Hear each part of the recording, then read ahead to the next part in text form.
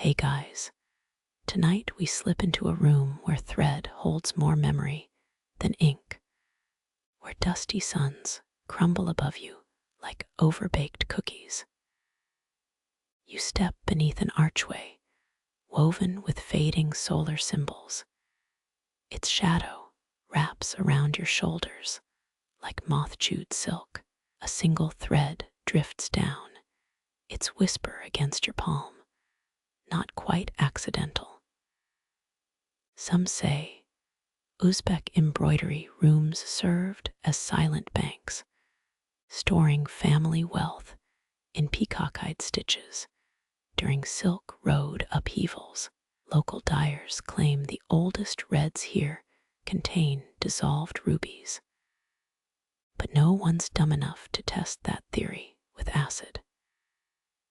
Historians still argue whether these patterns catalog unseen stars or just grandmother's gossip trapped in cotton. Breathe deep, the air tastes of apricot pits and loneliness left in unlocked trunks. Those crumbling sun motifs, they've watched girls kneel for 7 generations, needles dancing in their adolescent shadows. Your souls sink into wool-flecked dust, each step kicking up tiny storms of indigo and regret. Those golden arches once crowned newlywed thresholds, proof a girl could swallow impatience while stitching camel-strength dowries. The drifting thread snakes upward now, daring you to pluck it like a guitar string. Resistance thrums against your fingertips, a tight hum vibrating from some unseen loom's ribs. Resist pulling the last tourist who yanked it, sneezed saffron for a lunar month. True story. Notice the silence.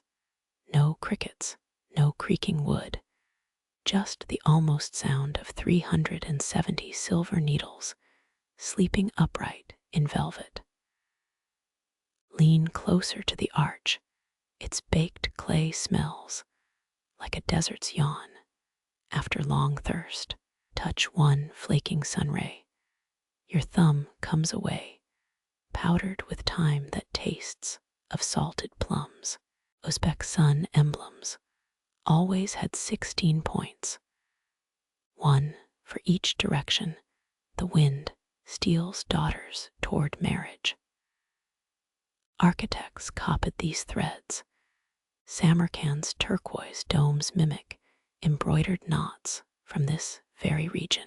That rogue thread coils around your wrist now, cool as a lizard's belly under moonlight. It tugs, gentle toward alcoves stacked with linen, folded sharper than a swordsman's creased trousers. Forget subway turnstiles. You're navigating fabrics so stiff with starch, they'd stand at attention for a hat. One misfired sneeze could make 12 cushions cascade like fainting courtiers. So maybe don't inhale that dust too deeply. Between 2 storage chests, a tiny stool waits, its legs uneven as a toddler's cursive. Sit, the seats warmer than expected. Some apprentice's ghost probably just vacated it for tea. Before you sprawls a half-stitched vineyard, grapes bloated with threads dyed midnight blue for unspoken reasons. Uzbek weavers famously hid rebellion in clusters. 3 grapes meant defiance. 6 signaled forbidden trysts. Your knuckle brushes the unfinished edge. The linen bites back with static electricity. Or maybe territorial spirits. Here's a mainstream nugget. These embroideries required perfect tension. Slack threads meant drought in local superstition. Ever heard camel hair yarn hums when moonlight strikes at 3:07 Me neither. But the fringe community swears it predicts sandstorms. Your borrowed thread twists, snapping taut toward a ceiling hung with skeletal copper hoops. They once held fabrics during dye baths, each ring stained irredeemably turmeric yellow or bruise purple, stretch upward, fingertips grazing cold metal. And suddenly, you're 10 years old, sneaking cookies from the jar again, all strained hope. Grab nothing. Those hoops remember scalding vats and will transfer blisters to arrogant skin. Down a narrow aisle, twin baskets overflow with eggshell-colored yarn, their bellies pregnant with unscrolled possibility. They're softer than owl feathers, these strands, spun from cotton-fed glacier meltwater 2 valleys east. Touch one, it pulses like a resting wrist, forcing your breath to match its glacier-born rhythm. Historians bicker whether weavers added opium to rinsing water for steadier hands, or just drank it with afternoon biscuits. Behind you, a papery rustle, like love letters being crumpled inside a locked drawer. Spin around, just 100-year-old ledger, fluttering its pages spontaneously. Its entries list indigo purchases alongside cryptic notes like paid in black chickpeas or forgave debt after owl hooted twice. Those smudged numbers, still used to calculate modern dye ratios, proving grandma's math beats spreadsheets any desert night. The thread yanks harder, insistent as a toddler demanding answers about thunder. It leads toward an alcove veiled by curtains of unwashed muslin, yellowed and porous as dried dragon fruit skin. Peel the fabric aside, its size, releasing the scent of ginger root and unresolved apologies. Inside, a backstrap loom leans against the wall, its warp threads sagging like a tired veteran's shoulders. This wooden beast once wove horsehair belts for warriors, each knot pledging allegiance to some Khan you can't name. Note the notches along its frame. Teenage girls carved lunar phases while waiting for their hands to stop trembling during stitch exams. Nobody mentions the faint bloodstain near the lower beam, a pricked thumb's protest, or a bridal initiation right's quieter moment. Your guide thread now loops itself into a hangman's noose, hovering above a half spool of undyed cotton. Unofficial rule: never trust embroidery threads that knot themselves. They've absorbed too much gossip from spinsters' twilight chats. Step back, but your heel grinds a lost button into the dirt floor, turquoise glass shaped like a scarab's wing casing. Those were traded from Persia, stitched onto cloaks to repel jealous glares during first pregnancies. Outside, wind howls, yet no draft disturbs the dust here, just the loom's dangling threads swaying to some silent tune. Historians debate whether great desert winds triggered urgent stitching, ladies racing to finish storm-quelling patterns. Lick your lips, they've gone dry, while this room hoards every droplet like a mercenary guarding a king's ransom. Your throat's parched, yet somehow thirst feels holy here, a sacrament to shared dust-human ancestry. That persistent thread snaps, falling limp as a maestro's baton after the final requiem note. Its severed end curls inward, a sleeping serpent guarding dream milk. And you caught between departing and kneeling, between thief and supplicant, hold nothing, but air where silk once flirted with your pulse. Your eyes adjust, honeyed light pools at your feet like spilled summer. Above, dozens of glass orbs hang from tarnished silver chains. Their glow has weight, pressing warmth onto your shoulders as you step deeper. These lamps run on wormwood oil, a trick Uzbek embroidery, masters borrowed from Persian alchemists centuries back. You half expect bitter herbs to prick your tongue, but the scents all burnt sugar and lazy afternoon naps. One orb sways its chain groaning like an old porch swing. Touch the glass, your fingertips come away, dusted in gold pollen. Historians still argue whether these lamps were status symbols or just smart bug repellent for precious silks. That one near the ceiling flickers, its flame dancing sideways without any draft. Someone swore they saw faces in that restless light, grandmothers mouthing stitch counts through the haze. The chains creak, their links forged when Samarkand was richer than Dream Kings. Your heel crunches a dried petal left from last spring's dye-mixing ritual. Look closer. Each basket below the lamps holds dowels wound with half-finished thread.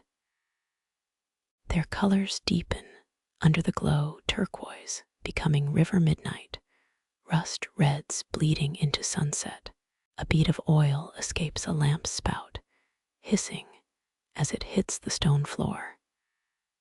That's wormhood's secret. It heats sweet, but cools slow as regret. Your shadow stretches, joining shapes flickering across reed mats older than steam engines. The longest chain holds a cracked orb, its light spilling crooked angles. They say that one's been burning since Tamerlane's brides ordered wedding veils, still refuses to die politely. 3 joke threads dangle from a basket edge, jester yellow, strands tied in clownish knots. Proof, even master weavers needed laughs between precision. You lean down, catching threads, humming near-sea melodies from the lamp's heat. 17 distinct honey smells. The apprentices bet their wages naming them blindfolded. Score it, you're terrible at this game. You guessed caramel twice. Someone left a thimble balanced on a dowel's tip, its dented silver holding one last sip of cold tea. The silence tastes thicker here, spun from spider silk and held breath. That middle lamp flickers Morse code messages if you spoke rust and candle wax. Your neck prickles, sure the orbs tilt down to watch you wander. The farthest basket brims with threads dyed melon flesh pink, proper color for newborn swaddling cloth. Their glow reminds you of watermelon juice dripping through porch cracks in August. Thirst hits sudden, that fake memory sweetness playing tricks. Lamps above it burn brightest, rewarding threads meant for life's kinder moments. You almost miss the tiny bell tied to one chain, tarnished brass, silenced by dust. Ring it once, tradition claims, and the lamps burn extra hour for lost loves. Nobody remembers if that's blessing or punishment anymore. Your hand hesitates, palm hovering near the frayed ribbon. Best leave some mysteries, throbbing quiet. Cool air sneaks through a cracked window, making every orb shiver on its chain. Their light swirls like liquid amber, throwing stuttered shadows over your wrists. Your lungs fill with burnt sugar, heart slowing to match the lamp's lazy pulse. One deep breath, and the room shrinks. Just you and 17 whispering flames, trading secrets too soft for daylight. That cracked orb winks, its crooked light now pooling gentle around your shoes. Step closer. The cracked orb's light spills onto cloth stretched tighter than a drumhead. Tiny shapes emerge, stitched sparrows frozen mid-hop across indigo branches. Their satin feathers shine, each thread dyed with fermented leaves from Bengal trade routes. Uzbekistan bled that blue gold into desert robes. Proof, even dust needs beauty. One bird's bead-eye glints, black glass, imported before Marco Polo got lost. Its wings arch up, so detailed you see where muscle would flex under feathers. Someone wasted perfection on creatures nobody notices in market squares. Or maybe that's the joke, laughing at kings who demanded peacocks instead. The needlework's vicious, 10 stitches per cornflower petal crowding the branches. Your finger hovers over a beak sharp as a curse word. Touching it might undo 7 generations' patience, or gift you an embroidered paper cut. Historians still argue whether these birds guarded sleep, or just showed off some auntie's killer skills. That left sparrows missing half a wing, unpicked during an apprentice's midnight panic attack. 3 crimson knots bulge under each bird, tiny as ladybug eggs. They pulse when lamplight hits, mimicking heartbeats trapped in thread jail. Someone swore untying one summons moths from the Timberlane era, dusty messengers with nibbled wings. You lean in, catching the sour cherry scent of mordant, used to fix the red. A joke's hidden here. The sparrows form the constellation Lyra, if squinted at upside down. Silk Road weavers loved sneaking star maps into tea towels for clients who couldn't afford proper astronomers. That chestnut brown bird sits crooked, deliberate mistake to ward off the evil eye. Perfection attracts hungry ghosts.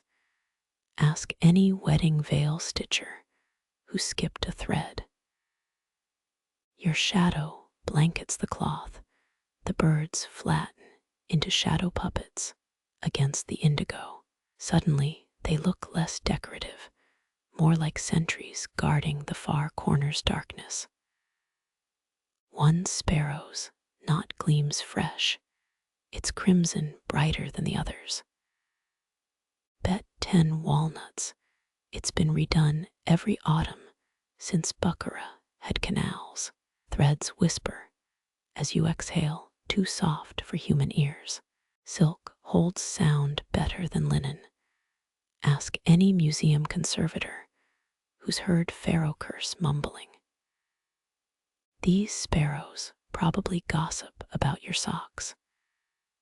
That cockeyed one's judging your life choices, its bead eye narrowed to a slit. Shift left, the lamp flame warms your cheek, and the birds seem to turn their heads. Just linen tightening, says logic. Your spine says otherwise. Those 3-knot hearts beat steady, counting time between your blinks. A draft sneaks under the door, ruffling thread feathers into shivering life for one breath. The biggest sparrow guards a half-unraveled edge, its tail, threads frayed like split hair. Touch one loose strand, it thrums low F under your fingertip. Some dyer accidentally used guitar string hemp. Now the bird hums when lamps overheat.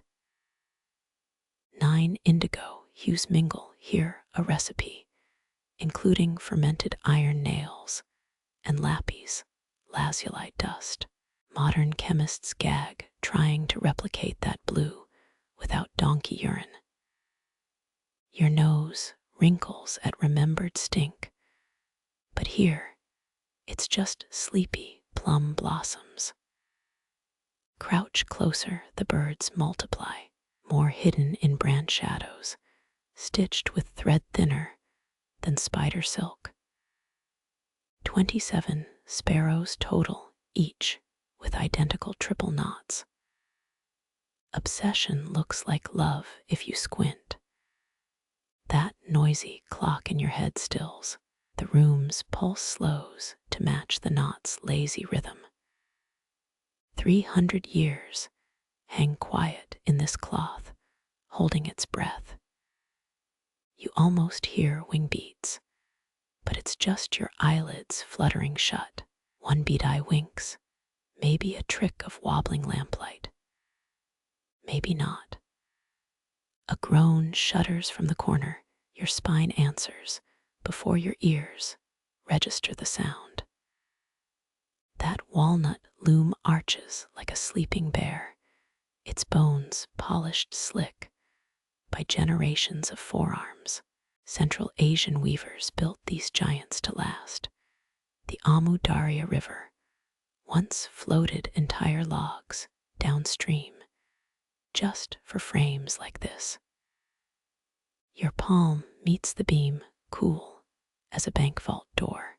Vibrations hum under the wood, far deeper than its size should hold. Some great-granddaughter oiled the joints with sheep fat and rosewater every Thursday, even during the 36 Tashkent quake. Historians still argue whether warp patterns encoded wedding vows or just grocery lists. The shuttle gleams, not metal, but mulberry, wood worn smooth as a soap bar. It rests mid-flight, frozen between 2 crimson threads. Touch its belly, you'll feel the ghost groove of 10,000 journeys across the shed. Weavers whispered their dead sisters' names into these notches, filling the wood with a choir only cloth could hear. Lean closer. The reed's teeth bite the air, each bamboo slit thinner than a piano wire. 10 threads per inch, tight enough to strangle dawn light. Uzbekistan's master weavers could tie 20 knots a minute, blindfolded, while reciting Rumi. Try that during your next Zoom meeting. A torn scrap dangles from the cloth beam, checkered bands bleeding indigo onto the floor. Those zigzags aren't decoration. They chart the Oxus River's tantrums before Soviet dams shackled it. Each triangle's a village drowned when spring melt shoved mountains aside. The loom remembers groaning when rain taps the roof too long. Your pinky finds a carved mark, 3 crescents stacked like a sideways scream, apprentice graffiti, or a birth tally for the dyer's stillborn triplets. Uzbek mothers once stitched such symbols into cradle cloths to fool hungry spirits seeking easy targets. Sudden scent slap, wet clay, and parched alfalfa roots. The treadles exhale river mud from when the Amu Darya still reached the Aral Sea. Press one petal. It sinks slow, gulping like a sturgeon trapped in reeds. Some swear looms wove better during monsoon season, threads drunk on barometric pressure. That shuttle's vibrating now, no hand near it. Just the tremor of trucks, rumbling 3 blocks over probably. Check the cloth, the patterns shifting, swallowing a warp thread hole. Woven in flaws were sacred here. Proof humans shouldn't mimic machine perfection. Your thumb rubs a knot bulbous as a knuckle. Press hard. It emits a low C resonating through your molars. Acoustics nerds would swipe this loom in a heartbeat, wood aged to Stradivarius levels. Sunlight spears through a wall crack, hitting the breast beam's carvings. Twisted shapes emerge, oxen straining against flooded riverbanks. One beast's eye socket cradles a dead wasp, 19th century epoxy, holding its wings spread forever. Linen threads sag where humidity hit them, dipping like a dehydrated smile. Restretch them, and the whole web sighs, twanging like a bullfrog's love song. Hot wind sneaks under the door, fluttering the warp chains into slow dance mode. 3 cobwebs crown the upright posts, gray hammocks strung between dew points. Don't swipe them. Grandmothers believed loom spiders stitched luck into their silk. That fat one's been dead since disco ruled. Yet its web still snares sunlight like a pro. Kneel, your kneecap finds a depression in the clay floor worn by some knee that ground here 60 winters. The weaver's prayer etched into the treadle. Let my fingers blur, but my heart stay slow. Trace the cloth beam's end, rough, where a termite banquet got interrupted. They chewed exactly 7 centimeters, stopped cold by walnut's bitter heartwood. Smart bugs. You almost miss it. A palm print stained into the back beam. Indigo forever blued into wood. Small hand, child-sized fingers splayed mid-reach. No records mention apprentice deaths here, but tools hold memories paperwork won't. Twilight oozes through the window. The loom's shadow stretches, becoming a long-haired woman carding wool. Blink, it's just warped wood and tired retinas. Probably. The heddles jangle as you stand, glass beads strung between threads clicking like casino chips. Gambling's haram, but every weaver secretly bet jam jars on who'd finish first. Moonlight now. The shuttle drinks the glow, becoming a fat silver minnow swimming upstream. All looms dream of rivers when nobody's looking. Or so the silk widows claimed before bedtime. Your neck prickles. That oxen carving watches you now, stone eye glossy, with fresh resin. Walk away slow, looms dislike sudden exits. It groans again, deeper than before, framing your retreat like theater curtains closing. Cold pools between your shoulders, shaped exactly like a weaver's missing thumb. You glance back, nothing but moonlight polishing ancient walnut. The checkered cloth sags, its river maps blurred into perfect squares. Threads slither toward your ankles, rose madder reds, and saffron golds coiled like drowsing snakes. Uzbek dyers once raided beehives, not for honey, but the wax to resist these very patterns. Your knuckles hover. The yarns radiate desert noon heat without a single flicker. Bend closer. That madder scent isn't floral, it's iron-rich soil. After a butcher's cart rolls by, crusaders brought these roots back to Europe. But Samarkand's masters already knew how to boil them with stale urine for crimson. Historians still argue whether deep reds signaled wealth or just hid bloodstains better during bridal horseback rides. Pluck a saffron thread. It stains your fingertip, the yellow of a nicotine addict's grin. These strands cost more than lapis lazuli once. 27 crocus flowers per gram, smuggled over the Hindu Kush. Some claim dyers added carrot juice to stretch the gold. Others swear they used crushed canary feathers.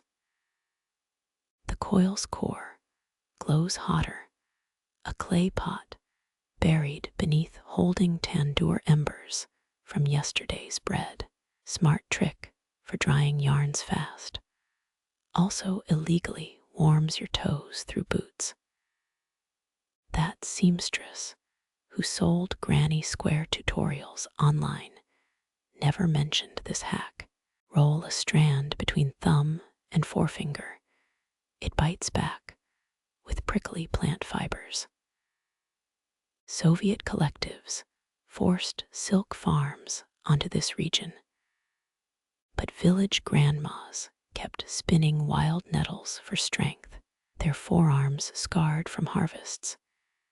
Yet the resulting yarn outlived polyester blends every time.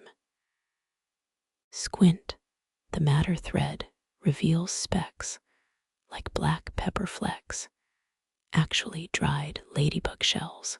Harvesters shook bushes over linen sheets, collecting beetles for their carmine blood. More humane than the Egyptian king's method, they say. He preferred squashing pregnant snails on marble slabs. Your palm presses the whole hank. Heat pulses like a phone left uncharged too long. Prop your elbow there. You'll soak up enough warmth to endure the next frost. Central Asian weavers tucked yarn bundles under children's cradles, human radiators before electricity. Cursed the land. Rainbow shadows pool beneath the strands. The window glass warped with age stains. Last century textbooks claim only men handled dye vats. But dig through family trunks to find grandma's turmeric-spattered apron, telling another tale. The saffron bundle vibrates, not from your touch, but termites dancing in the shelf below. Chunky pests, they ignore dyed threads, but devour undyed cotton like it's wedding pilaf. Uzbek mothers still whisper that eating termite clay prevents anemia, though doctors just shrug and prescribe iron pills. Sniff the matter again. Beneath iron looms the ghost of pomegranate molasses. Craftswomen dunked threads in fruit syrup before dye baths, ensuring colors clung like jealous lovers. Modern chemists mimic it with citric acid packets, soulless but efficient. Wind unravels a loose end. The saffron strand rolls toward a mouse hole like a golden tongue. Let it go, rodent queens demand tribute for not chewing your shoelaces tonight. 5 generations of needlewomen fed these walls hidden royalty. Their hems proofed with Chilean-fused beeswax. Knead the madder thread. Its roughness softens with your skin's grease. No coincidence that Uzbek robes grew softer near the collar and cuffs. human oil polishing fiber into velvet over decades. That influencer pushing exfoliating mitts for fabrics clearly never wore heritage textiles. Sunset ignites the hank. Each strand flickers between orange and arterial red. 19th century travelers swore the finest matter came from graveyards where warriors bled out. But honestly, it's just pH levels in irrigation canals. Dust motes dive bomb the yarns, getting snagged like fuzzy tourists in a thorn bush. Blow on them, they'll detach singing high C. A secret chord only old looms can hear. Your wristwatch glints near the matter. The red threads recoil from its sterile steel shine. Metal offended natural dyes somehow. Another reason craftswives buried their scissors underground weekly. Reach behind the saffron bundle. Your fingers brush something cold and flaky. Ancient salt crust. They rubbed it into yellows to set the hue. Like a grain, it tastes of caravan sweat and dead seas. Shadows stretch. The threads lose their warmth, pulling heat back into clay pots like reverse batteries. Bedouin tradesmen taught that trick. Desert wisdom bartered for a single indigo-dyed handkerchief. The last daylight abandons you. Threads now whisper promises instead of radiance. Crimson vows it'll bleed beautifully when washed. Gold brags of outshining faceted gems. Believe neither. Floorboards creak, but no foot caused it. Just the cotton shrinking as night humidity flees, flinching from your mortal weight. The dyer's ghosts retreat too, their fingertips fading from your sleeves like static sparks. A three-pronged shadow falls across your shoulder. The L-dress's needles glint in descending order, bronze, tarnished silver, and a gold one thinner than a cat's whisker. Silk strands curl like smoke around her knuckles, each hue assigned strict rules learned under Ottoman occupation. Historians still argue whether Turkish weavers stole the technique from Armenian rebels, or vice versa when the sultans blinked. She taps the bronze needle against a funeral shroud's hem, the metal's dull thump echoing through floorboards. Mourning patterns demand blunt tools. They mimic how grief blunts all sharpness in the soul. Your influencer cousin preached precision grief with diamond-tipped tools, disgraceful. The silver needle pirouettes next, threaded with milk-white yarn stolen from a bridal veil's untouched selvage. Brides never notice the theft, too busy rehearsing modesty giggles for mothers-in-law. Uzbek matchmakers still slip mare's milk into groom's tea, ensuring loud wedding night proofs. Quacks claim it strengthens pelvic bones, but really, it just stains their mustaches ridiculous. Gold hovers last, hovering over undyed linen as hushed as a cradle's first sheet. Unborn children get alloys mixed from 7 villages, so no single clan claims their future. That lactation consultant's blog never covered metaphysical metallurgy fail. Watch the L-dress's thumb calloused from 60 winters of guiding thread, now smoother than the brass needle's eye.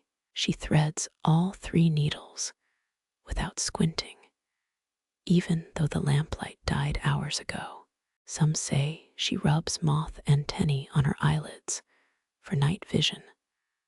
Others swear she traded a decade of stitches for eyesight. The bronze needle plunges first into cloth woven from dead women's hair. Each stitch knots over a name whispered backward, unspooling regrets from the afterlife. Soviet archivists tried banning the ritual until their own wives demanded proper send-offs. Silver follows, skimming the surface like a dragonfly mating midair. Bridal patterns mustn't penetrate deep. Virgin cloth shouldn't bear visible scars. Modern brides order laser-embroidered logos, pathetic little corporate glyphs, dissolving in first wash. Gold trembles, never touching the linen, just casting spiderweb shadows over its surface. Unborn patterns breathe through suggestion, the thread connecting needle to nowhere. Archaeologists found 9th century gold needles in cotton, still threaded with invisible strands. Infrared showed nothing, yet they'd sewn perfect protective sigils into air. Threads start braiding themselves midair, bronze dragging silver into mournful lattice, gold sketching floating rabbits in the gaps.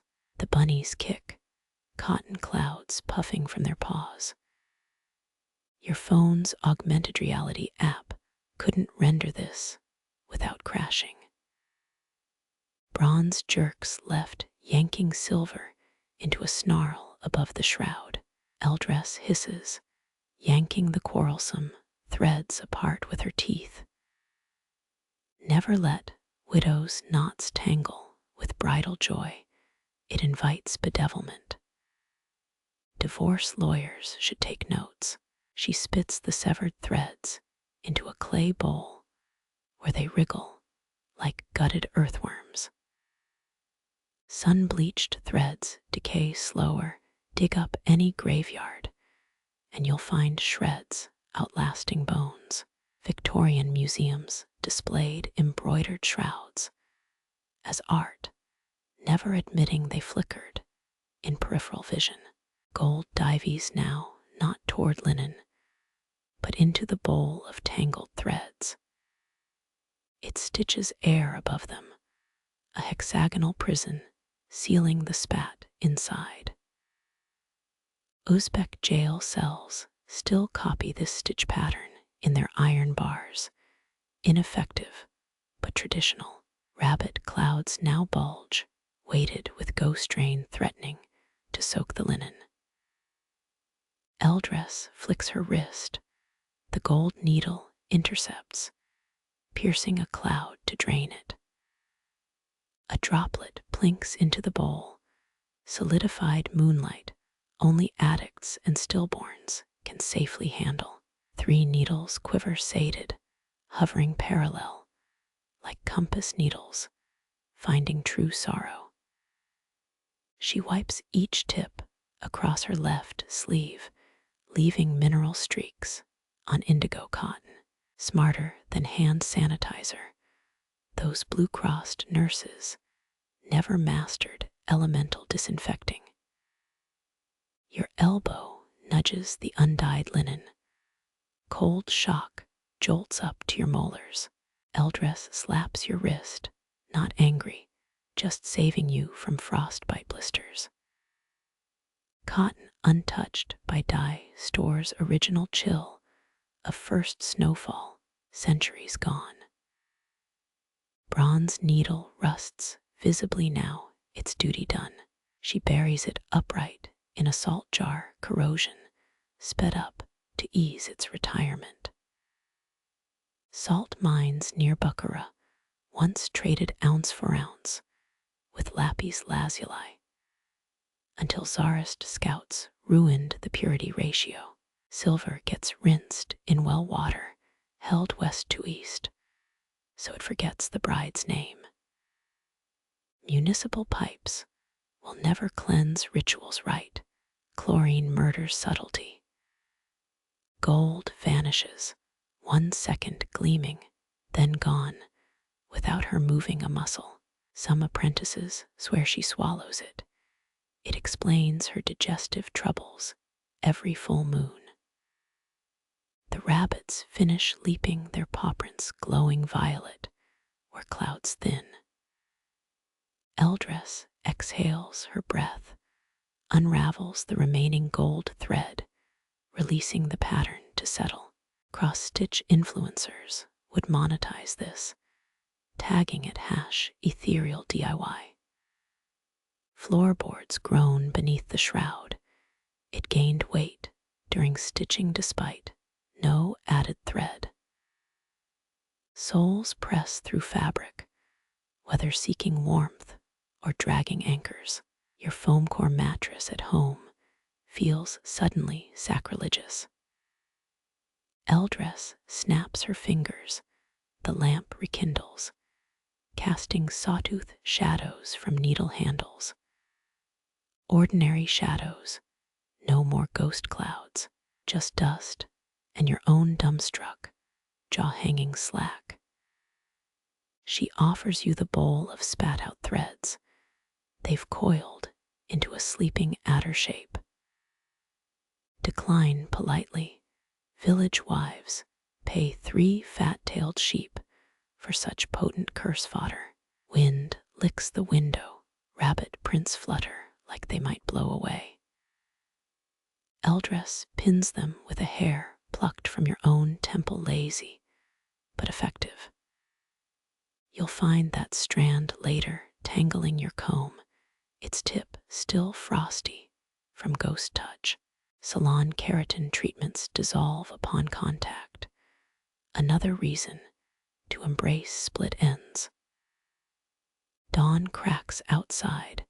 The linen drinks its first true light. Rabbits fading into mere cotton fluff. Proof that born children leech magic from their own baby shrouds. Pediatricians ignore this, fixating on vitamin D drops like soulless druids. Eldress yawns, needles retreat into her sash, no longer ceremonial, but slept in droopy. Even magic succumbs to gravity and exhaustion.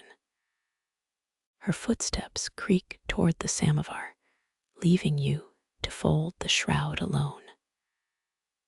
Bend the cloth wrong against the rabbit's leap direction, and a paw print bruises your palm. Correct method, fold toward where gold thread still hums beyond hearing.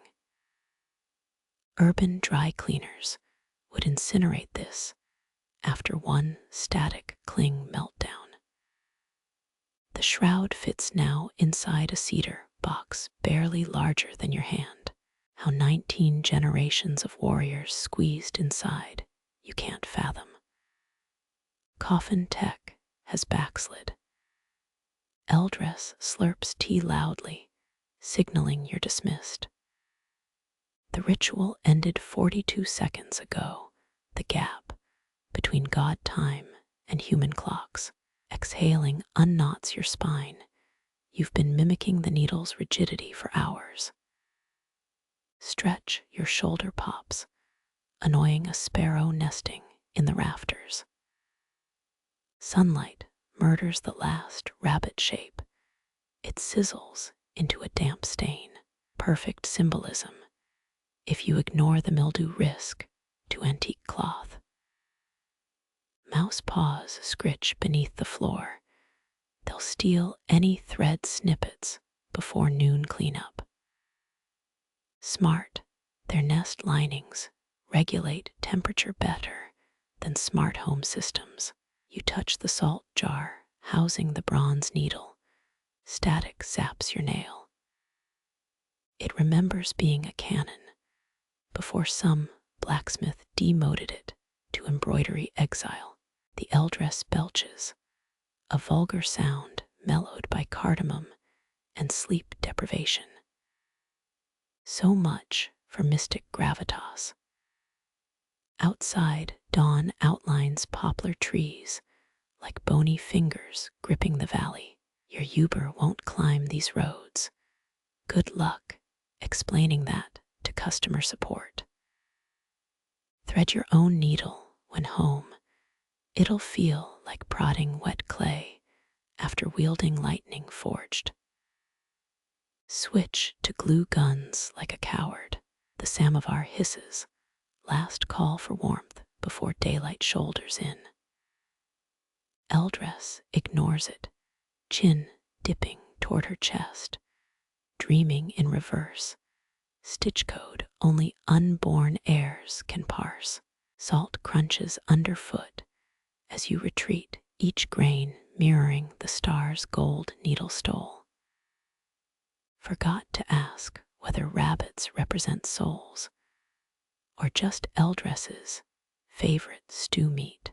Mouse eyes glint from a wall crack, judging your exit speed. They'll reclaim this room the moment the samovar cools.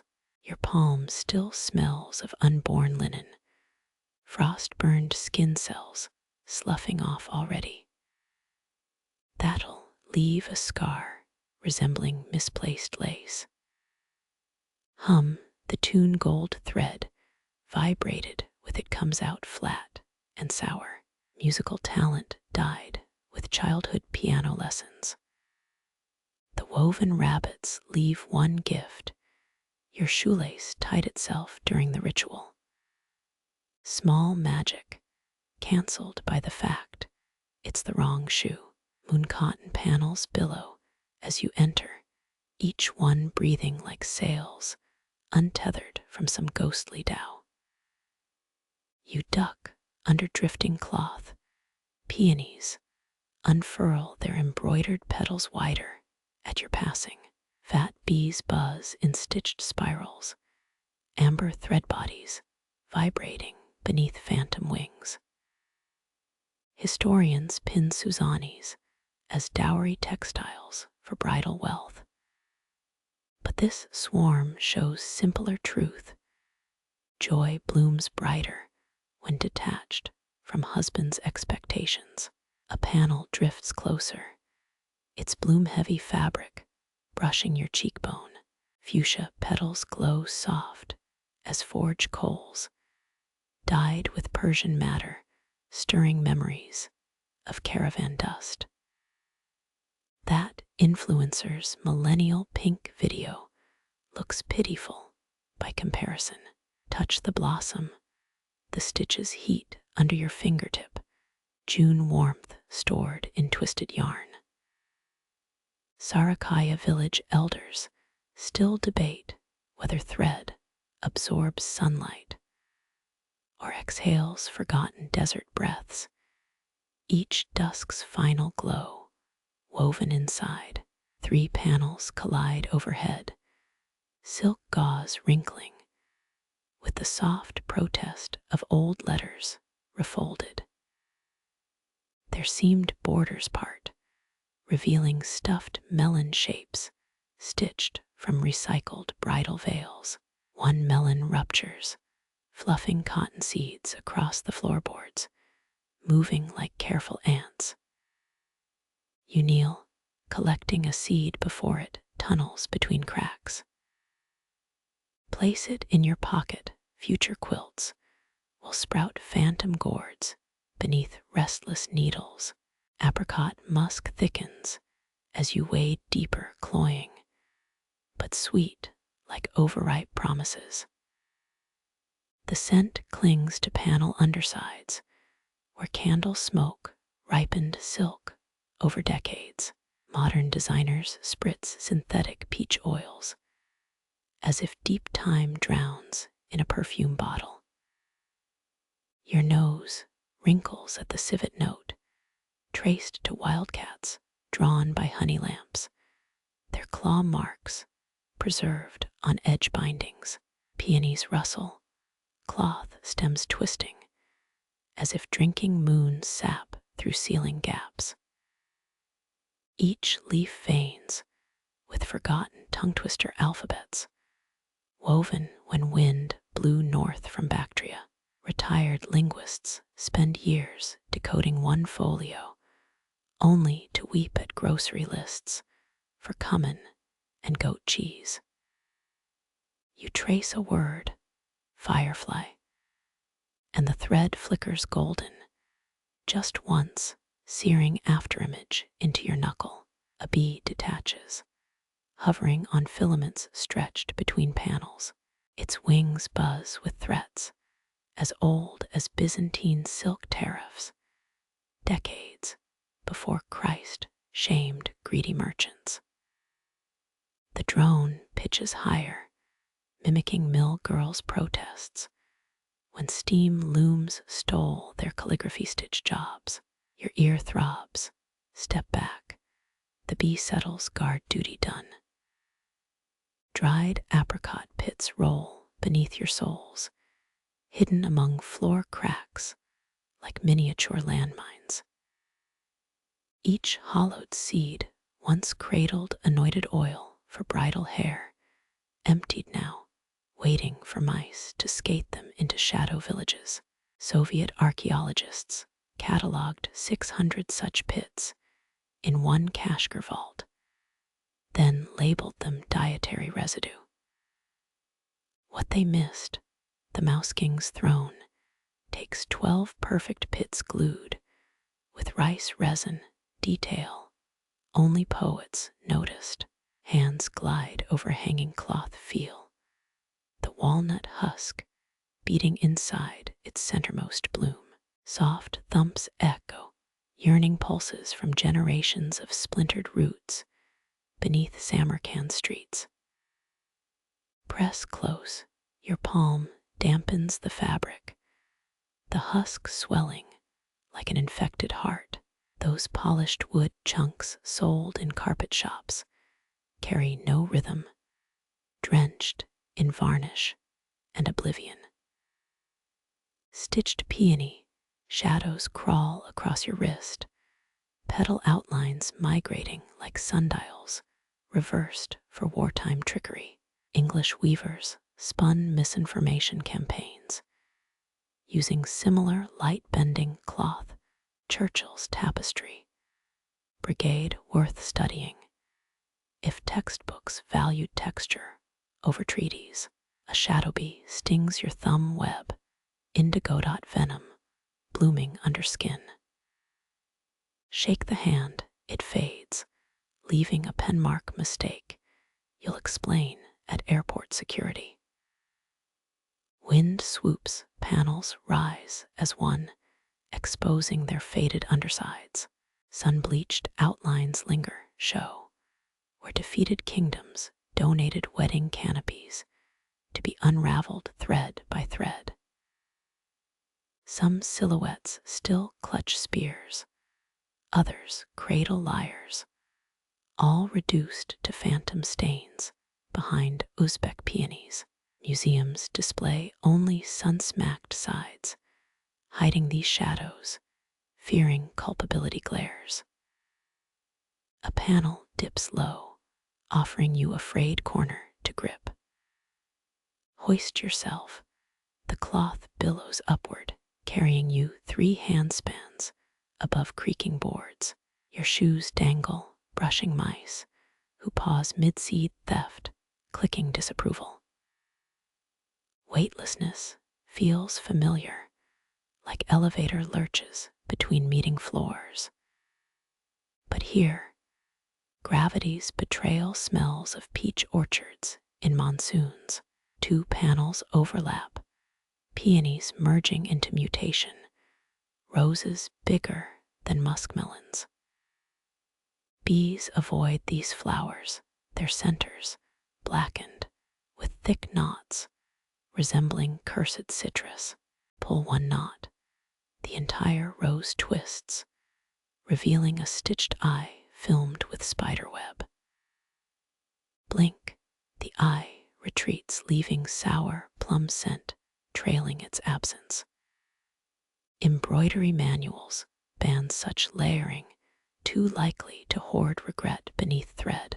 Apricot musk coagulates into sticky ropes near the ceiling, strung between rafters on carpenter bee wax. Wait, those are no ropes. Someone braided hair thin as birch roots dripping golden sap. Samarkand brides once grafted locks onto Suzanis, binding their vitality to cloth. Divorce required scissors, hence the ceremonial blades kept rusting over lintels. Another panel descends, smothering you in peony-scented dusk. Stitches bristle, adjusting to your alien heat. Embroidered bees flee toward darker panels. Breath comes sour, too close to dyed wool, fermenting in forgotten chests. Historians still argue whether mildew flecks on antique Suzanis represent stars or just evidence of bad storage. Garlic flowers sprout near your foot, bursting through knots where panels overstressed floorboards. Their white bulb heads glow worm pale, scaring nocturnal moths from their scat pollen duties. Lean closer. They're just threads unwound from border vines, rolled into bitter deception. Resist nibbling. Hunger Games survival tactics betray in odd moments. Silver pins rain from panel, seams dropping hot like fallen stars wrenched from celestial loom. Dance backward, pins impale floorboards where your toes lingered, quivering with grudge energy. Uzbek grandmothers flick such pins into rival dowries, infusing envy beneath newlywed bliss. One scrapes your ankle, drawing blood dark as overbrewed pomegranate tea. Bees swarm a low panel, their collective hum tuned to tinnitus frequencies within your molars. Corpse flower musk overwhelms the apricots, sweet meat rotting under honeyed deceit. Cover your nose. The scent now clots inside sinuses, coating bone like caramelized resin. Naturopaths prescribe similar stickiness for hay fever. Proof nature trolls the desperate. Footprints dent the nearest panel, child-sized steps frozen mid-skip across peony groves. Follow. They lead away from you toward a violet hole burning the cloth border. Crawl closer. The moth-eaten gap unravels faster, charring edges like parchment kissed by heresy's candle. Your pinky dips into the void, bitter frost seizes the joint, cracking, nailed with imaginary chilblains.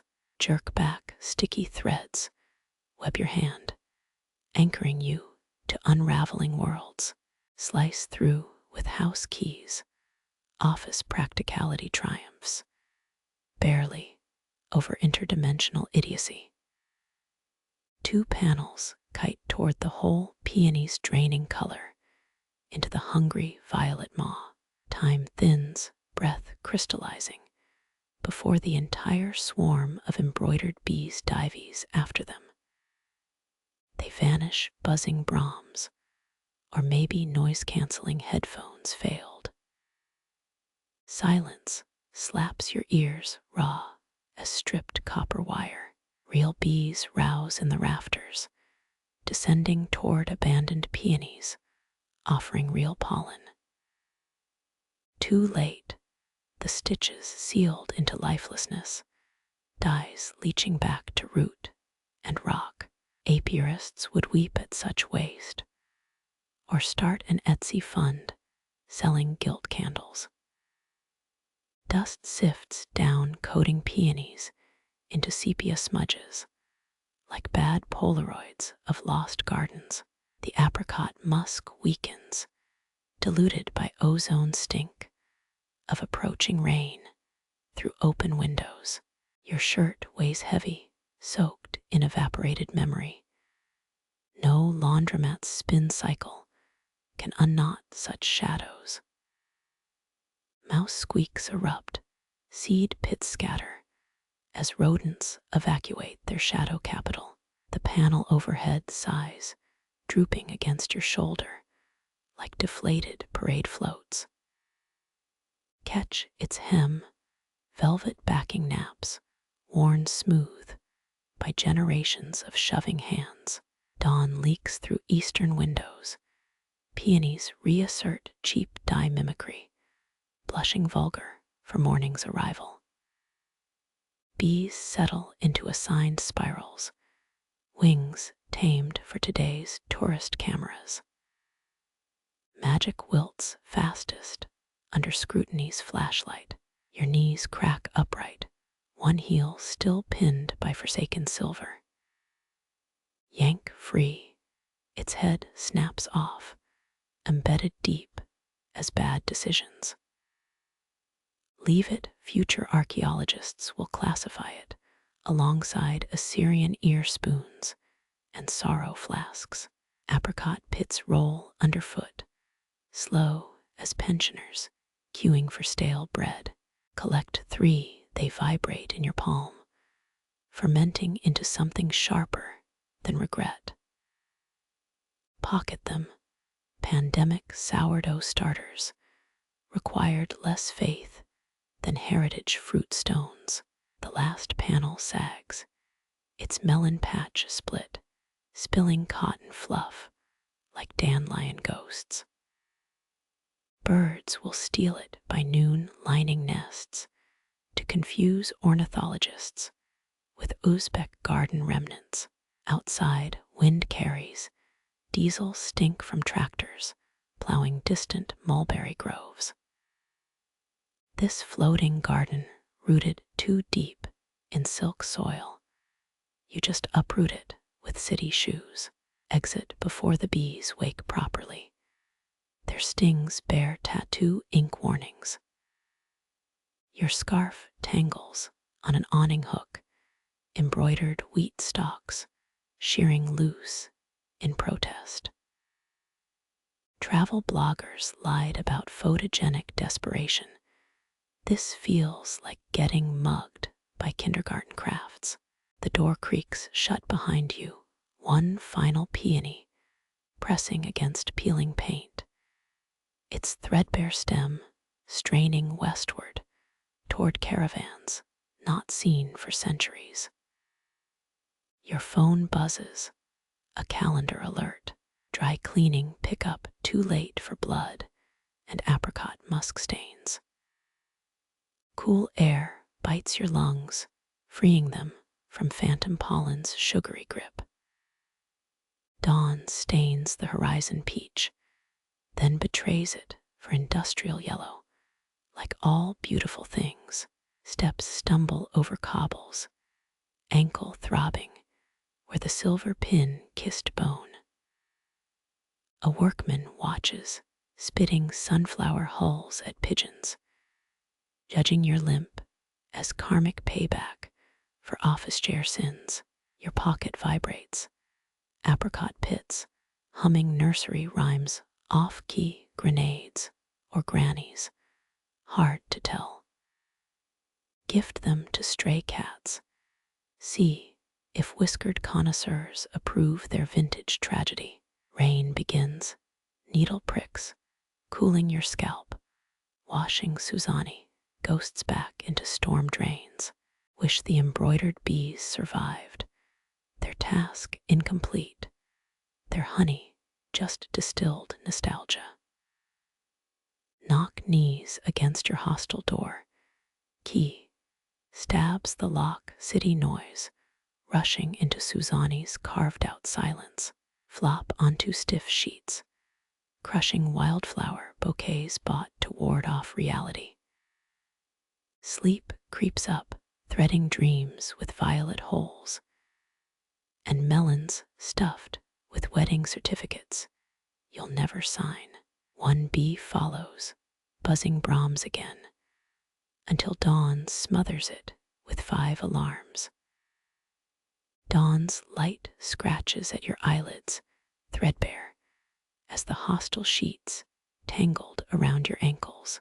That dream hum lingers, the embroidered bees' Brahms encore, drowned now by garbage trucks serenading Samarkand's alleys.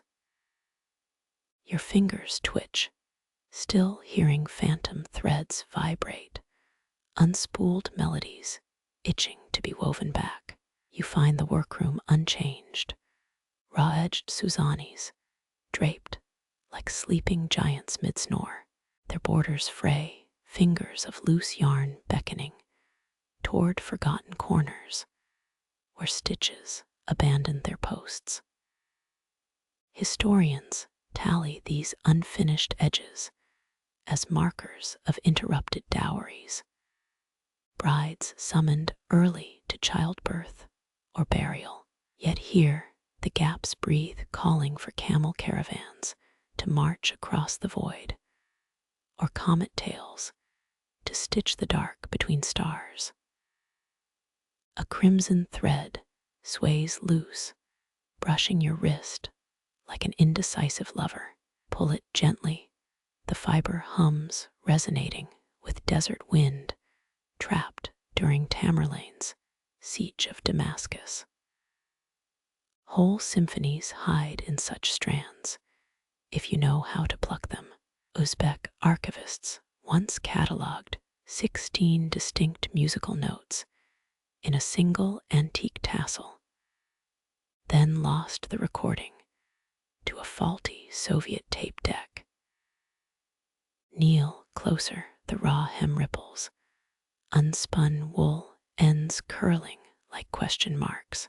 Each fiber whispers gossip, dye recipes stolen from cotton monks, merchant lies swallowed by sandstorms, betrayals buried beneath mulberry roots.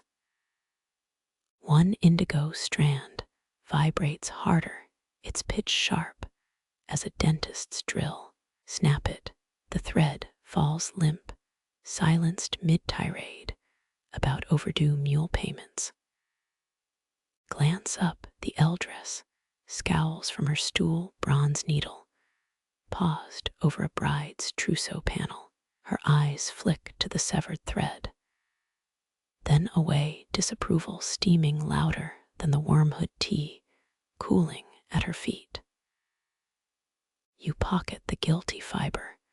Future forensic scientists could indict you for textile manslaughter.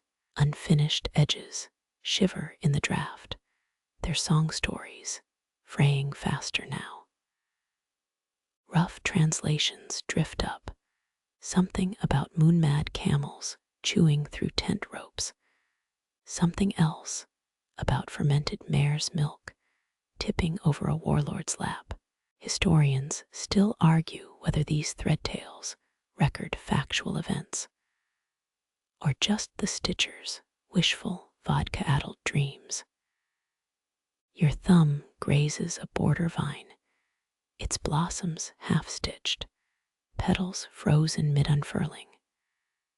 As if paused for a lack of summer funds, the eldress hisses, a sound like steam escaping a samovar.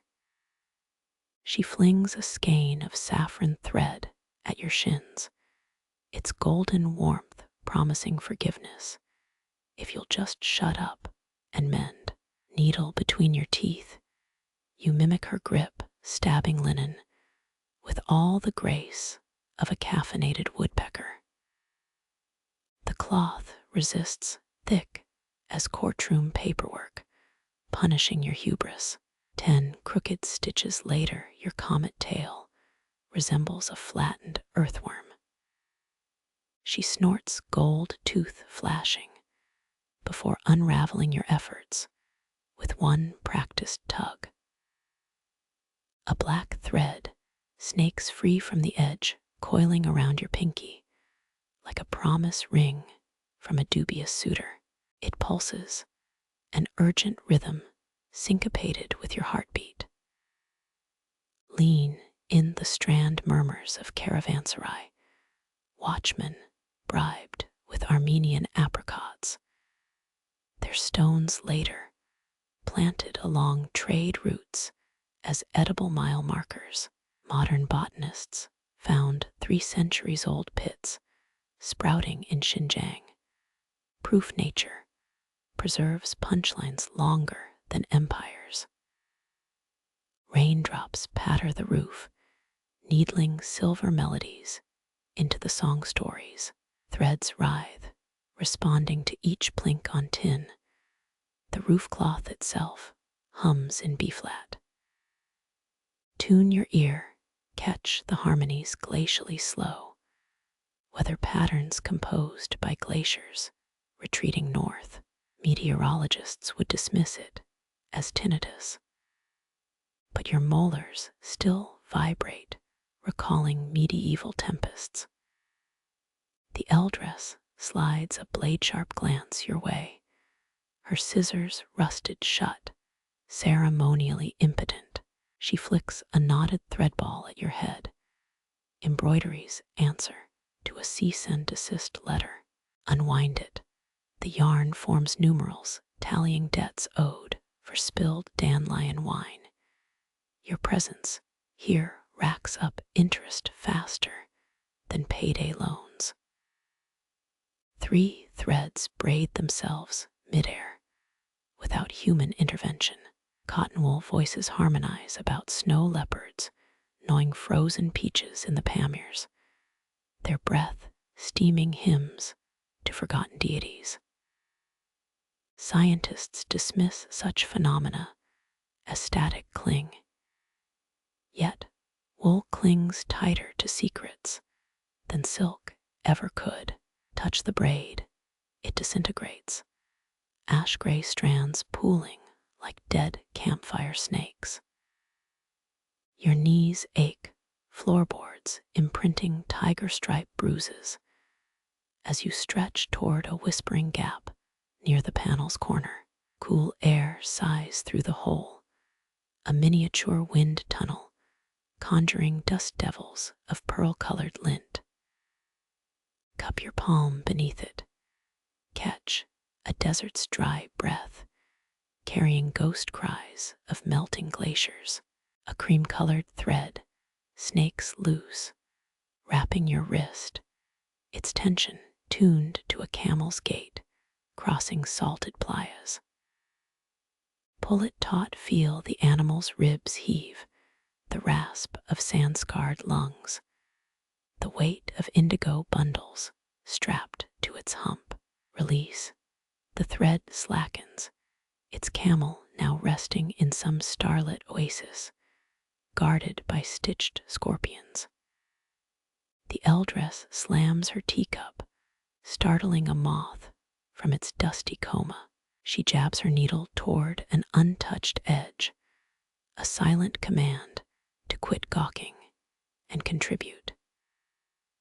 Select a cobalt thread, its dye boiled from Isadi's roots, smuggled in saddlebags. Your stitch pierces linen, a wobbling asterisk marking where historians will later debate your intentions. Outside, donkeys bray in 12-tone dissonance, their cries fraying the song stories into dissonant scraps.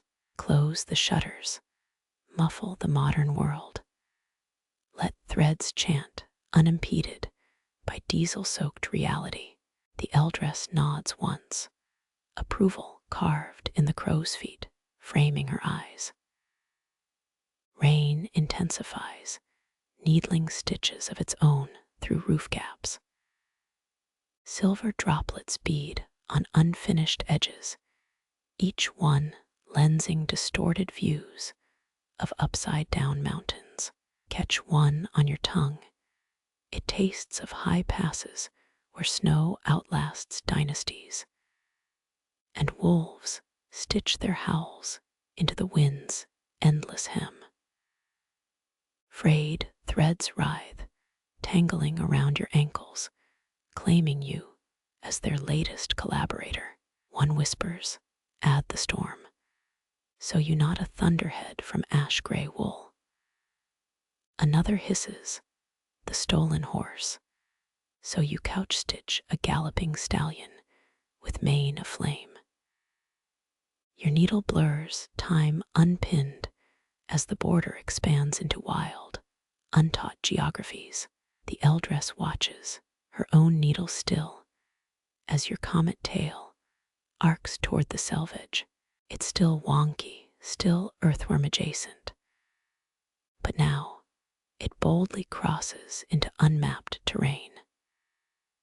She smirks, the expression of a general conceding a minor skirmish, not the war. Dusk arrives on jackal feet, dimming the room to indigo shadows and copper lamplight. Unfinished edges gleam now, their new stitches drinking the glow, storing it for future song stories. Your hands cramp, knuckles stained with ancient dyes, palm lines inked with battlefield cartographies pulled from loose threads. She flicks her wrist, dismissal absolute, as night claims the workroom. Stumble outside, rain-cooled cobbles, shocking your embroidery-drunk feet. The hostile door looms, its peeling paint, whispering unfinished edges of its own threshold gaps, where dreams slip through. Rain-slick cobbles shift, underfoot, each one polished by centuries of donkey hooves and bartered regrets. You glance back. The workshop windows glow pumpkin orange, shadows of unfinished threads, dancing like drunk puppets. A gust yanks the hostile door from your grip.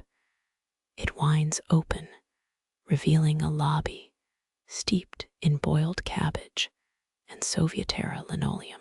Your key sticks, rusty teeth gnawing at the lock's patience. Jiggle it left the way a Tashkent pickpocket taught you last Tuesday.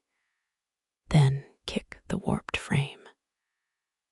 The door surrenders, spilling you into a hallway smelling of wet wool and someone else's nostalgia. Upstairs, your room's lone bulb flickers, casting strobe light shadows on the wall hanging nailed above your cot. You bought it from a Bukhara bazaar. Vendors swore it warded off night terrors, with lapis-eyed wolves stitched into vine borders. Lean closer now, rain drums the roof, and the wolves' pupils seem to track your shivers. Historians tally lapis, lazuli trade routes, Afghan mines to Mediterranean courts, blue gold carried on Bactrian camel trains. But this wolf's gaze holds deeper hoards, whole empires crushed under those indigo irises. Scientists once x-rayed similar beads, found fingerprints of long-dead craftsmen pressed into the stone, their identities erased by time's blunt pencil. A thread dangles, sulfur yellow, from the wolf's open jaw. Tug it, the linen ripples, unspooling a fringed tidbit. Uzbek weavers believed wolves guarded embroidery rooms, their stitched snarls scaring off cloth-eating jinn. You half expect a growl, but only the radiator gurgles, mocking your city-soft nerves.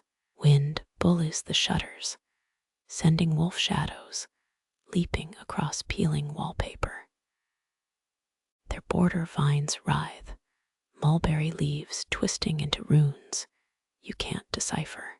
Historians still argue whether these lupin motifs symbolized protection or represented the artist's insomnia made visible after too many camel hair coffee brews. Your thumbnail grazes a wolf's ear, stitched with thread so black it drinks the lamplight. The knot hums, vibrating at a frequency that liquefies bone marrow. Ancient herders used such pitches to summon blizzards, or so the drunken carpet mender claimed at that roadside chaykhana. Rain slants harder, needling the roof like an overeager acupuncturist. The wolves glass bead, eyes gleam wet, reflecting your face back in cornflower fractured pieces. One pupil holds a fleck of gold, deliberate flaw, or artisan's fatigue. Debate rages in academia, while your exhaustion votes for bedtime. A vine tendril brushes your wrist, its stitches unnervingly warm. Trace it backward, the thread leads to the wolf's chest, where a crimson knot pulses like a tiny, cursed heart. Uzbek lore warns never to undo such symbols. They hold the beast's breath hostage, since, before Genghis Khan's tantrums, you count its teeth, 19 embroidered fangs, not 20, as symmetry demands. Superstition whispers incomplete predators can't harm you. But math has betrayed you before, like that backgammon hustle in Kashgar. Sit on the cot, spring's screeching protest, and peel off rain-soaked socks. The wolfine panel flutters, a breath you didn't exhale stirring its edges. Fool, you forgot to close the window. Now the night slithers in damp and grinning. Outside, a street dog howls, keying slightly off pitch. The stitched wolves resonate, their linen throats trembling in harmonic annoyance. Cover them with your towel, a dumb instinct.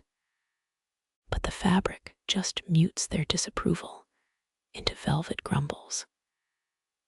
Your eyelids dip, embroidery patterns swimming behind them, indigo wolves chasing saffron sparrows through neurons firing sleepward.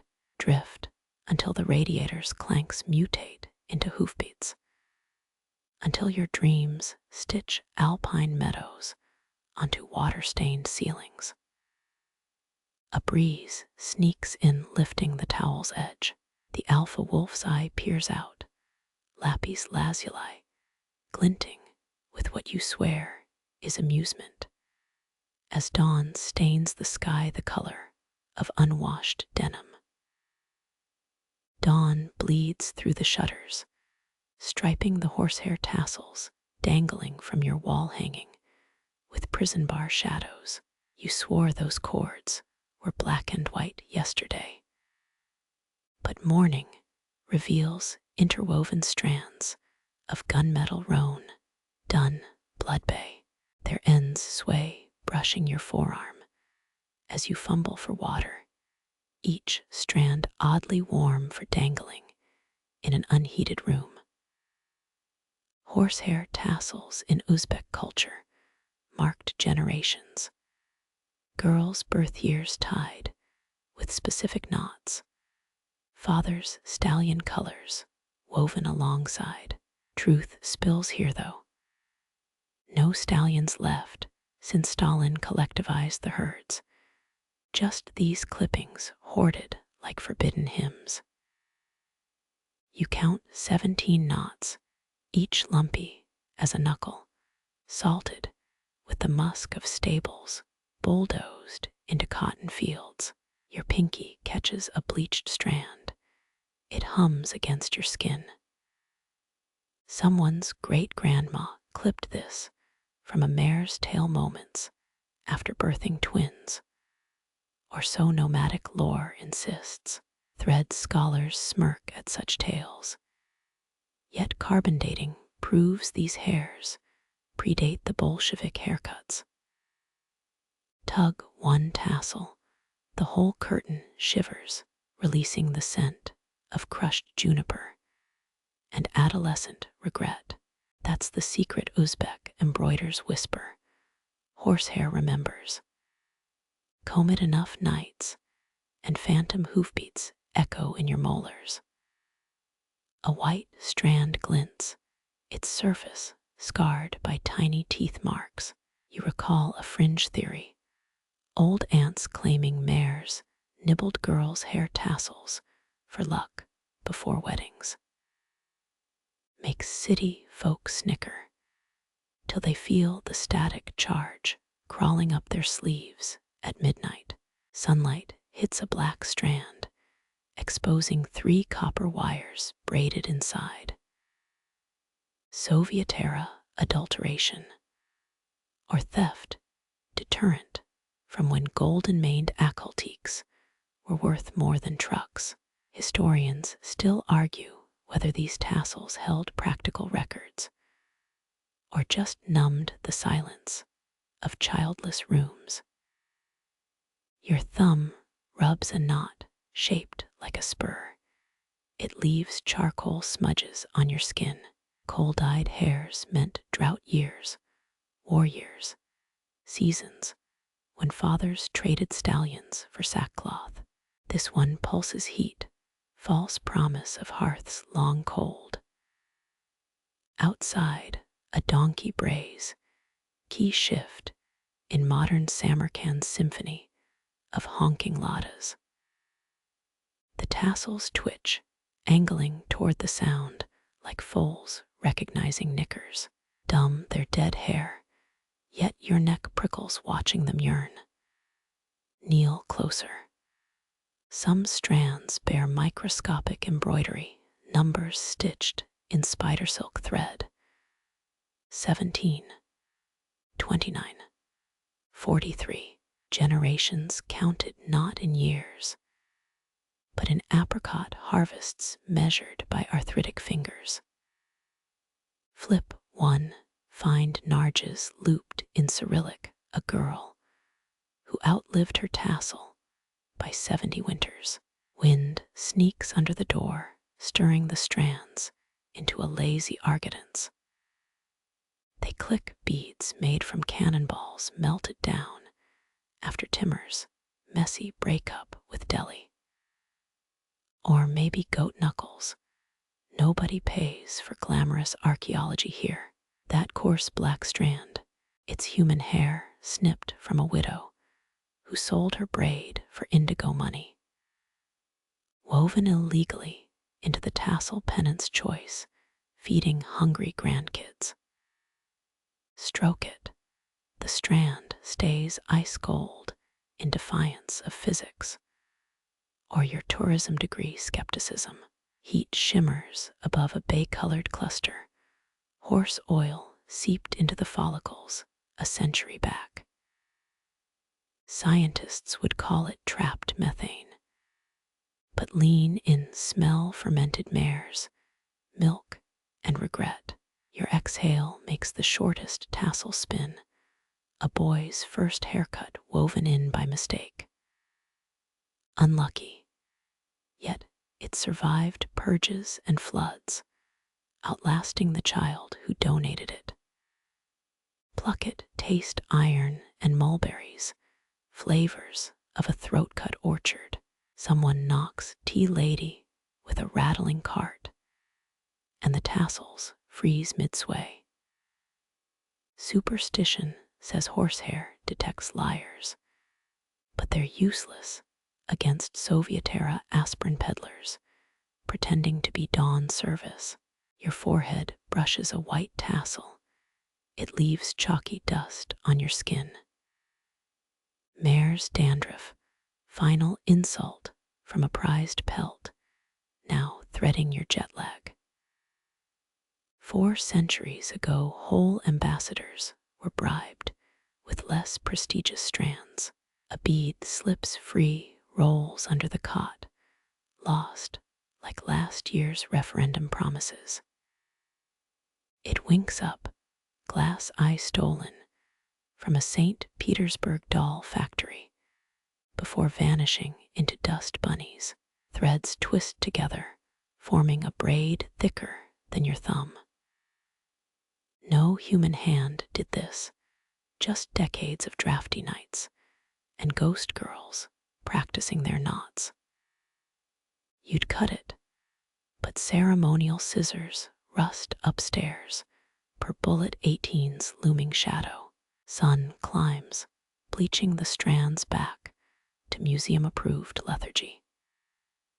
Their whispers fade into radiator hiss, ancestors losing interest in a spectator who can't name his own forebears. The bay tassel swings alone now, ticking like a failed metronome. You count 40 beats pause, 73 chaos served lukewarm. Some apprentice miscounted revolutions while twisting it drunk on Fergana Valley wine. Or maybe the mare herself had arrhythmia. Your pinky hooks a loop, lets it go snap against linen like a tiny whip. Overstep parents used these cords to swat thieves, a fringe punishment too poetic for municipal law. Sweat drips onto a white strand. It sizzles faintly, horsehair shrinking from city slicker acidity.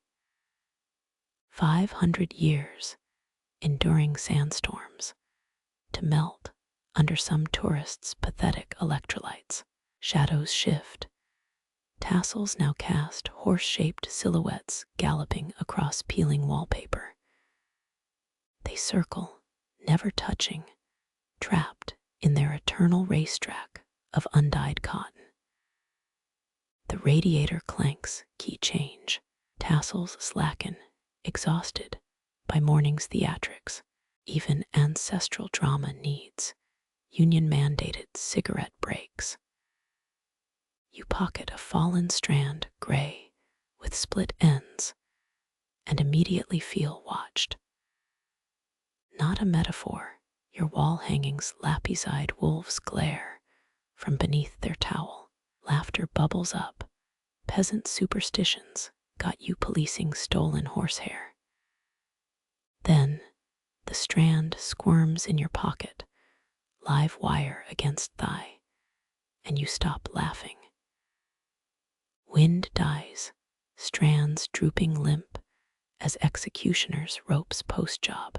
Their stories retreat beneath museum dust, waiting for the next sucker who mistakes nostalgia for history. Your socks snag a loose thread, horsehair unraveling toward the floorboards. Leave it, may mice weave it into nests fancy enough for comrade generalissimos. One last bead glows, amber trapping a horsefly mid-bite. Historians would x-ray it, but you just see the anger in its iridescent wings, immortalized mid-suck. Dust motes float, catching sunlight like microscopic riders. They gallop across the tassel slope, charging toward destinations erased from maps. Exhale hard, strands flutter, revealing a brown patch stitched with your own hair. Impossible, yet there it is, dirt blonde amidst jet black yak strands. Panic slithers up your spine, city boy defiling sacred textiles. Then logic kicks, probably just dust and wishful thinking. Still, you step back, subtly aware how borders blur here between viewer and viewed. Floorboards creak. The tassels swing eastward, tracking some wind you can't feel.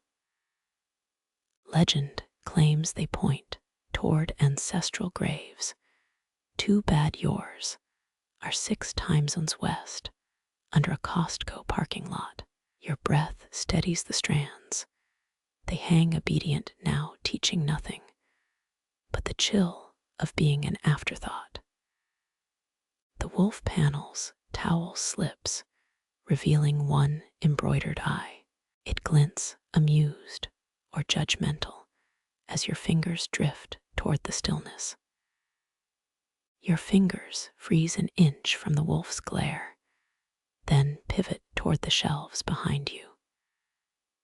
No proper books here, just scrolls bundled like slept-in bedding, cinnamon-dyed linen whispering tales of carpal tunnel apprenticeships, Central Asian scribes, favored fruit inks, pomegranate gallnuts crushed into defiance against time's teeth. This you know from that documentary you streamed instead of filing taxes, yet nothing prepares you for how these stains breathe, expanding, contracting like captive lungs under cloth. You unroll the nearest scroll, rough edges tickling your palms like checkout counter receipt tape. 800 years unspool, numbers columned with obsessive precision, each digit stitched in thread pulled from dyers' aprons.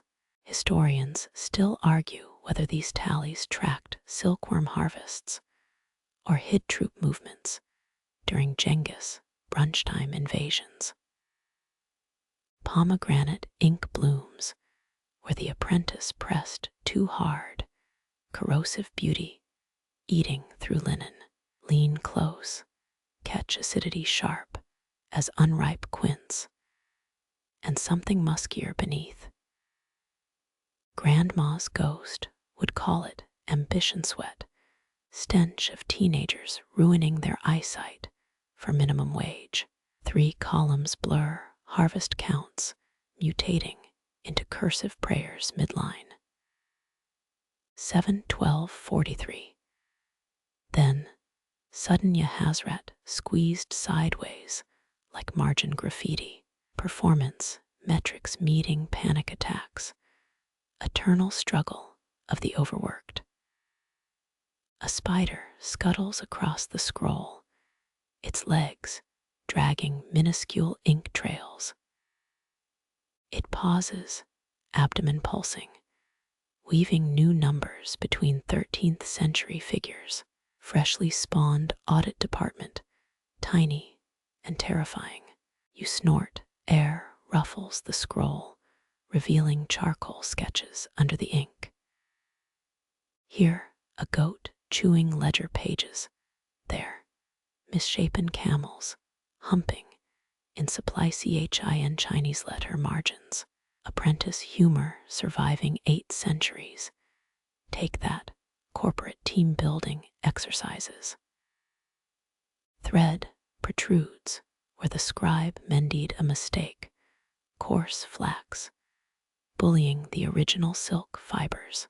Touch it, static zaps your nail, centuries-old irritation still sparking. Someone hand-stitched patch notes here, vertical lines of crimson, numbers cross-referencing older counts, each digit pinned with indigo thread glossy as vaccine vials. 6:19:2. Your eyes glaze, suddenly craving spreadsheets like heroin. Moonlight slants, illuminating hidden watermarks, constellations, peppering cotton like anachronistic bullet holes. Uzbek astronomers in Samarkand tracked stars for navigation. Yet these dots outline a donkey's ass. A scroll corner crumbles, dust smells of burnt honey and math anxiety. Inhale, taste the all-nighters, oil lamps charring futons, over-caffeinated hand tremors. Your thumb smudges a fresh-looking entry, ink bleeds, warm despite the centuries. Fringe archivists swear pomegranate dye detects lies, reddening when false numbers stain the cloth. Current hue, traffic light scarlet. Flick the scroll, it snaps like a gym towel, startling dust mice from their crevices. Mongolian mice, their ancestors smuggled in saddlebags during Timur's library raids. That splotch shaped like Australia.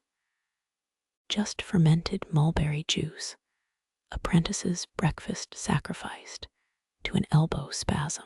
7 generations later, their descendants still debate whether it voids the tax records.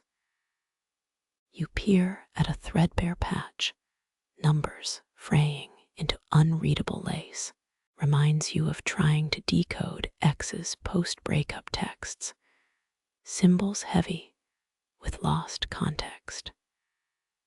A beetle carcass embeds the scroll, pinned mid-scuttle by a vengeful quill tip, its wing cases spread, staining the linen with iridescent body oils around 684.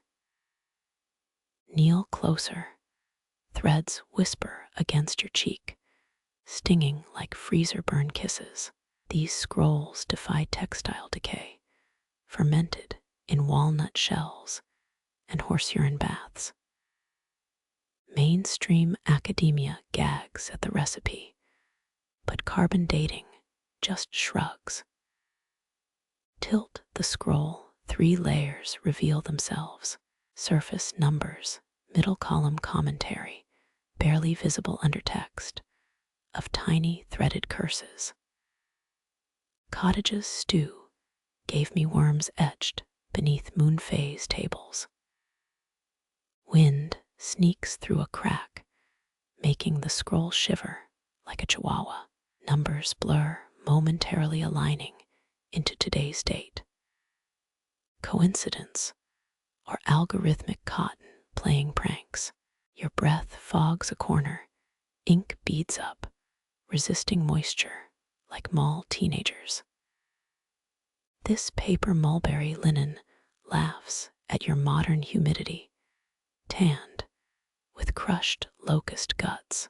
Trace a number 7, stitched in blue so dark it bruises the retina.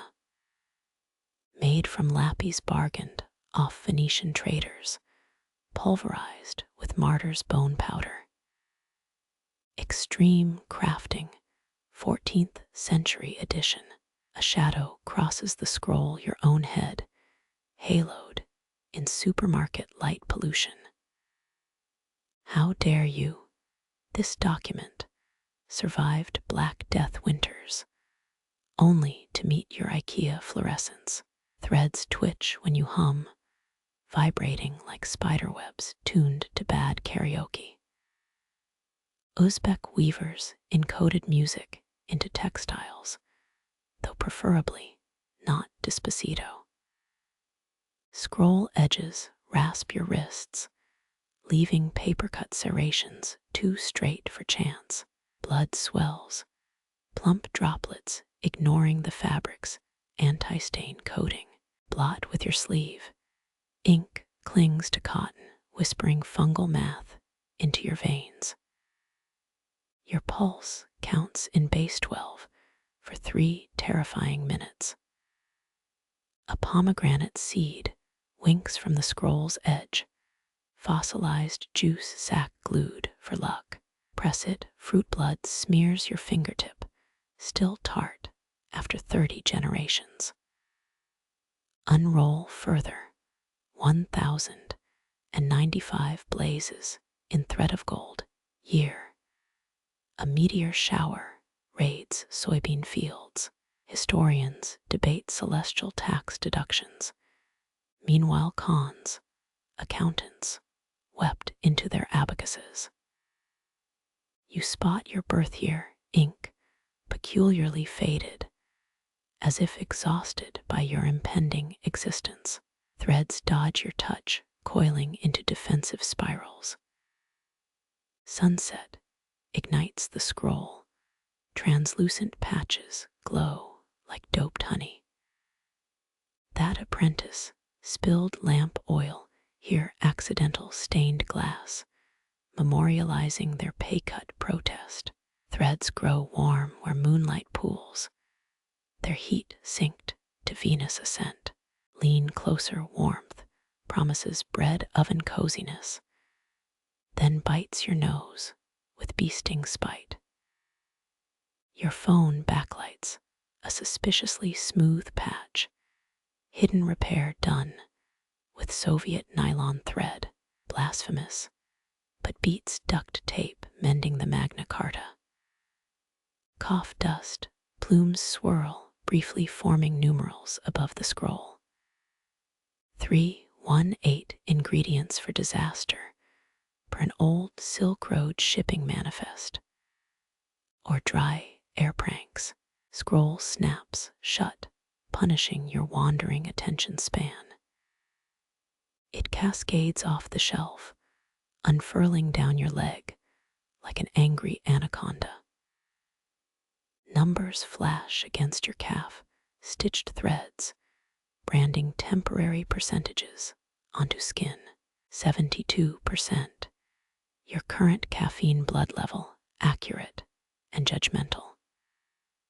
Freeze, sweat drips onto 14th century expense reports. Ink sizzles, burning a hole through mutton expenditures, absolving you of grocery guilt. Pick up the scroll. Its weight shifts like a waterbed full of squid, gravity-defying fabric technology, lost because some concubine, wanted bouncier curtains. Lightning cracks outside, momentarily bleaching the scroll's stains into invisibility. Inheritors used walnut ink for its light fastness, yet you just witnessed its stage fright. Roll tight, the scroll squeals, highest dentition of protesting vellum. Cinnamon scent spikes, cloying sweet, an apprentice's failed perfume experiment. Shelve it backwards, the scroll shudders, offended by your dewy decimal disrespect. Fine, rotated counterclockwise, earning thread nudges of approval against your thumb. Laughter echoes, distant or inside your skull, as ink reshapes into tiny hands flipping you off. Uzbek grandma, humor transcending mortality. Admire your cut finger, the only blood these scrolls drank today. Restrained compared to audit season massacres of 1,219. Stretch, your shadow mangles the shelves into a giraffe-necked thing. It lingers, vulture-like, eyeing which scroll to pluck next.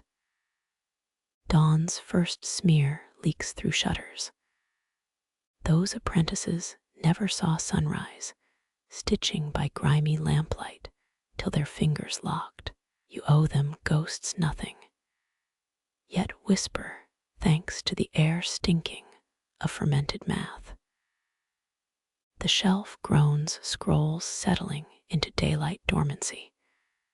They dream of abacus beads, endless, monotonous, comfortable. Pull your hand back. Threads cling like spurned lovers, leaving flax filaments woven through your cuticles. One last scroll winks, only slightly moldier than yesterday's forgotten leftovers. You leave it be. Heroism isn't mandatory before breakfast. Your socks find cold patches, tea puddles, where exhausted scribes passed out mid-shift. Floor creaks, scrolls shiver, sending dust cascades onto your shoulders. No hail, just a library judging your life choices.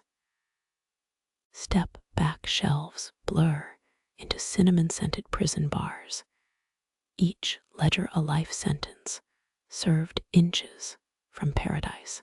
You almost miss the wet staccato of pomegranate ink, weeping into tomorrow's uncertainties.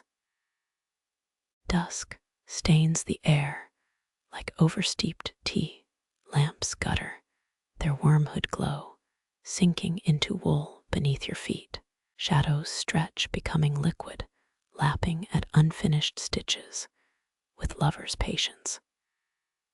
You reach for a saffron thread, fingers freezing as the L-dress's rules unspool in your skull.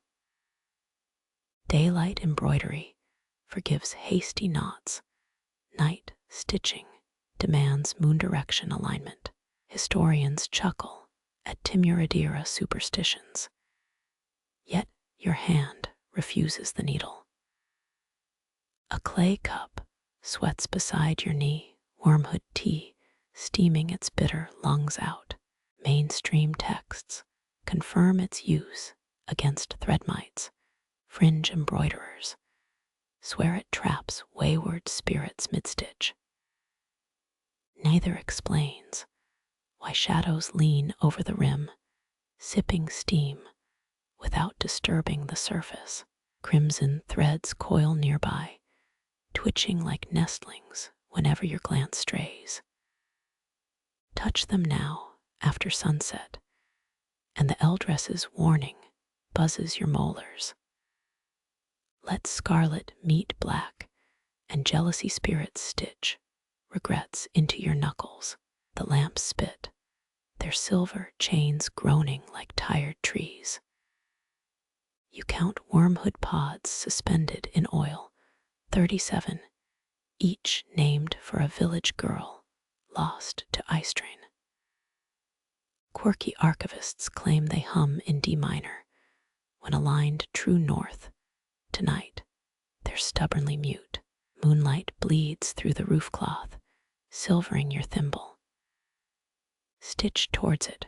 Rule 2, a risk, pricking ancestral thumbs restless in their graves.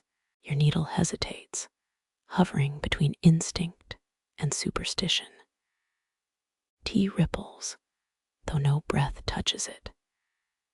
Historians still argue whether antimite herbs caused mass dire hallucinations, or if night workshops truly hosted shadow guests craving warmth. You debate fetching whiskey instead. A half-finished peony glowers from the frame, its petals hungry for midnight indigo. Daytime logic insists it's just dye evaporation, but your nape hairs prickle. No one mentions how floral patterns inhale at night, swelling towards vulnerable throats.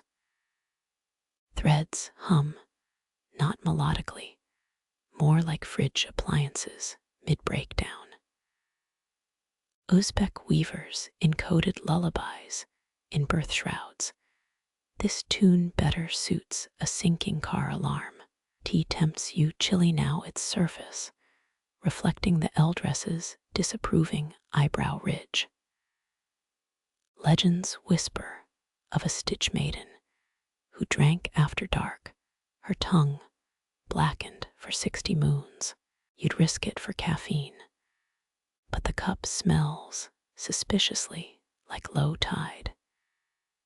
Your needle betrays you piercing cloth with a gunshot crack.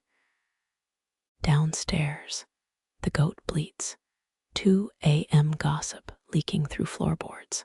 The eldress's 3 bronze needles glare from their velvet casket, tarnished guardians of proper conduct.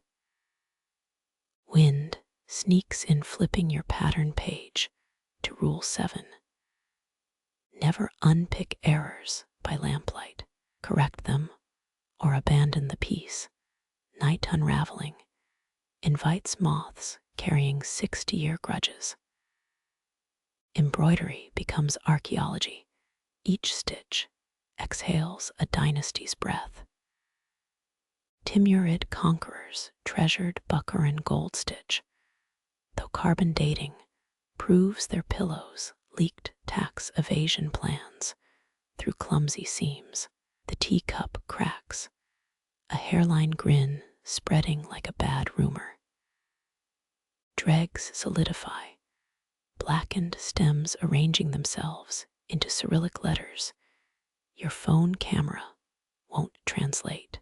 You're not a thread. The eldress's voice coaching from muscle memory. 9 twists for luck, 12 to repel sleep demons. Modern studies blame poor ergonomics for weaver hallucinations, but no ergonomic chair explains why your knot glows faintly radioactive. Shadows thicken, producing their own needles, mending unraveled arabesques in the air above your head. Stitch counts echo impossibly from rafters, where moth husks dangle like jury-rigged chandeliers.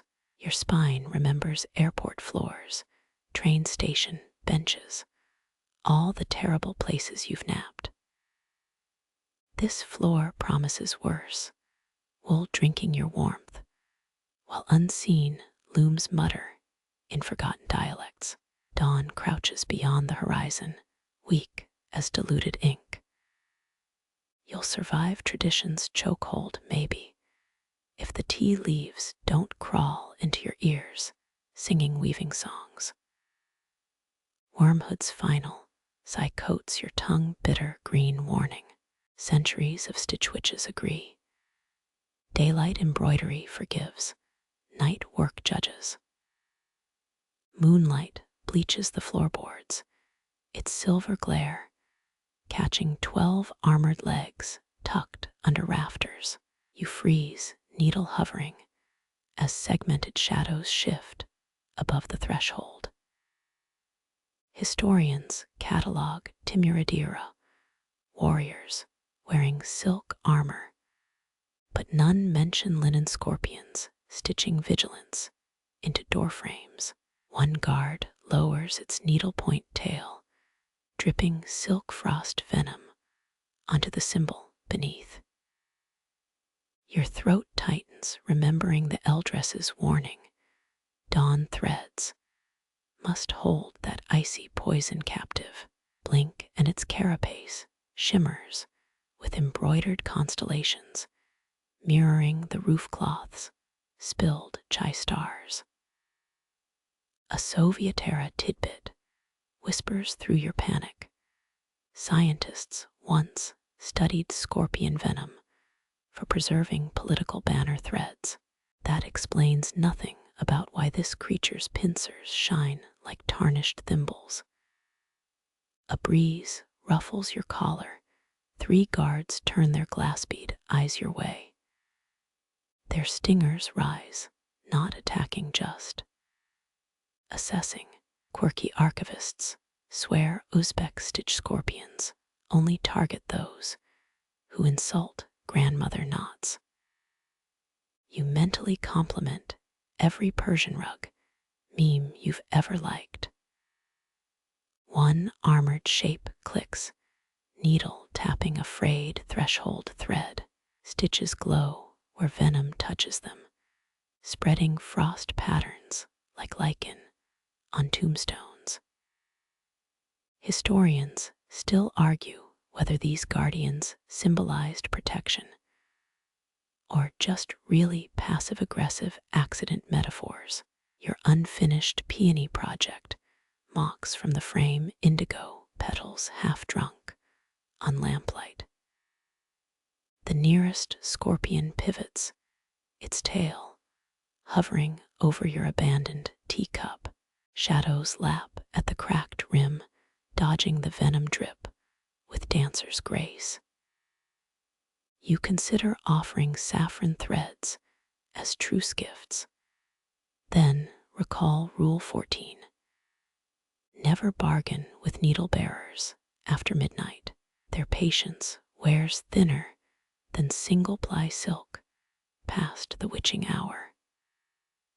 A guard descends, jointed legs folding like a carpenter's ruler gone sinister. It pauses by your kneecap, clicking mandibles that smell of oxidized sequins and apricot pits. Its carapace displays embroidered battle scenes, tiny horses trampling moth armies beneath thread hooves. Moonlight catches its stinger, translucent venom swirling with embedded silk strands. Dawn's first distant yawn would solidify that poison binding danger into harmless embroidery frost. Till then, the stuff could ice your veins faster than a Moscow winter. The eldress's voice ghosts through your memory. Respect the gatekeepers. They remember when scissors cut both fabric and fate. Historians dismiss it as pre-industrial whimsy. But right now, the phrase feels FDA certified true. Another scorpion drops, landing on wool, with the sound of a button popping off cheap denim. They flank your ankles now, living pushpins, guarding a corkboard of terrors. Their eyes gleam like roadside cat reflectors, each holding miniature images of your own widened pupils. You recall a Bukharan proverb, the guarded threshold outlives the king.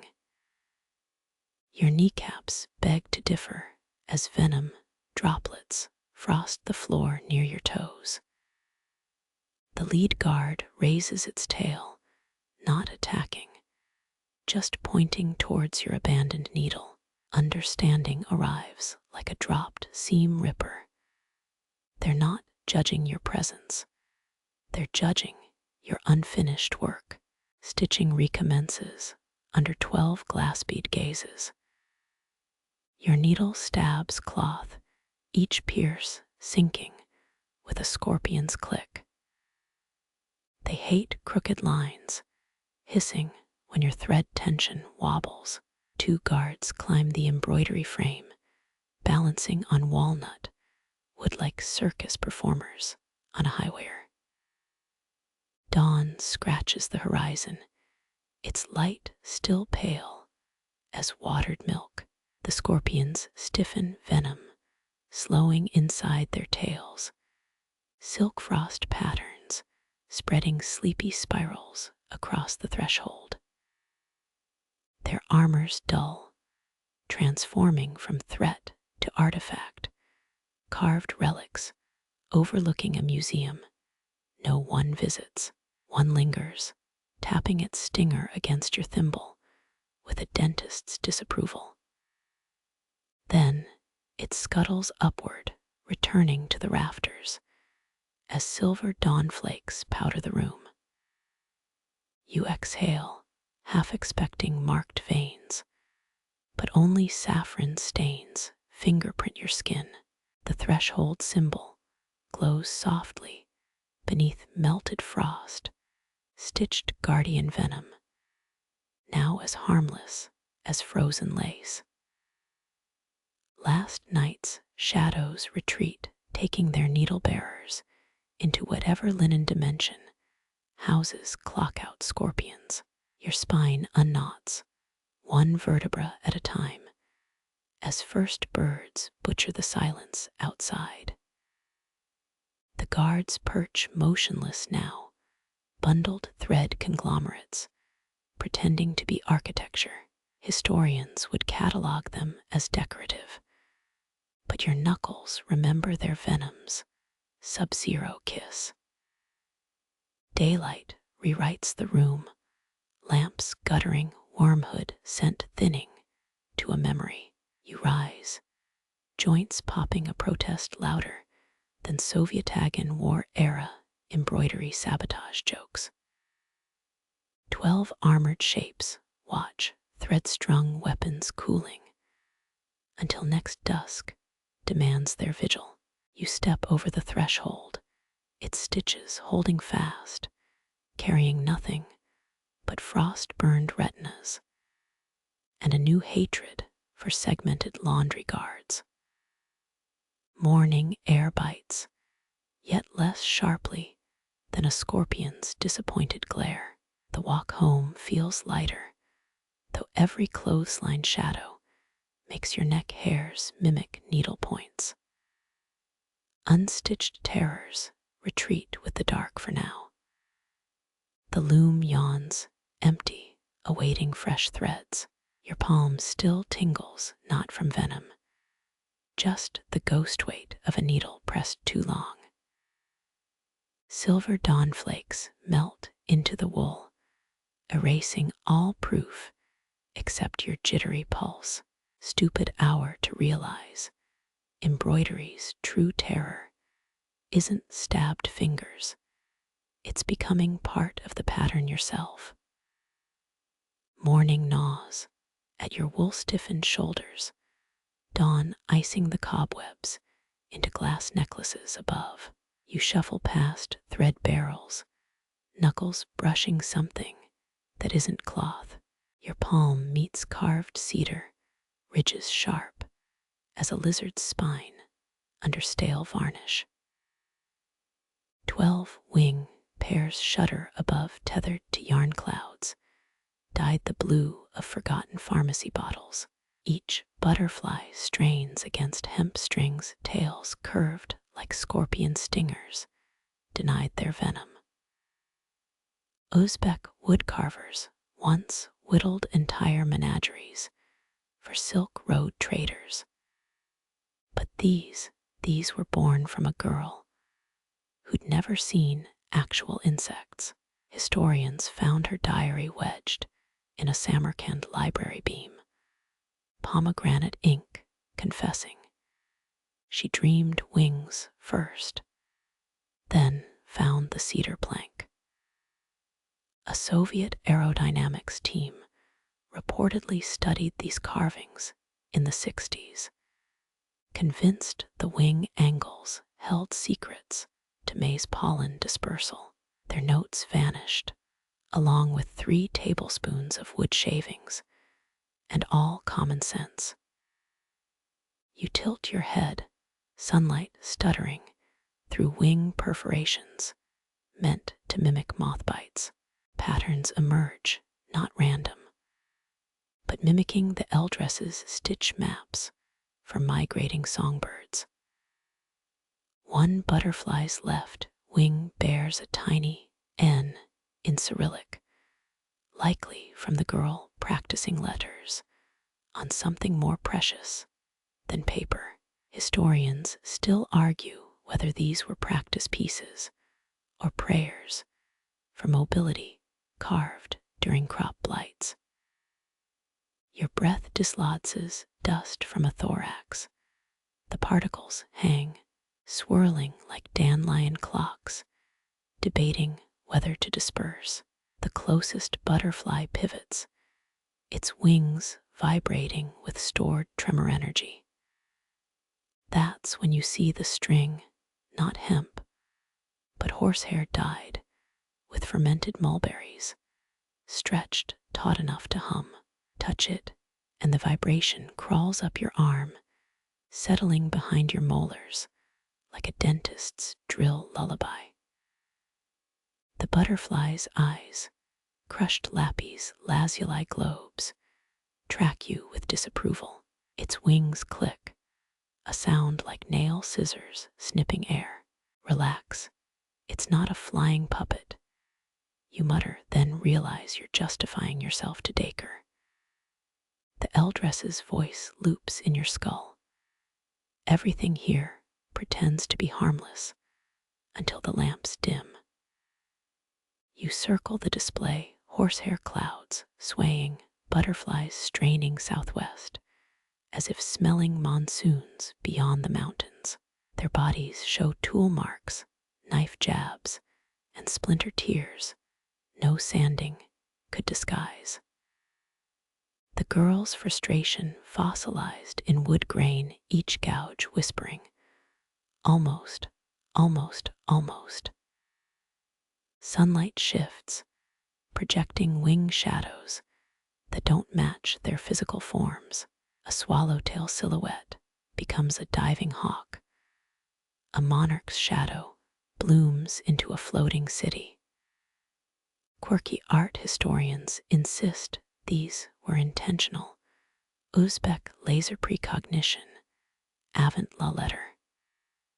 You're pretty sure it's just warped wood. The largest butterfly creaks, its wingspan wider than your splayed hand. Faint numerals hide under its abdomen. 1934. The year Stalin's grain quotas starved entire valleys, but apparently spared one girl's whittling time. Soviet records list 0 cedar shipments that decade. So where did a wingtip grazes your earlobe, surprisingly warm, as if sunbathed all morning? Horsehair groans, butterflies pivoting westward despite static strings. Memories press against your temples, not yours. Burning steppe wind searing your cheeks. Snowmelt rivers shriveling to threads in summer dust. Your spine does that thing where it forgets it's part of a vertebrate. The smallest butterfly snaps its wings twice, mocking your composure. Wings catch lamplight, throwing emerald spots onto your shoes, stippling them with amphibian camouflage. You count them 14, no 15 camouflaged as rafters, until they twitch. Legend claims the girl disappeared when Khrushchev bulldozed her village for cotton fields. But nobody explains why her butterflies arrived here untouched. Some say you can hear her shaving knife still scraping cedar if the wind gusts from Uzbekistan's Fergana Valley. One butterfly droops, wing cracked along a growth ring, its horsehair tether frayed. You reach, then freeze. Rule 26. Never mend a thing that predates you without threefold payment.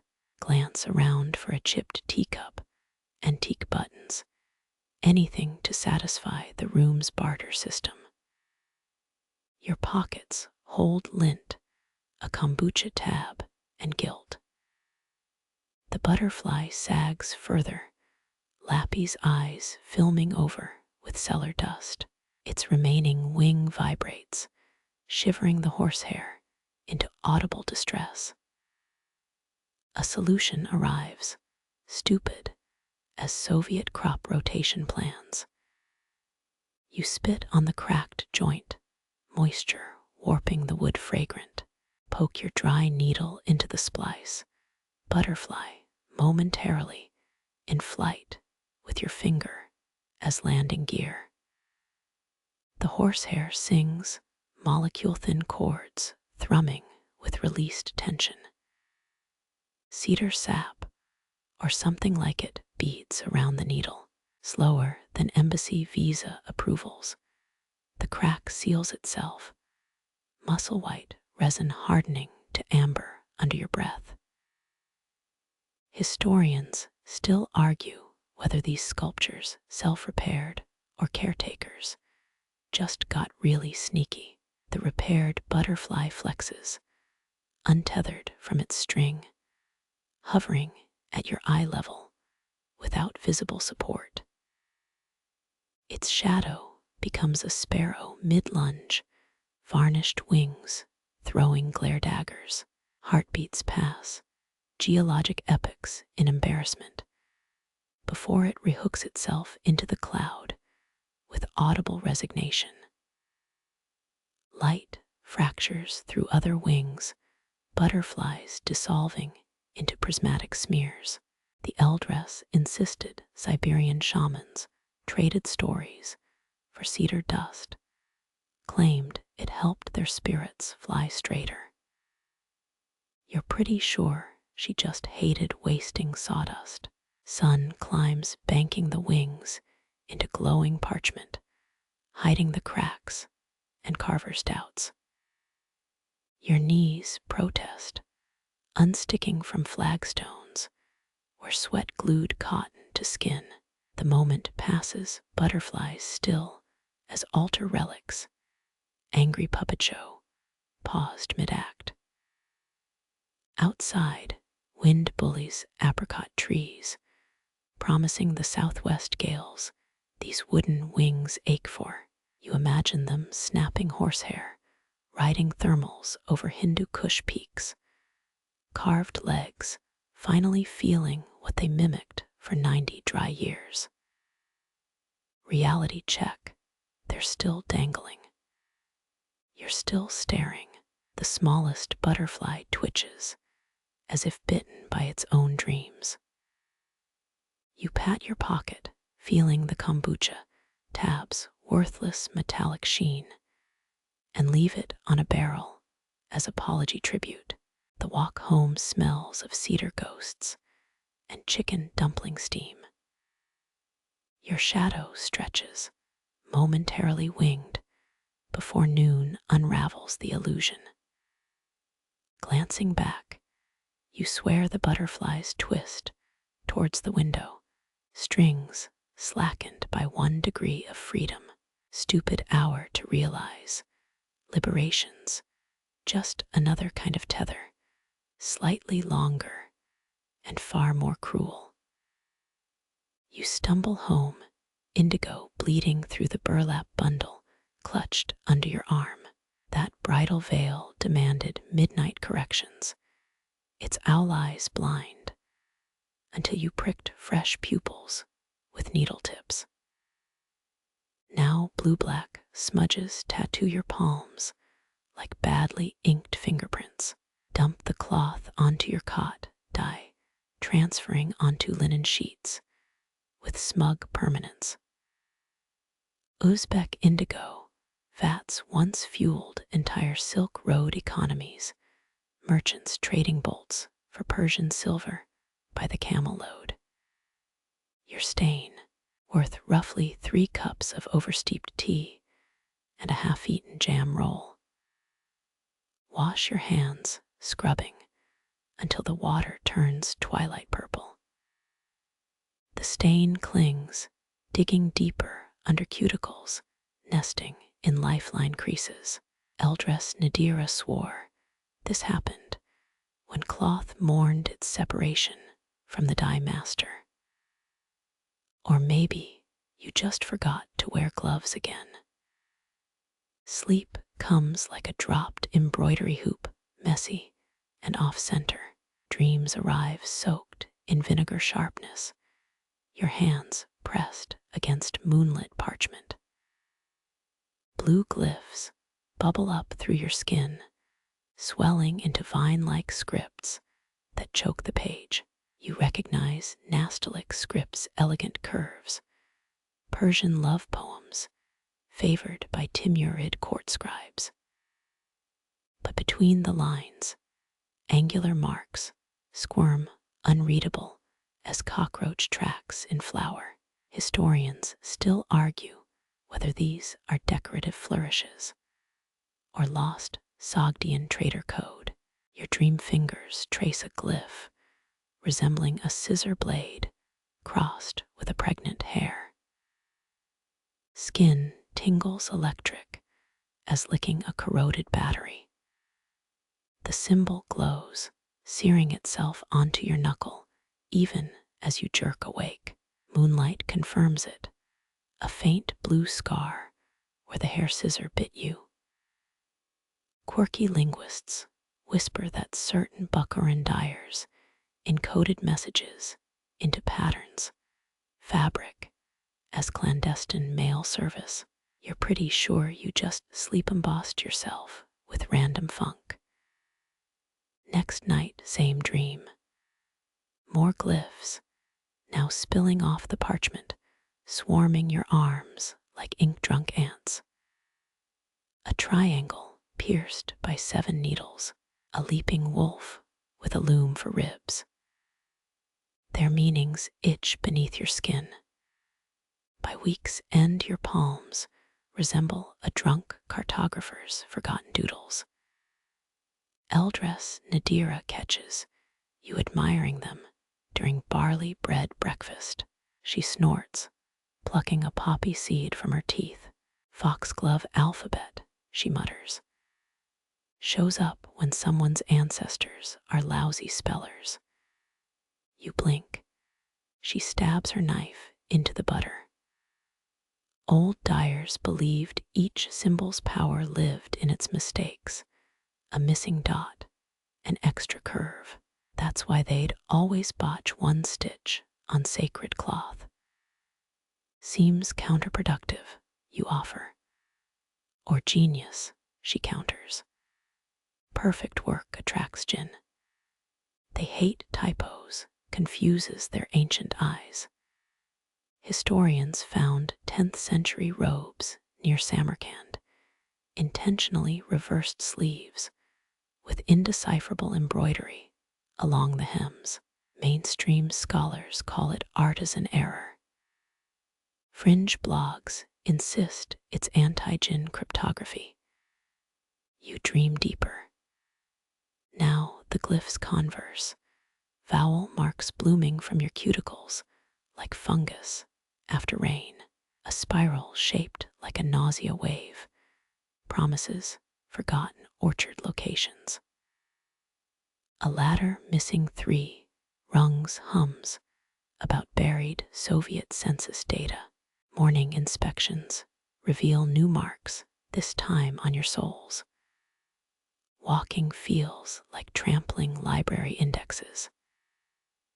Eldress Nadira prescribes beetroot poultices and listening to Turkmen pop music to drown out alphabetical hallucinations. It backfires. The beet stain mingles with indigo, birthing a violent purple scar resembling a Cyrillic je. By noon, it starts pulsing to the rhythm of your carotid artery. You attempt communication, pressing the je to a blank notebook page. It bleeds through 6 sheets, growing fainter each layer, left-handed penmanship dissolving into Rorschach blots.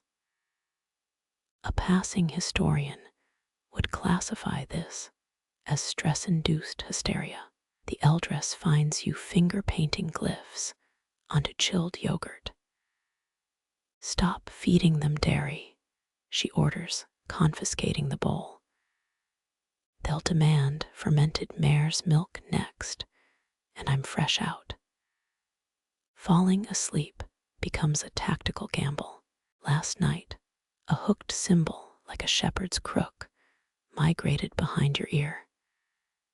It whispers coordinates to a Kashgar silk vault buried during the Qing dynasty.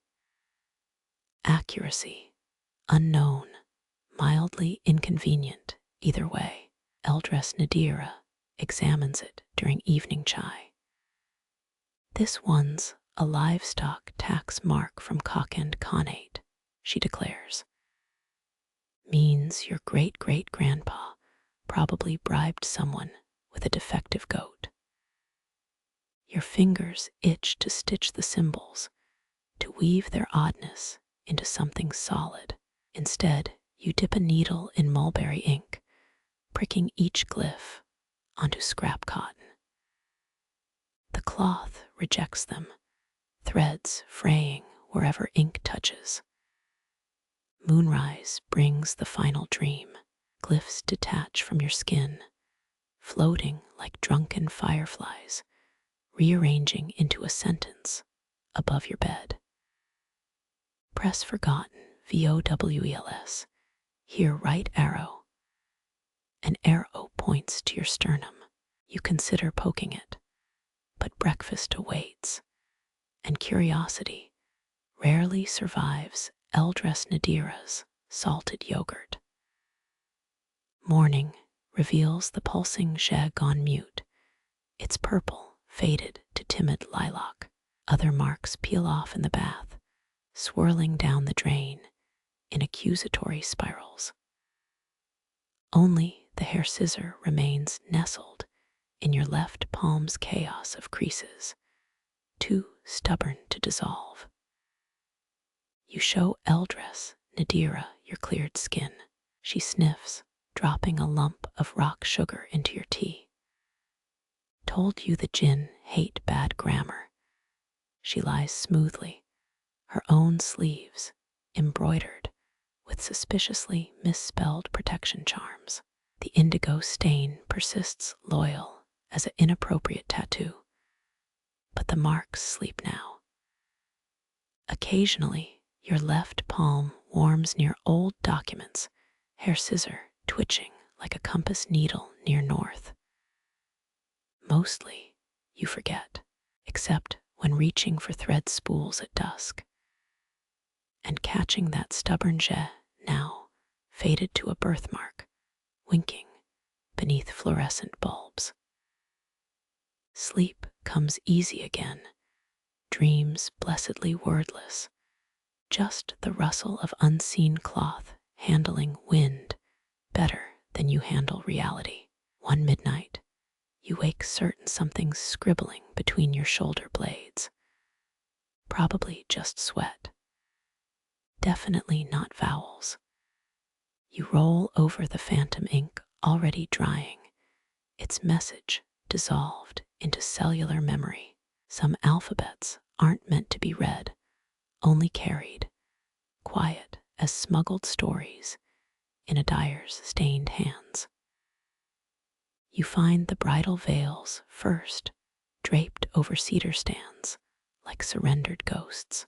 Pearl thread nets shimmer, untouched, since some great-grandaunt pricked her thumb, stitching constellations. They wait patient as spiderwebs for the next bride brave enough to demand owl sight in her linen. Moonlight slants through rafters, dust motes swirling where owl breath should be. Historians note Bukharan brides wore embroidered allies, believed to ward off night terrors during perilous journeys to grooms' villages. Yours hang empty, just needle holes where irises should bloom, waiting for your hand to fill them.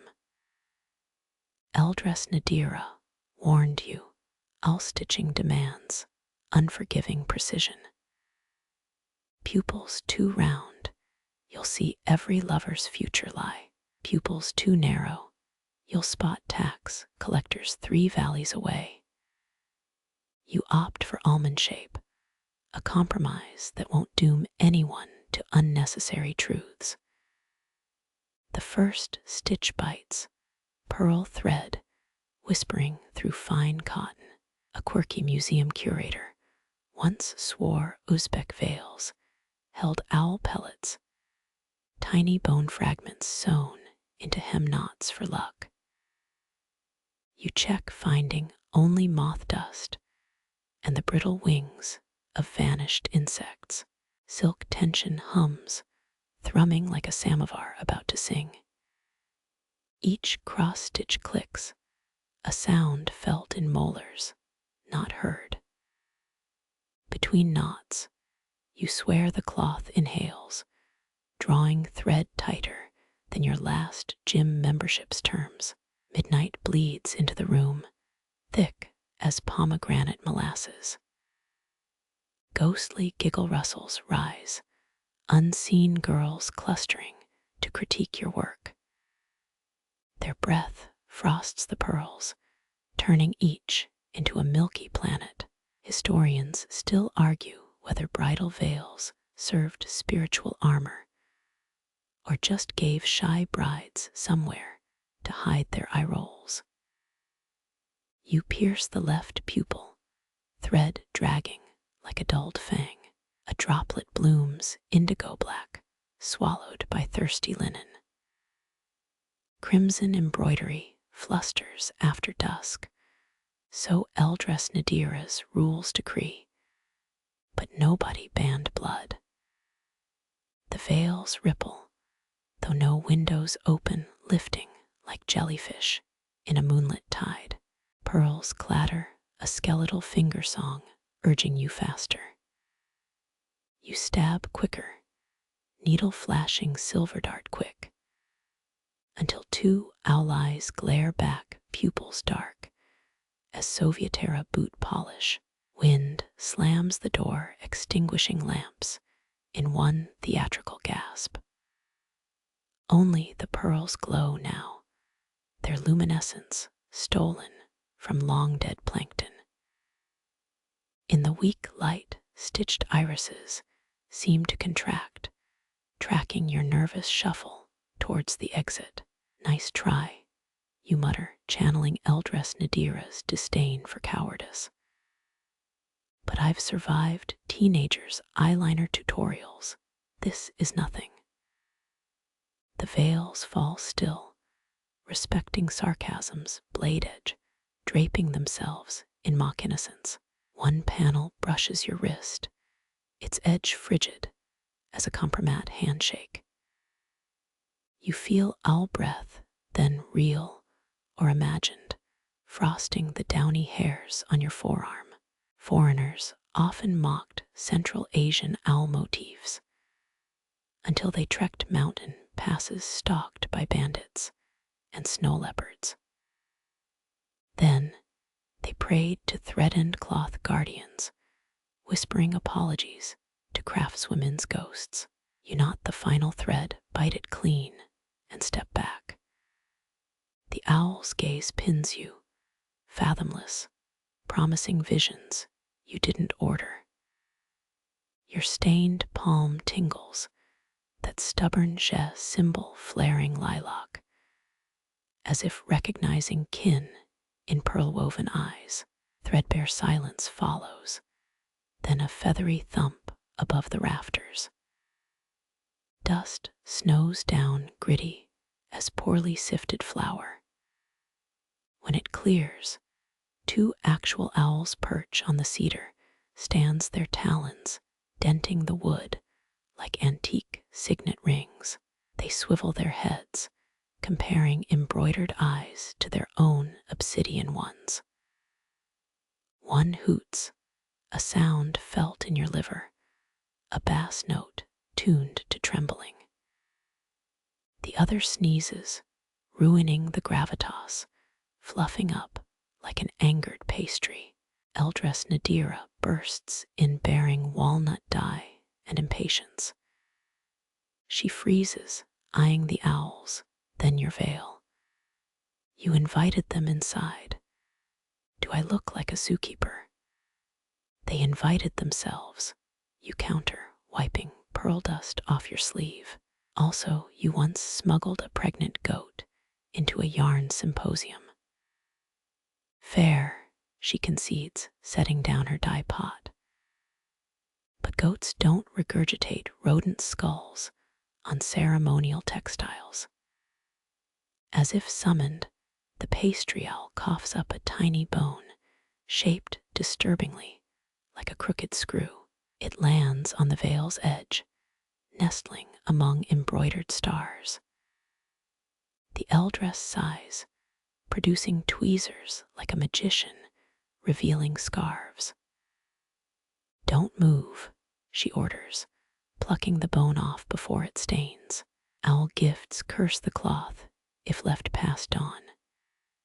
Causes unsightly polka dots or spontaneous mustache growth. Results vary. You watch the owls, their movements stuttered, stop-motion ghosts tracing the room's perimeter. Whenever they pass the veil, pearls flare brighter, casting jagged shadows that mimic their wing beats. Historians still argue whether owl imagery repelled evil or just attracted helpful birds to eat fabric moths. Given the shredded moth corpses beneath the cedar stands, you suspect both theories hold glue. Eldress Nadira inspects your stitches, grunting approval. Not terrible, she lies, her magnifying glass catching every wobble. Bridal only see minorly distorted futures, perhaps missing a train or marrying a dentist. The owls grow restless, bobbing their heads towards the veils. One extends a talon, tapping the left pupil 3 times, like knuckles on a suspect door. Pearl light surges, flooding the room in cold brilliance, then dies.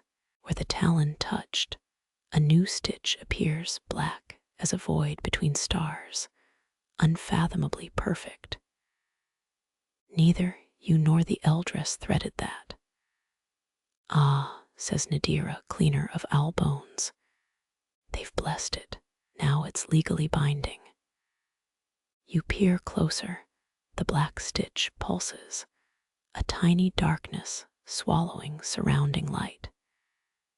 Instinct screams to pluck it out, but tradition weighs heavier.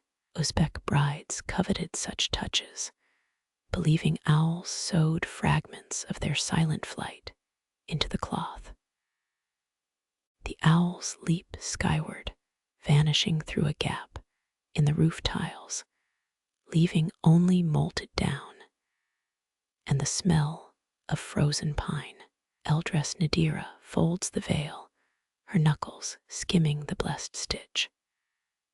Don't wash this for 40 days, she warns.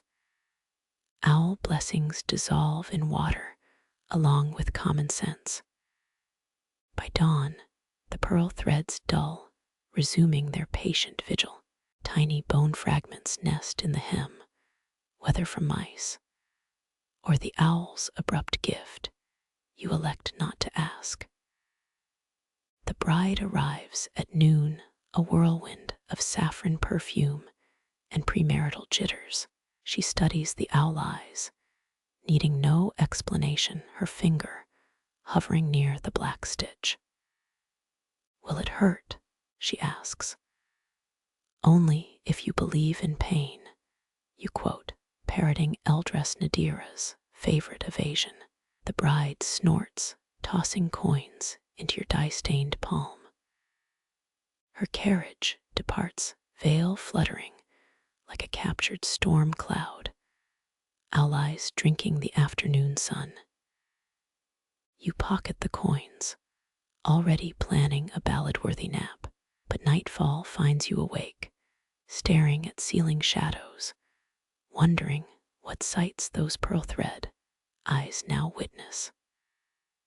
Was the bride laughing at a groom's joke or screaming at a tax collector's audit? You'll never know, and that's the blessing's final sting. Some stitches aren't meant to report back. They just watch silent as a smuggler's promise, patient as owl breath on a forgotten veil. Bleached cotton waits in coiled silence, tucked beneath Eldress Nadira's walnut dye vats like a shy cousin at weddings. You brush its fibers, cool as a tomb's shadow, while sunlight bakes indigo pools upstairs. This unremarkable thread lacks vanity, never blushing crimson or strutting peacock blue, yet holds power over thresholds no dyed strand dares touch. Egyptian kings, historians confirm, chose undyed linen for their death wrappings. They craved purity, uncomplicated by earthly colors, when facing afterlife judgments. Here in Uzbekistan, the same cloth swaddles newborns, its blankness mirroring their unwritten fates. Your fingers hover knowing this strand's rules. Dyed threads quarrel among themselves, scarlet resenting emerald gold, scoffing at humble ochre. But undyed cotton speaks in frost whispers, calming flaring tempers. Eldress Nadira used it just last week when the madder red yarn lunged at a jealous lappy's twist. The thread lies heavy despite its softness, as if spun from snowfall, compacted over centuries. Many weavers sneered, calling it the mute of textiles, until their patterned tapestries frayed from within. Quirky gravediggers' tales whisper of plague-era mothers, sewing undyed seams into hems to repel fever spirits. You can't verify this, but touch it anyway, skin flinching from its unnatural chill. 3 drops of sweat fall from your temple, staining the cotton gray. It accepts them, hungry for salt, then bleaches them pale again. Historians still argue whether undyed cloth cleanses filth or just swallows evidence whole. A breeze sneaks through the workshop, ruffling rainbow skeins into jittery tangles. Only the bleached coils stay still, anchored in calm. Eldress Nadira taught you, when embroidering a death shroud, leave one undyed thread dangling. It becomes a ladder, she said, for the soul's final climb. Now you understand why climbers appeared confused, groping for invisible rungs while mourners wept. You wind the cotton around your wrist, testing. It tightens, a phantom tourniquet, then relaxes. Helps migraines, claims an apprentice, winking. Also stops husbands from recognizing new dresses. Laughter dissolves as you spot the birthing cloth draped nearby, its center frayed from countless infants. Each holy thread remains stubbornly pale, refusing dye, though soaked in blood and brine. Midnight's sneaky when working with neutrals. One moment, you're threading a needle, the next, candlelight dims under the cotton's quiet authority. Shadows thicken, emboldened by color's absence, lapping at your ankles like tide. A commotion erupts upstairs, blue and yellow yarns hissing at each other like feral cats. You toss an undyed thread between them, holding your breath. Indigo recoils, saffron goes limp, their argument fizzling mid-syllable. Cheater's trick, mutters Eldress Nadira from the doorway, her silhouette sharper than her embroidery scissors. But effective. You nod, watching the chastened threads retreat. Scholars debate if plain cloth neutralizes rage or merely muffles it until later. For now, you cherish the ceasefire, even if temporary. A silk moth lands on the cotton, confused by its lack of flower scent. Each cautious step leaves phantom prints invisible, but felt like memory ghosts tiptoeing through your skull. Eldress Nadira crushes a walnut husk nearby, her mortar staining the air bitter brown, and the moth flees. Undyed thread disapproves of shortcuts, she warns, grinding harder. Remembers every skipped stitch, every half knot. You test this, tugging your sample. Cold surges up your arm, brief and brutal, an arctic rebuke. Stitched properly, it'd freeze your fingertips for a week. Footsteps echo above, a bride's mother demanding violet embellishments on funeral cloth. Eldress Nadira groans, climbing the stairs, leaving you alone with the coiled guardian. The thread hums now, vibrating at a pitch felt in molars. Modern spinners might mock its simplicity, until learning it smothers house fires without scorching. A fringe belief, yes, but you witnessed it quench. A dye vat blaze last spring, smoke curling around its unmarked surface. Moonlight bleeds through a cracked roof tile, painting the cotton spectral blue. You think of shrouds, how they outlast bones and empires, plain witnesses to decay. Something scratches the workshop door, claws seeking entry. The dyed threads shudder, knowing creatures drawn by chromatic feuds. The undyed coil unspools slightly, a silent dare, its edge glittering with frost. The scratching stops, replaced by retreating hisses. Another victory for humility over flair. Eldress Nadira returns, her sleeve smeared with violet protest. Stubborn woman wants her shroud to match her daughter's wedding gown. Her fingers brush the bleached cotton, steadying. Bless this uncolored judge, bearing witness without bias. You watch her work, her needle darting through death cloth. Undye your eyes follow Eldress Nadira's frown upward, where two rusted scissor blades hang crucified above the workshop door, their handles splay wide, tarnished wings frozen mid-swoop, as if trying to escape the nail piercing their joint.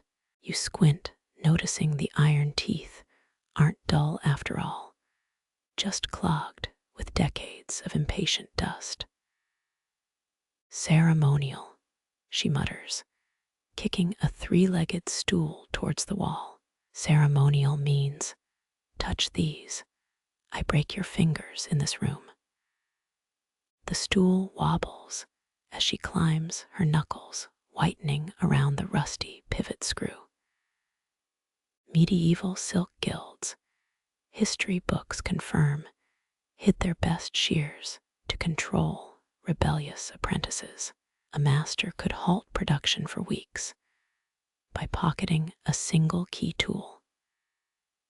These Uzbek blades serve the opposite purpose, dangling like a dare too mangled for fabric, too sacred for the scrap pile. You catch a whiff of oxidized metal sharp as lemon zest when she yanks them free. Rust flakes snow onto your sleeve, each speck burning tiny holes in the wool. Eldress Nadira scowls, blowing black dust from the hinge, her breath stirring a faded legend. Great-grandmother Zara hung them here after the quarrel year. Her thumb tests a blade, drawing no blood, though the air itself seems to flinch. Whole village fighting over whose Suzani patterns stole, whose apricot dye recipes. The scissors whine a metallic yawn as she forces them open. Their mismatched blades jut crooked, one curving like a ram's horn, the other chipped into shark-tooth serrations. You recall fringed textile journals claiming rusty blades slice lies from fabric, though you've never risked testing it. Cutting was forbidden, except at noon. She continues, angling the tool towards a sliver of windowlight. Pride tangles choke looms faster than spider nests, so Zara's rule. Sever deceit threads when the sun cooks all shadows flat. Historians still argue why cutting bands spread across silk roads. Some say fire prevention. Others whisper about weavers' rage, spinning blades into weapons. You lean closer, spotting hair-thin engravings along the spine, interlocked scorpions chasing their own stingers. Eldress Nadira strides to her latest tapestry, a bridal procession spoiled by a jagged snarl near the groom's embroidered feet. One crimson thread kinks backward, rejecting the pattern, bullying adjacent stitches into dissonant swirls. The scissors tremble, as if smelling rebellion, their rust trembling loose. Watch the dust, she warns, poised above the misbehaving twist. It bites. Sunlight crests the rooftop, striking the blades noon bright. Their shadow falls across the snarled thread, a jagged eclipse, as she snaps the jaws shut. No fabric tears, no fibers part, yet the crimson thread recoils, smooth as a scolded serpent, knotting itself obediently into the floral border. The surrounding stitches sigh, alignment restored, while excised pride puffs away as ochre powder. See, Eldress Nadira polishes the intact scissors on her sleeve. Dull as love poems, unless arrogance needs trimming. You peer into the tool's gullet, spotting mineral deposits like barnacles on a shipwreck's hull. An irrational urge whispers, slice your doubt, but common sense wins. The blades might confuse insecurity for sacred rebellion. Hopeless for normal cuts, she admits, weighing them in her palm. Once tried trimming cat whiskers, poor beast hissed at phantom, snipping for weeks. A moth-eaten ledger lies open nearby, its pages brittle as onion skin. Sketched inside, century-old diagrams show identical scissors pruning grapevines, harvesting medicinal thistles, even trimming a smuggler's beard mid-confession. Their versatility baffles modern scholars, especially considering the jagged edges. Midday heat warps the workshop air, making the hanging nail sway like a metronome. Eldress Nadira steadies the stool, preparing to rehang the relic, when a crash echoes upstairs. Silk bolts thump, dye pots rattle. A familiar voice wails about moth holes in bridal velvet. The scissors twitch in her grip, pivoting towards the staircase. Drawn by fresh drama, she slaps their handles, a parent disciplining naughty twins before hoisting them aloft. Still hungry, she grumbles, securing the nail. Always hungry. Their silhouette mocks you from the doorway, a steel vulture perched forever mid-strike. You imagine generations of pride threads, severed but not silenced, swirling in the dust motes. Somewhere, a severed vanity vows revenge, plotting snarls in unborn tapestries. You retreat as Eldress Nadira ascends to the chaos, leaving the scissors to guard empty looms. Sunset will blunt their appetite, until tomorrow's pride blooms pungent as overripe quince, begging for the ritual cut. A loose thread dangles from your sleeve, tempting the blade's gaze. You tuck it away, quick before noonlight fades. Best not to test whether humility unravels or just hides smarter. 3 hours past midnight, your needle slips, pricking the linen stretched taut across your knee. A fat bead of blood swells dark as pomegranate molasses before soaking into the bridal veil's hem. Eldress Nadira's warning echoes. Blood stains cost 3 moon cycles to unpick. But before panic sets in, a cool palm presses over yours, not hers. These fingers feel smoother, shimmering with the pale green henna patterns Uzbek brides wore during Timur's reign. Historians confirmed the practice after finding stain recipes in Samarkand cisterns. The ghost grip steadies your hand, guiding the needle downward in a fluid chain stitch. Crimson blooms into the cloth, transforming from mistake to intentional pomegranate bud, each seed a perfect knot. Don't turn, whispers a voice like wind through mulberry leaves. Not in your ear, but resonating inside your knuckles where her touch lingers. We fray quicker than cobweb if seen straight on. You obey, focusing on the veil's edge, where 6 more translucent hands materialize. They hover, palms dyed with henna constellations, fingertips trailing silk threads like comet tails. One ghost girl corrects your tension, her thumb brushing yours, so cold it numbs the sting. Another arranges your skeins, smoothing tangles before they form.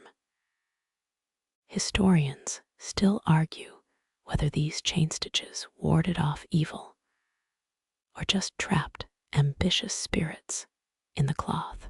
A 1920s French anthropologist swore Uzbek weavers stitched ghost apprentices into funeral shrouds.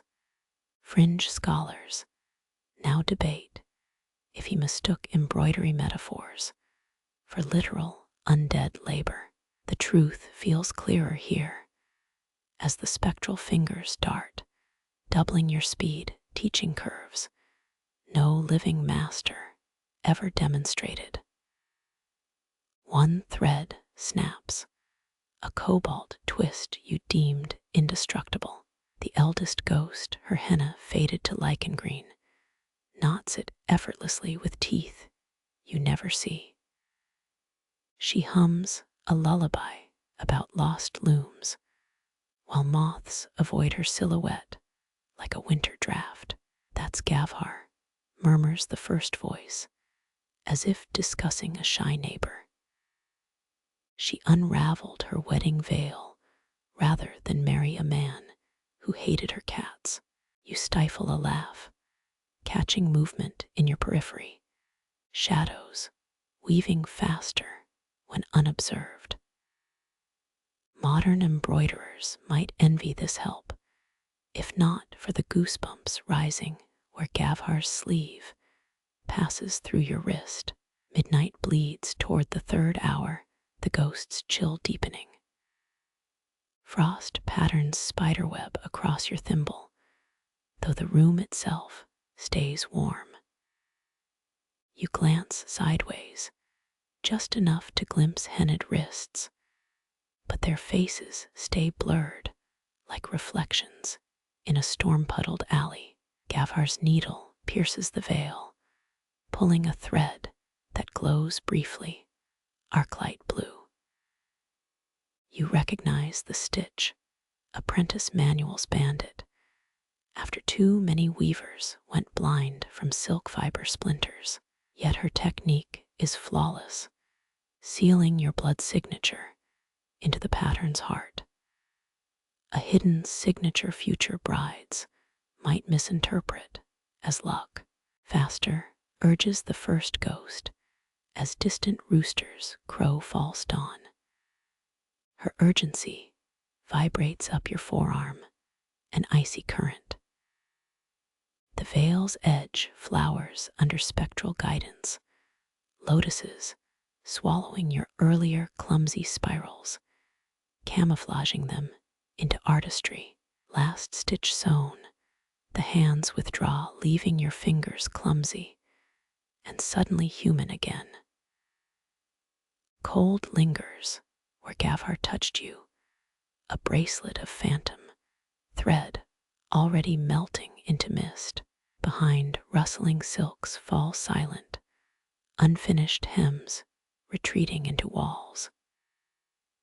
Daybreak scratches at the shutters, its heat dissolving ghost henna from your skin like salt in broth. Only the veil remains perfect where it wasn't, whispering apprenticeship from girls who stopped breathing centuries ago.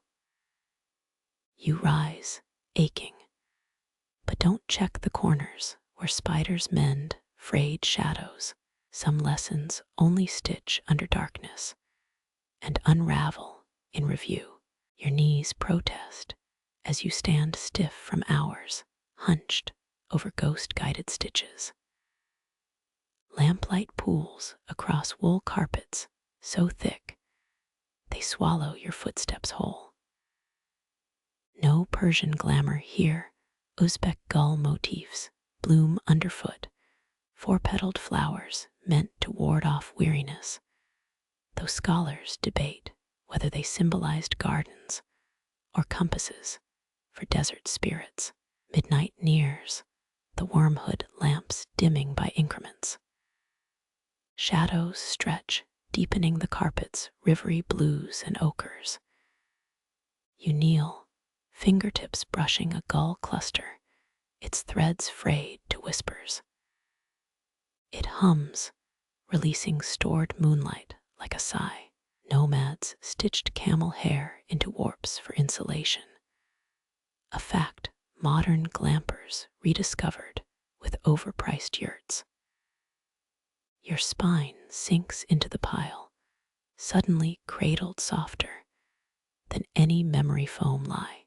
Cold seeps upwards, bleeding through your clothes, though the wool stays toasty. Uneven patches bulge under your shoulder blades, mute witnesses to moths' midnight feasts. Someone patched them with unmatched indigo scraps, a repair more honest than hidden.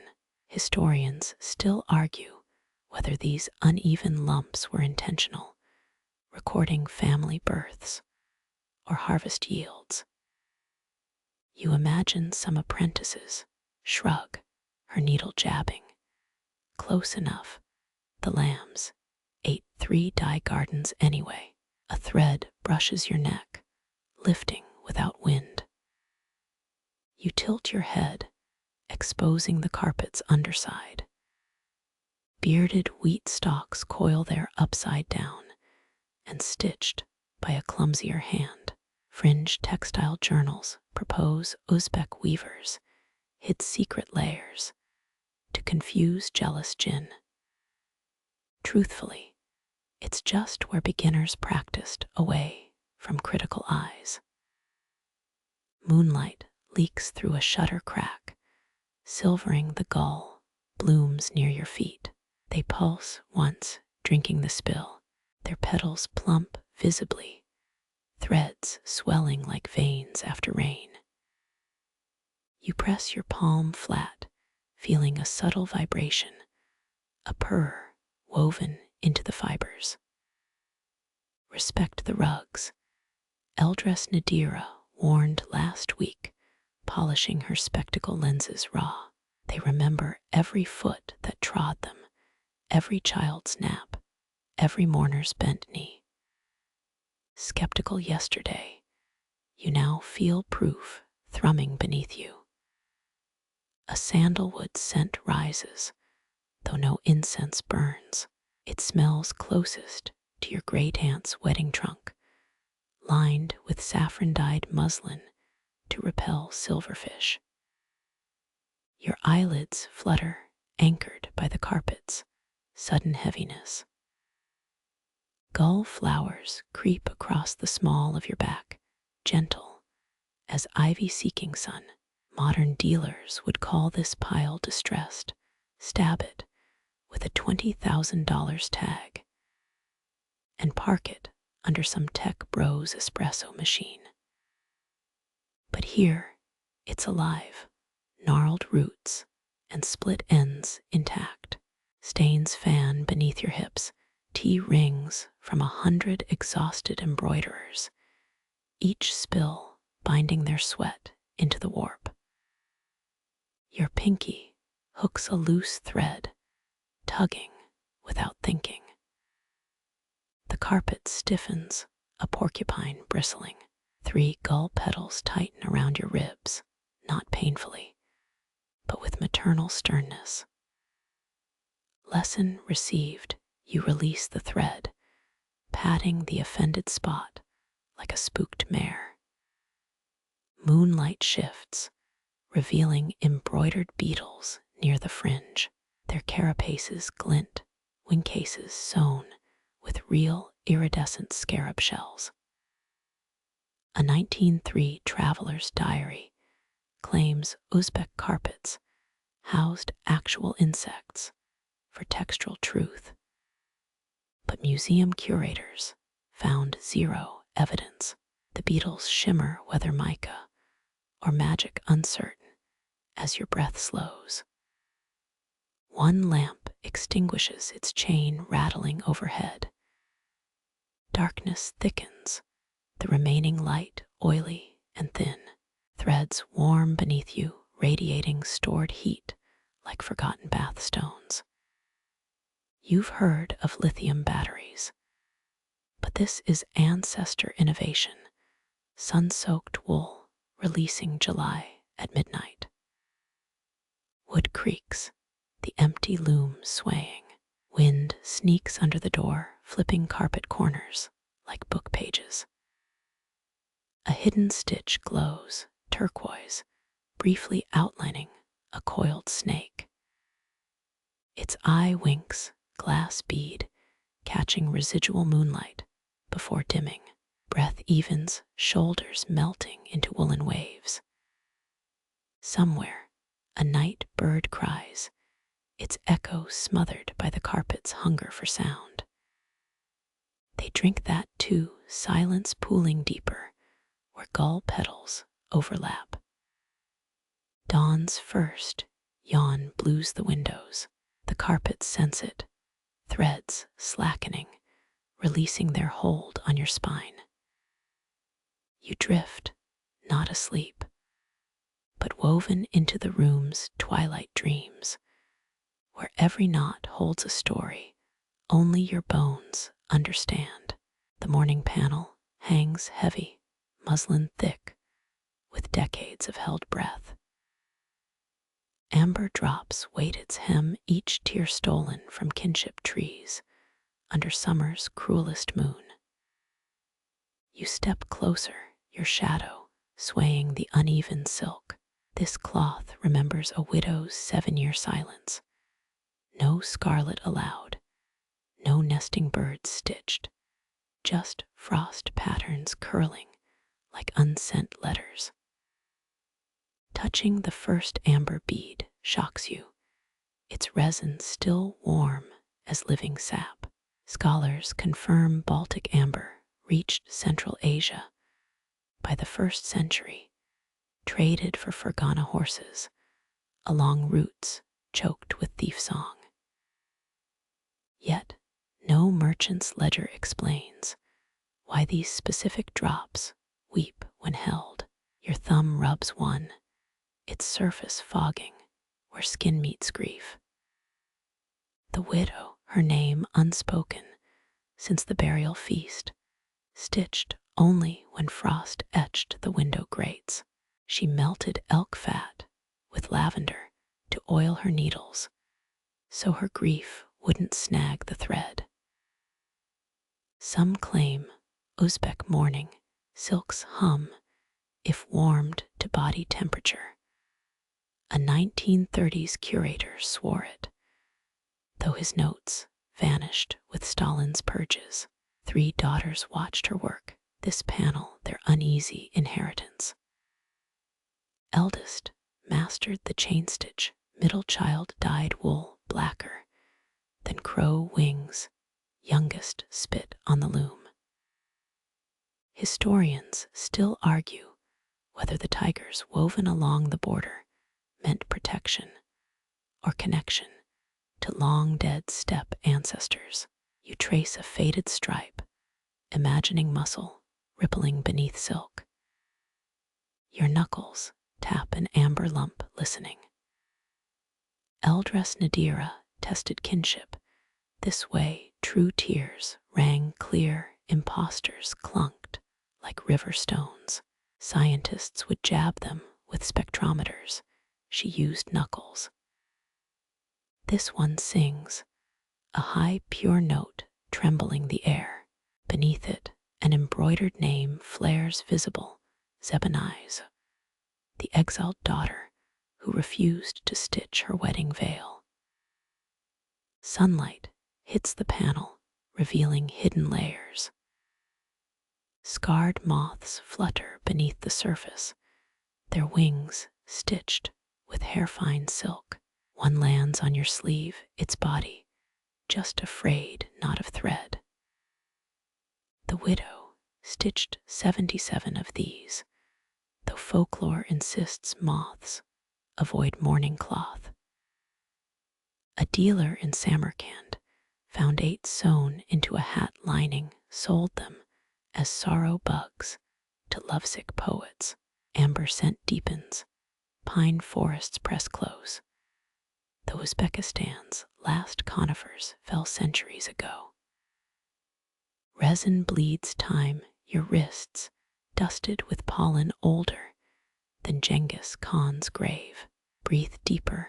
Hints of rosewater emerge, the widow's only vanity. She dabbed it behind her ears, even when stitching shrouds, a rebellion catalogued by no one. The panel resists unfolding, its creases memorized through seasons of storage. You coax it gently, revealing a crimson thread hidden along the selvage. Forbidden color, forbidden hope. 3 tiny birds perch there, their beaks open mid-song, only visible when light hits sideways, dawn or dusk. Noontime blindness spares them judgment. Wind sneaks through the shutter, fluttering the silk against your arms. It clings damp as river mist. The amber beads sway, clicking like a falconer, summoning his bird. One breaks free, rolling into your palm, leaving its wire cradle empty. Wait, the spot beneath glows, an embroidered eye opening where the bead once sat, fingers close over the amber, its warmth spreading up your veins. Visions flicker, a girl running through mulberry groves, her bare feet crushing mint. Zeb's eyes, they whisper through the resin, her laughter sharp as broken glass. She reached the Tyne Shan foothills, married a honey hunter, stitched maps instead of flowers. The panel trembles, its other ambers flaring gold, recording her path through exile. Threads slacken where the bead fell, unraveling a fox's tail along the border. Restitching it would take 17 full moons if anyone dared. You press the amber back, silencing the whispering resin. The widow knew, of course, threading her daughter's name where only amber loss could reveal it. Shadows lengthen across the muslin. 3 generations of fingerprints linger where they gripped the panel during births, deaths, betrayals. Your own thumb mark joins them, a temporary smudge soon swallowed by dust. Experts think cleaning preserves cloth. But here, grime is genealogy, each stain a family branch. A needle protrudes near the bottom, tarnished bronze, abandoned mid-stitch. No blood rust colors its eye, just the widow's last breath tarnishing the metal. You leave it be, certain pulling it would unravel winter stars stitched along the hem. Let the dead keep their needles, they've sharper uses for them than we do. Outside, a donkey brays, its call muffled by the silk's hunger for quiet. The panel slackens, exhausted by amber revelations, its weight now mere fabric. You step back, a chill climbing your spine, where Zeb's ghost thread brushed you. Dawn wasn't meant to witness this. Morning cloth prefers the discretion of lamplight. The vat crouches in the corner, its iron belly crusted with dried scum. Slouched beside it, a ripped wedding robe mocks the air, stained arcos its chest, with clots thicker than buffalo blood.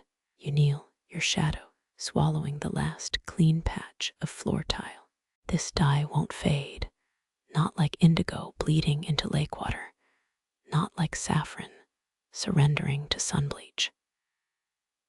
Beetle nuts curse settles in fibers, promiscuous bruises blooming darker each decade. Your fingertip hovers over the stain, close enough to feel its heat. 16th century dyers treasured beetle for its crimson black secrets, trading nutmeats ounce for ounce with Persian lappies. Historians still argue whether their strict stirring rules guarded against witchcraft, or just clumpy pigments sabotaging dowries.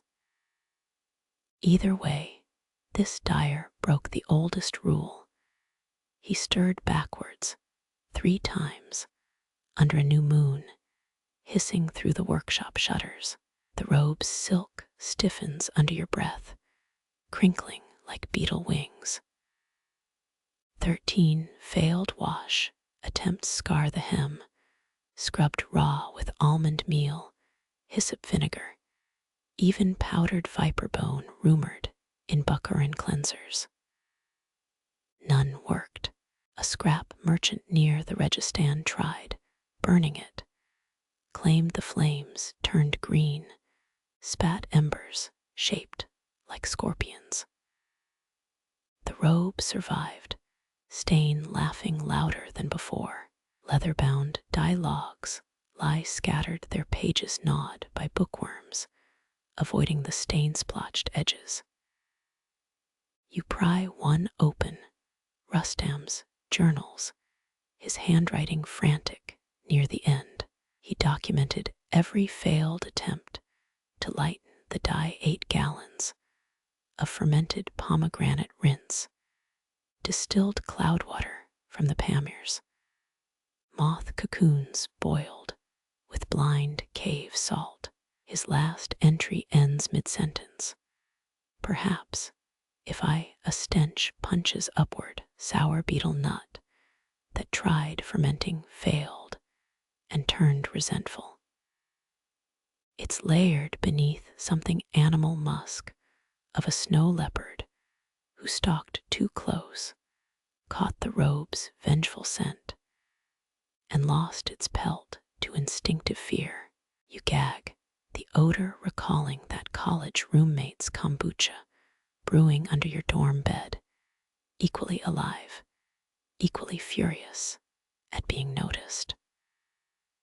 Wind slithers under the door, lifting the robe's sleeve. Inside the cuff, stitched defensive symbols glint, silver-eyed owls, clenched roses, even a tiny Samarkand dagger. Too late, the symbols failed their wearer. Uzbek brides once embroidered such talismans, trading patterns like armor formulas, though no armor stops betrayal-clotted dye. Historians credit Timur's wives with popularizing the owl motif. But ask any village elder, they'll whisper it began with widows. You flick the sleeve cuff, startling a woodlouse hiding in the folds.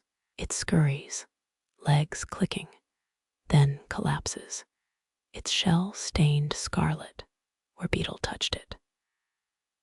A draftsman in Tashkent swore these beetles guard cursed cloth. He documented 17 generations, infesting a single poisoned carpet. His colleagues called him mad. Then his inkwells started leaking red.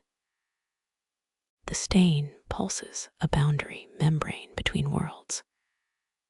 Reach deeper, threads reek of spoiled vows. A groom's laughter, rotting mid-chuckle gold coins, counting themselves into an envoy's purse. What exactly happened? Even Rustam's journal keeps counsel. Only the dye splatters suggest violence, spray patterns flung across the bodice.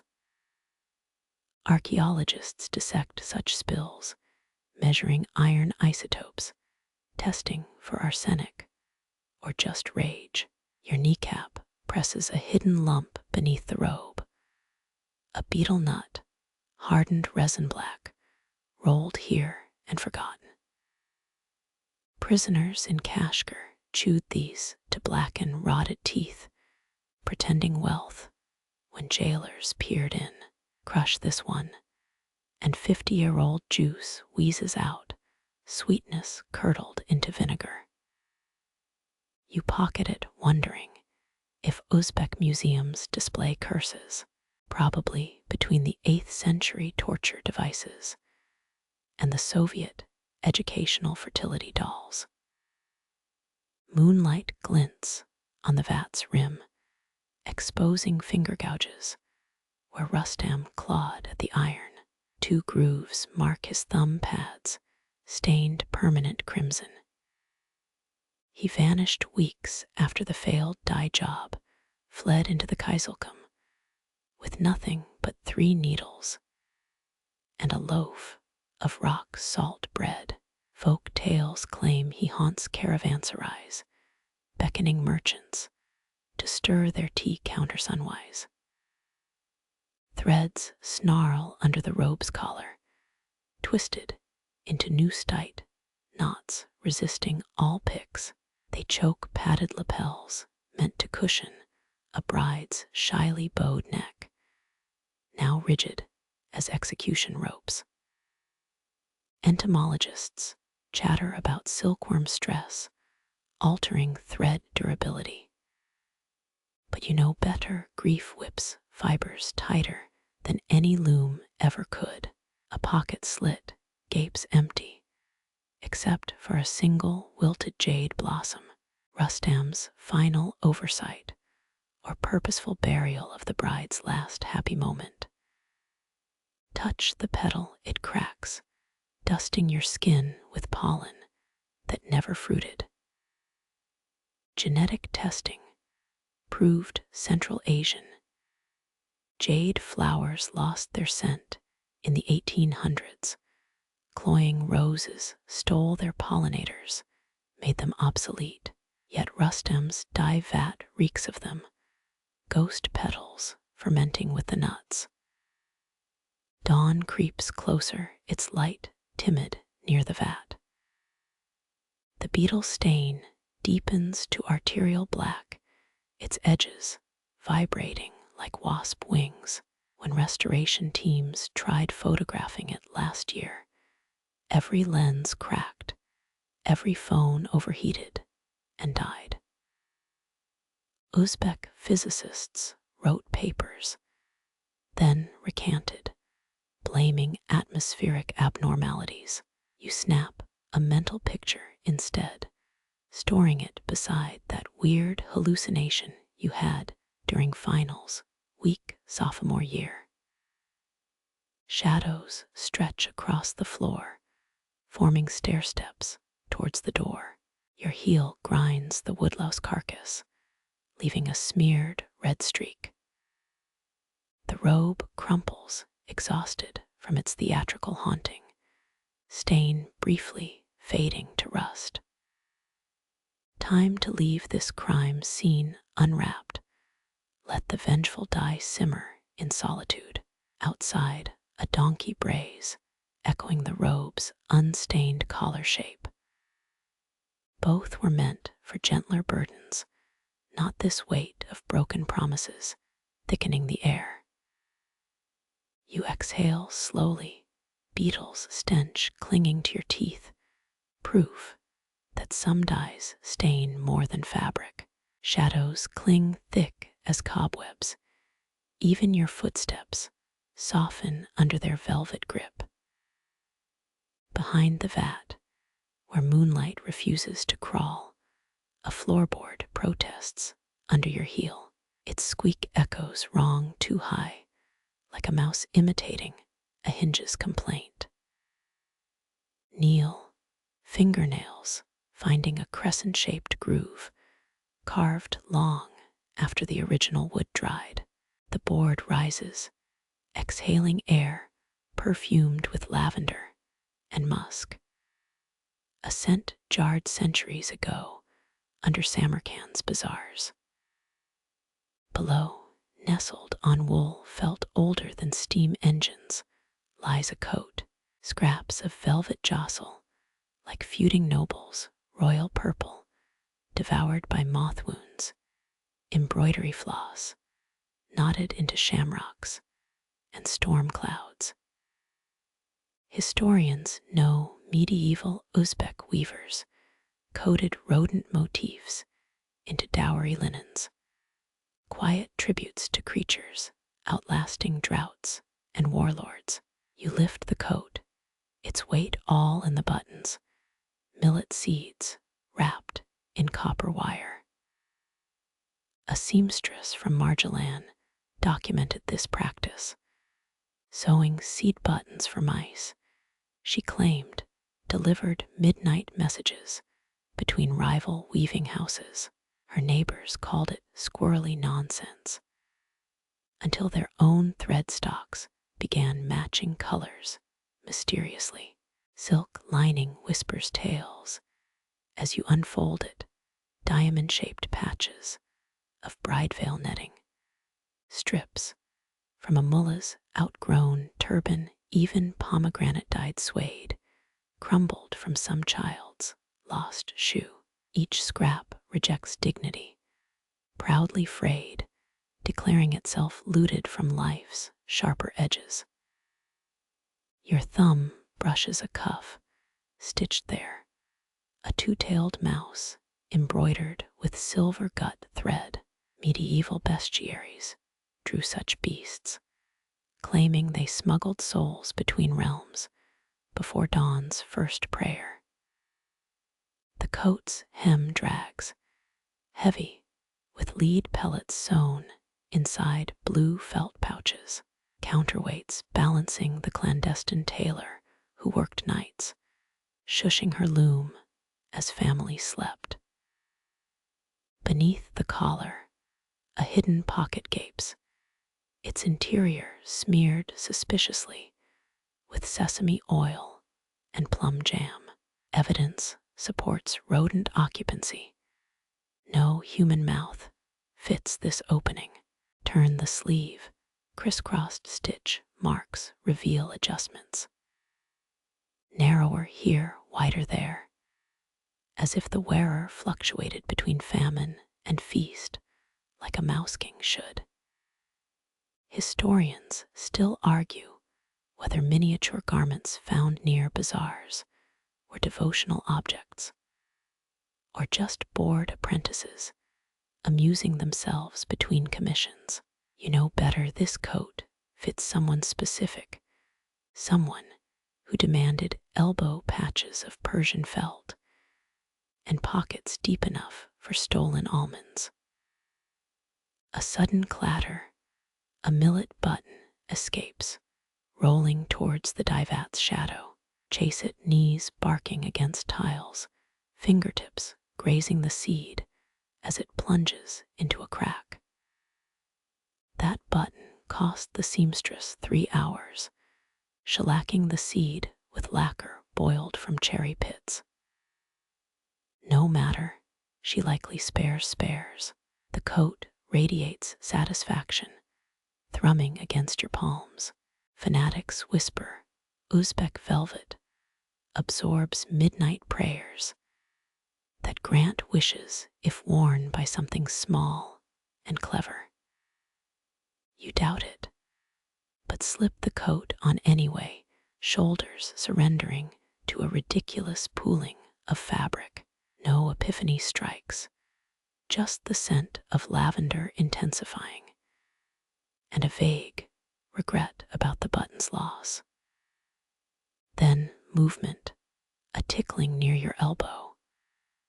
The two-tailed mouse emblem shivers, stitches writhing, silver thread glinting under absent moonlight.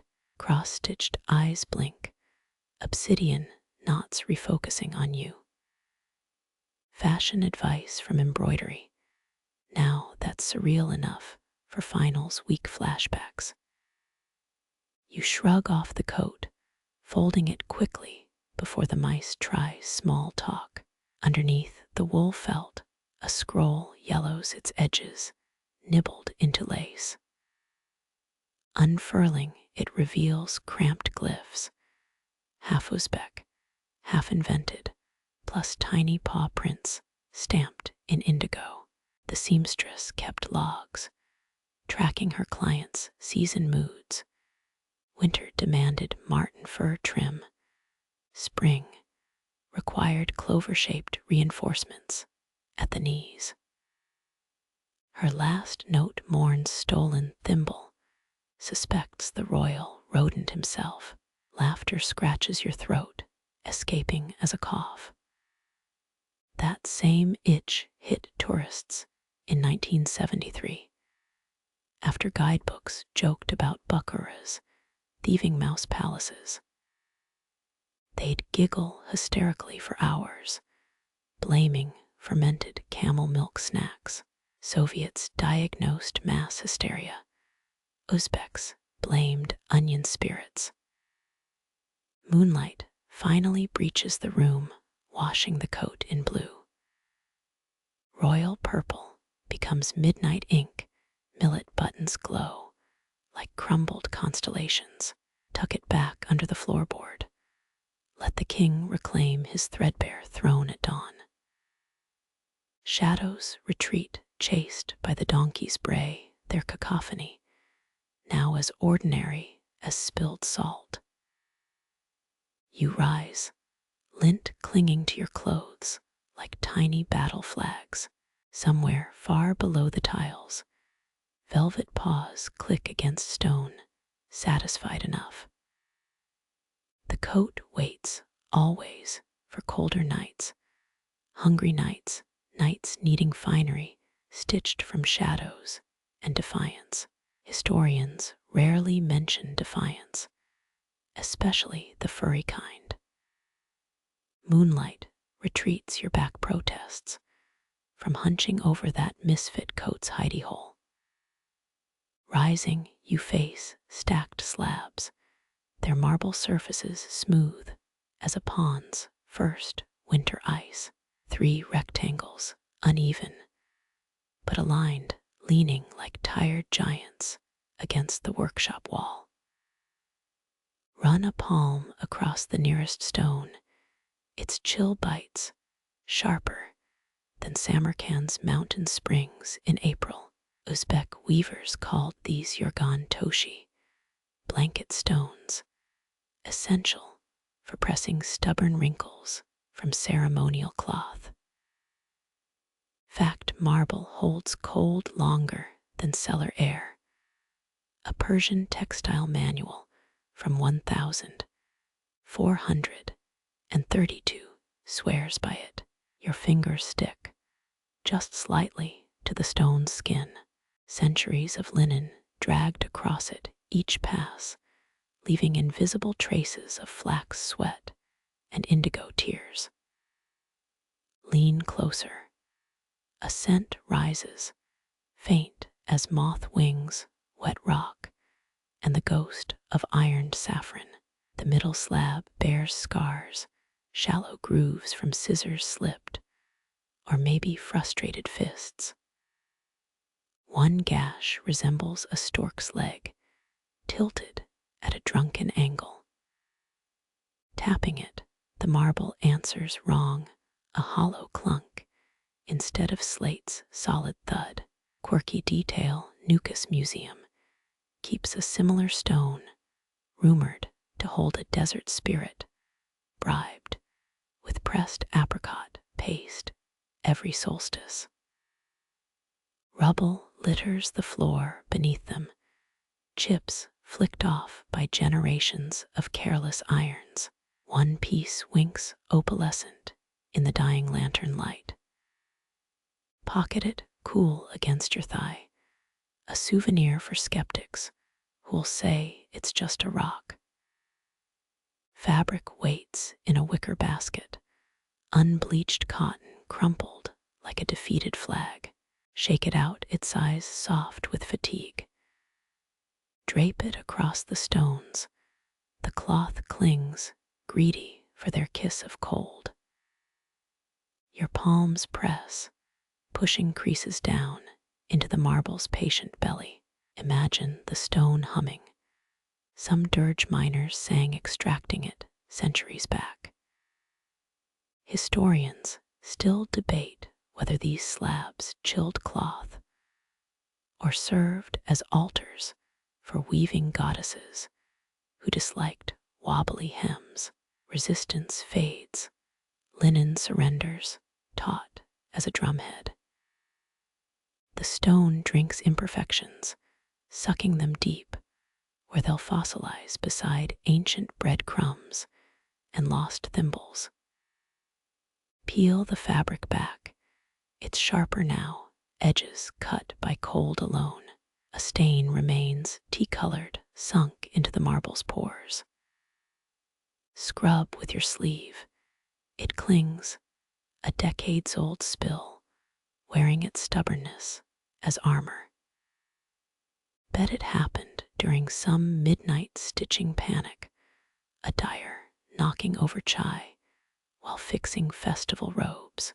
Footprints circle the slabs, faint bare-toed and small, etched in dust. Child apprentices, probably dancing warmth back into frozen souls during winter tasks. Their laughter hangs in the air, unheard, but felt like static before thunder. Top slab wears a dark streak, charcoal gray, 3 fingers wide. Rub it, smudges your thumb pad like pencil lead. Warband leathers, armor polishing between battles. Feels too mundane, maybe the stone-absorbed shadow during some forgotten eclipse. Laughter scratches your throat, remembering Bukhara's tourist traps, selling authentic ironing stones painted pink. Cheap soapstone, not marble, collapsing after 3 uses. This stone scoffs, solid as a butcher's block, ready for 7 more centuries. Wool blankets pile nearby, awaiting their turn, itchy-looking soldiers at attention. Grab the top one, scratchy as a grandfather's unshaved cheek, stinking of wet sheep and bonfire smoke.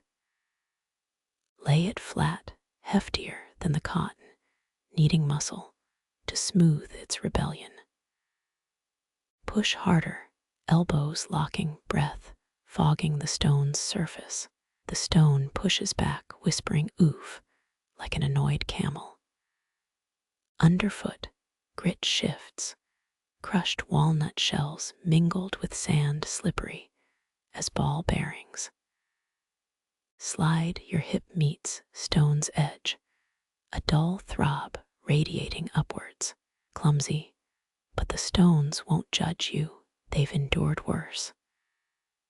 Someone carved initials, AV, into the slab side, letters softened by decades of friction. An apprentice's vandalism, a mistress's mark, or a visitor desperate to declare existence. No records say, just 2 letters sinking into eternity. Cold climbs your forearms, creeping past sleeves, settling into joints. January nights here bite through mud brick walls, no matter how thickly plastered with camel dung. Lantern gutters, oil starving as shadows stretch across the workshop. The stones grow sharper now, edges phosphorescent, glowing faint blue. Lean in, they smell different, starlight and old snow rather than dust and pressed linens. Your palm halts, mid-swipe, feeling the subtlest vibration beneath the fabric. Not a tremor, not a footstep, but a steady pulse slower than a resting heart.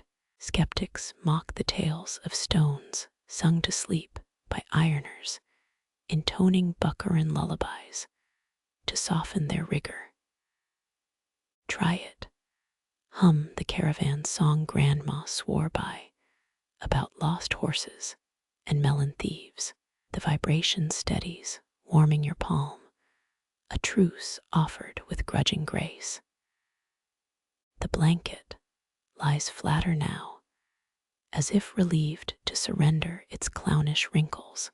Last sections, Mouse King would hate this, royal robes pressed stiff as mummy wrappings. He prefers his velvet deliciously rumpled, mouse-sized, and undignified, perfect for sneaking into almond stashes. Pull the blanket free, its warmth returning, wool remembering sheep's sun-baked sides. Fold quick before the stone's chill fades, palms tingling with transferred frost. 4 lanterns remain lit, their wicks drowning, as the stones exhale gratitude, or maybe relief, for the weight lifted, the labor shared after centuries of holding wrinkles at bay. Slip that opalescent chip from your pocket, set it on the top slab, a tiny moon for their marble night. Dawn won't melt it, nor moths steal its gleam. Footsteps echo far off, donkeys braying their displeasure, signaling inspectors or milk sellers. Either way, time to abandon cold communion with volcanic rock.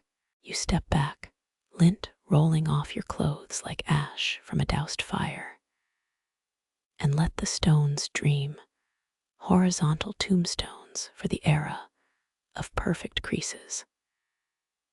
They'll wait patient as mountain roots for the next hand, willing to wrestle beauty from wrinkled resistance. 30 generations passed, 30 more may come.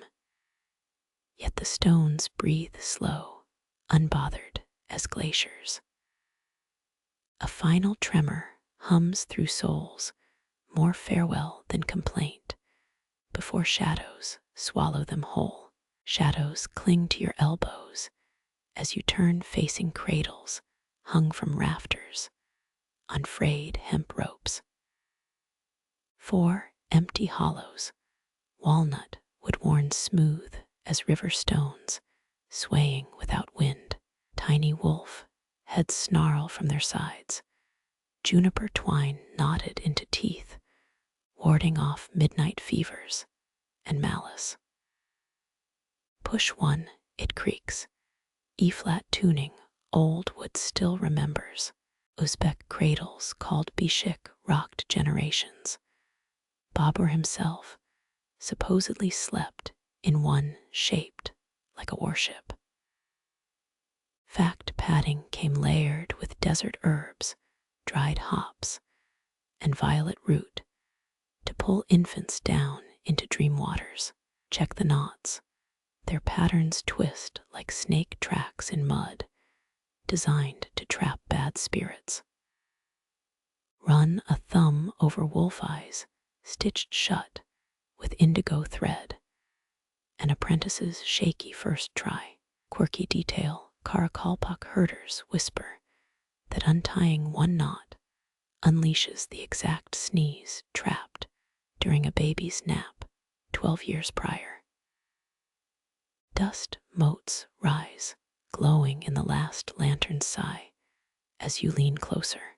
The farthest cradle tilts, left side heavier, though nothing fills its hollow. A threadbare blanket lies tucked inside, once scarlet, now stained sepia by decades of phantom drool. Hum low, the air shivers, matching the rusted hook's rhythm. Roof beams answer with their own thrum, 87 rafters breathing together. Historians still argue whether cradle looms doubled as dream catchers or merely kept infants still while mothers stitched battle tunics. Your knuckle bumps a loose plank, hinged, revealing a hidden drawer. Inside, 2 tiny iron bells, their clappers wrapped in felt. Shake one, dull clunk, dead sound. The other vibrates silent, pulse traveling up your wrist like a drowsy centipede. Toss it back.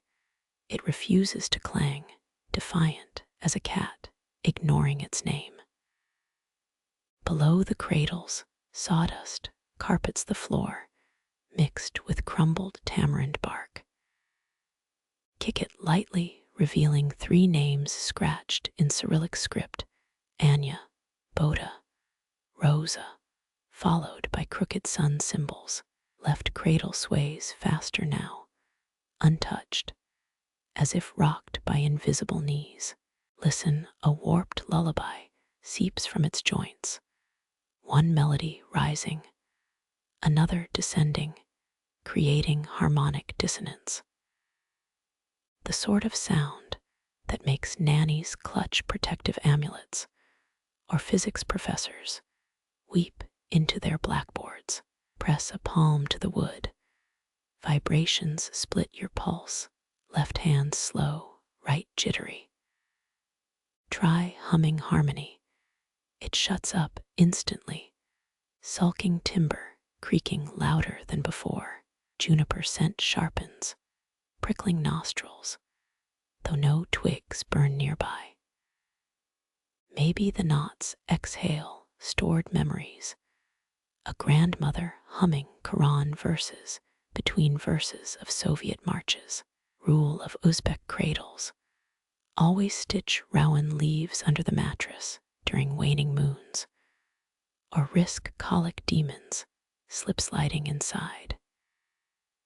You spot a dent, right wolf head, fangs snapped off. Someone pried them loose, desperate for kindling, or maybe tooth-shaped luck during childbirth. Squat peering at cradle legs, carved ibex horns curl upward, hooves gripping imaginary cliffs. Ribbon scraps dangle, once vibrant pink or turquoise, now grayed by decades of floating dust light. Topmost cradle leaks something dark, drip, drip onto sawdust below. Poke the stain, fresh-smelling bitter as walnut husks. Could be condensed shadow, or just roof resin seeping where infants kicked their heels raw. Laughter burbles yours, remembering Tashkent's haunted cradle exhibit where tourists yelped feeling phantom kicks. Guides swore it was rigged with vibrating phone motors, but you know better. Some woods won't quit parenting. From the workshop corner, a loom rattles.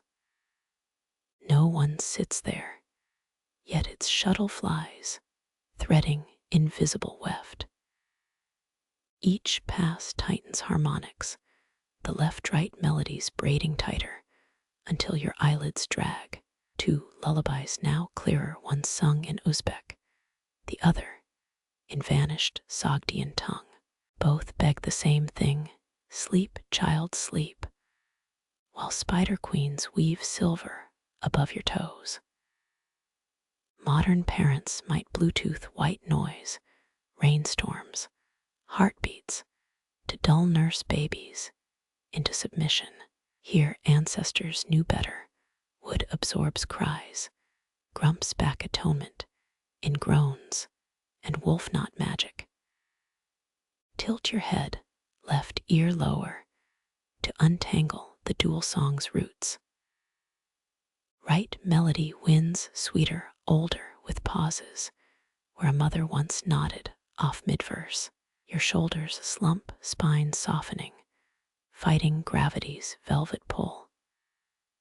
Stupid idea, resting in an empty bashik, limbs dangling like snapped puppet strings, but the weave beckons, too short always for grown spines, knees bent awkward, feet propped on wolf snouts.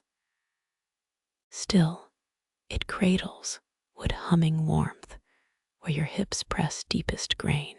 Darkness thickens, lantern's final spit hiss.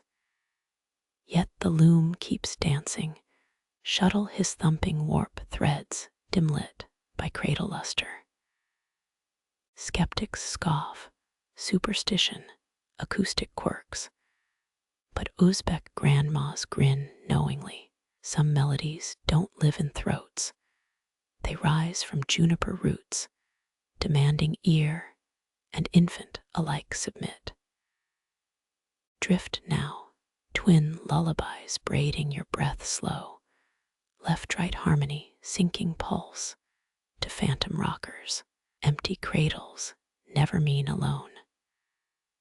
Somewhere a wolf knot tightens, one sneeze escapes history, and a loom sighs itself to stillness. Chai steam ghosts upward curling through lamplight before collapsing into cold pools on oak planks. You crouch watching one dried spill bloom patterns, sapphire threads piercing its edges like constellation pins. Uzbekistan's star mappers once charted the Silk Road with instruments brassier than samovars, fact, but never this intimate. Dip a fingertip, stain ridges rough as lizard skin, sticky with crystallized sugar. A rogue thread spears Orion's belt, snagged from some midnight embroidery project, now anchoring mythical hunters to your toenail's shadow. Layers peel under scrutiny, Cassiopeias zigzag stitched with indigo, Ursa Major's tail knot frayed where tea eroded dye. Touch the Pleiades cluster, seven sisters prickle your skin, each star point a frozen burn. Marvel as rogue constellations emerge, spiderweb Aquarius, mulberry leaf, shaped Cygnus, unofficial maps only drunks or insomniacs swear by. Quirky detail Bukharan tea readers claimed dried puddles predicted melon harvests better than astrolabes. They'd slurp deliberately, spitting drops to form star clots, divining prices from stained shapes. Tilt your head, moonlight warps the puddle into 3D sapphire threads, thrumming faint warmth. Historians still argue whether ancient embroiderers encoded celestial paths in quilts, or just liked how stars looked stitched next to camels. A thorn pricks your thumb, buried in Orion's sword, hilt blood beating to match Betelgeuse's ruby thread. Suck the wound, iron tang mixing with residue cardamom, and realize these stars bleed light upward. Your droplet glows, defying gravity, suspended between floorboard and thread. Scatter tea grounds, watch them orbit Sirius's, sapphire like charcoal planets, their paths erratic as drunk moths. One granule spirals into the stain, vanishing, swallowed by thirsty wood. 3 cups abandoned nearby, their sides stained with tide lines, tell a thirstier story. First cup milk-white porcelain rim chipped by impatient lips. Second, clay rough as goat hide, still sweating condensation ghosts. Third, tarnished silver, engraved with falcons, now blurred by tarnish. Scoop the silver cup, through puddle gruel watch star threads cling to its curve like barnacles. Tip it, light pours out Milky Way, splattering new nebulae across your boot toe. Laughter snorts out your drawing universes with fermented leaves, the ultimate hipster art project. Uzbek astronauts would approve if they weren't busy harvesting space cotton. Threads squirm when lanterns gutter, constellations contracting, retreating into stained depths. Blow gently, they pulse like jellyfish, startled by currents, gem shimmer dimming to cautious cobalt. Drag a thread loose, Orion's shoulder unravels, plinking sapphire beads across floor cracks. Chase one, it rolls into a mouse hole, taking Betelgeuse's glow with it. The remaining stars dim, mourning their lost sibling, stain edges browning like withering roses. You fumble for replacements, plucking blue threads from a moth-eaten quilt scrap, jamming them into Polaris socket. It sparks electric, your hair lifting static wild. Mousehole whispers rise, gossip in rodent squeaks, discussing the stolen bead's destiny. Traded to the blind shrew, one hisses. Buried under the hen coop, argues another.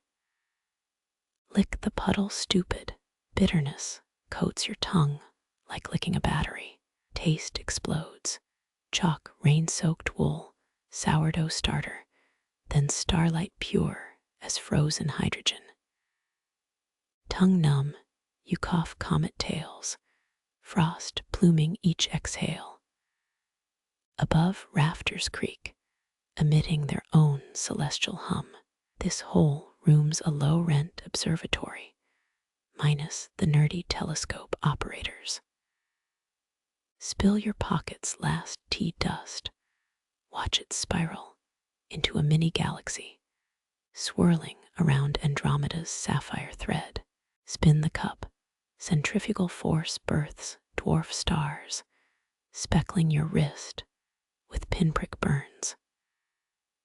Reach to steady it, fingers skidding through cold chai, unearthing fossilized sugar cubes below. Ancient sweetener now crusted with indigo mold, harboring rebellion-approved bacteria colonies. Probably illegal to lick, so obviously you do. Flavor blooms, atomic fireball candy meets kombucha, dissolving into attic musk. Your molars vibrate, sensing earthquakes 3 valleys away. Or maybe just regretting life choices. Thread constellations throb sympathetically, their light, stuttering Morse code giggles. One bead winks, a slow tease, flickering turquoise before dying completely. Floorboards tilt, tea-stained galaxies stretching like taffy as you wobble kneecap deep in cosmos. Maybe sit down, maybe faceplant. Decisions blurrier than Pluto's planetary status. Mousehole glow intensifies, sapphire radiance bleeding through cracks, painting your chin like cheap rave glitter. Scrape some off. It stains your nails beryl blue, permanent as regret tattoos. Quiet spreads thick as quark glue on plasma until the loom shudders awake. Its shuttle weaves fresh blue thread, dripping tea onto empty bobbins.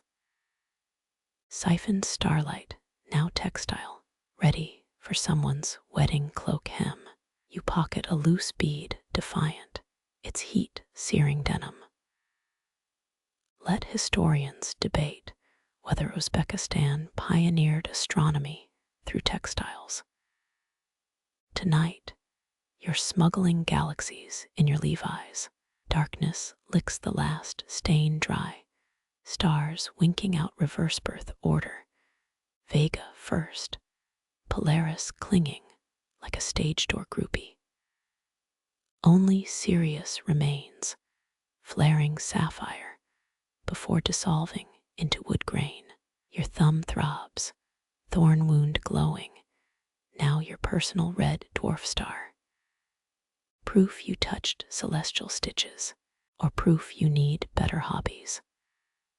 Shadows reclaim the floor, threads retreating, tease sugar, surrendered to carpenter ants.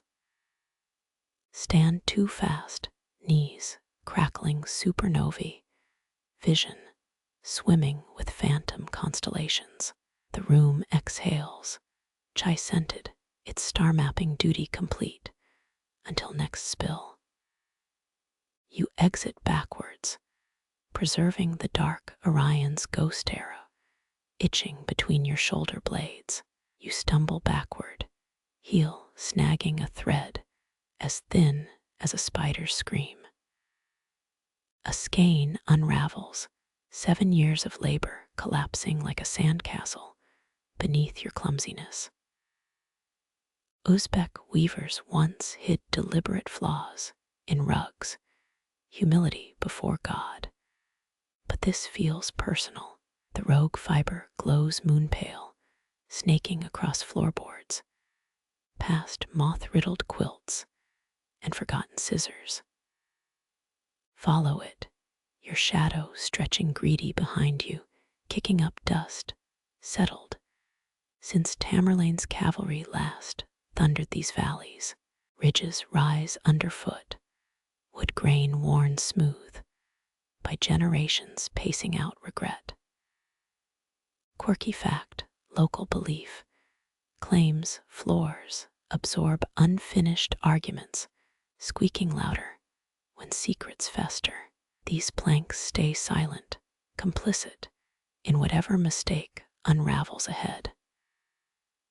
Leftward curves, thread plunging into shadow beneath a dormant loom. Squat, your knees popping like olive pits to peer into the underbelly. Abandoned bobbins roll like tumbleweeds, cocooned in cobwebs sparkling with dead stars. The thread tugs upward, defying physics, threading itself through a tear in a half-finished tapestry. You recognize it. Gold camels march toward mountains, stitched 3 shades too green. Historians still argue whether medieval dyers ran out of indigo or hallucinated foliage during opium harvests. Squeeze through the tapestry rip, your shoulder tearing silk iris petals, emerging into air, thick with turmeric and mildew. The thread now dives into a wicker basket, buried beneath skeins dyed with pomegranate husks. Rootle through them, fingers staining burnt umber, unearthing a miniature coat stitched for a mouse general. Tiny epaulets hang loose, one button dangling perilously, a millet seed chewed by impatient rodent jaws.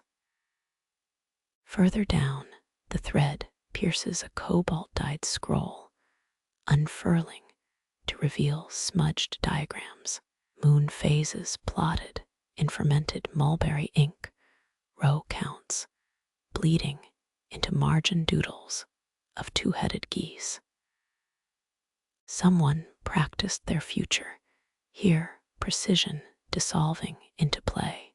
Thread zips sideways, skimming an ironing stone cold as glacier breath, before diving into a wall's mouse hole. You hesitate, ear pressed to plaster, hearing miniature anvils clinking. Blind shrews forging bead swords down there, probably. A snip sounds, your shin-length thread, suddenly calf short. They've stolen a segment, marauders of regret. Chuckle, imagining them using it as ceremonial banner rope for their rodent revolution. Backtrack. The shortened thread now leads to a cedar chest banded with rust. Pry its lid groaning to find 11 identical Suzanis folded inside. Each peony's center, unraveled petals spilling loose threads like confetti after a canceled wedding. Fingertips trace the damage, harsh where she ripped stitches, gentle where she paused mid-regret. Uzbek mothers once taught daughters to unpick resentment as fiercely as they wove loyalty. Unwritten law, thread dives beneath the textiles, spearing a walnut box at the chest's bottom. Inside, a porcelain thimble cracked down its center, cradling a single coppery hair. No note, just the ghost weight of someone who walked away mid-stitch. Dust motes swirl, spelling cursive apologies in sunlight before disintegrating. Your lungs itch with unsung elegies for this ruined work. The thread surges, reeling you toward a window where lavender twilight bleeds indigo. Here it knots itself around a dead vine, quivering like a fishing line hooked on Atlantis. Tug, the vine crumbles, revealing a hidden alcove carved into adobe bricks. Inside, a palm-sized embroidery hoop holding half a deer. Its hind legs dissolve into raveled thread, torso suspended mid-leap toward a forever vanished forest. Lean closer, spotting microscopic bloodstains on the linen. Her fingertips wept ruby here thorn jabs or frustration pricks, history's mute debate. Thread stops here, burnt at the end, shriveling into nothingness like a spent match. This is the mistake, the glorious ruined deer, worth more museum walls than pristine lotus flowers ever could. Warmth spreads through your chest, recalling your own abandoned guitar lessons, crocheted amoeba scarf, botched homemade sushi. Imperfections, art beats flawless indifference every time. Floorboards creak, startling you as the alcove shadows exhale powdered madder root. The unraveled path dissolves, its duty done, leaving you clutching a porcelain shard and thimble dust. Somewhere beneath the city, blind shrews toast their stolen thread, squeaking ballads of cosmic regret. You pocket the thimble fragment, its edge nicking your thumb, a twin to the thorn wound Orion gifted you. Exit slow, leaving the chest, lid open like a confession. Moonlight stitches silver apologies across the ravaged textiles. Behind you, temporary mends for permanent wounds. Regret's road always dead ends at forgiveness' doorstep. If your blistered feet last the walk, rain taps the rooftop cloth, 1,000 silver needles pricking taut linen overhead. Each drop knots itself, swelling like seed pearls before melting into the weave. You tilt your neck, watching the ceiling become a constellation of wet asterisks. Central Asian artisans waterproofed fabrics with walnut oil and pomegranate rind, medieval science smelling like a fancy salad dressing. Someone definitely forgot to reapply here. The roof shivers under water's weight, threatening to dump a river on your scalp. Threads glisten, salt white where fresh droplets hit, as if the storm salts its own wounds. Fringe benefit, the downpour masks that weird mildew stink from the Mouse King's abandoned loot pile. Breathe deep air, thick with loam and soggy cotton, the musk of sheep, wool drinking its weight in rain. Uzbek weavers timed dyeing to storms, believing lightning-charged water brightened indigo. Evidence suggests they just liked free rinse cycles. A Suzani panel slaps your elbow, billowing like a drunken ghost, its embroidered peonies bloated with phantom rainwater. 3 jokes in this room's clearly the drama queen of antique textiles. Lightning flares, freezing raindrop stitches mid-fall.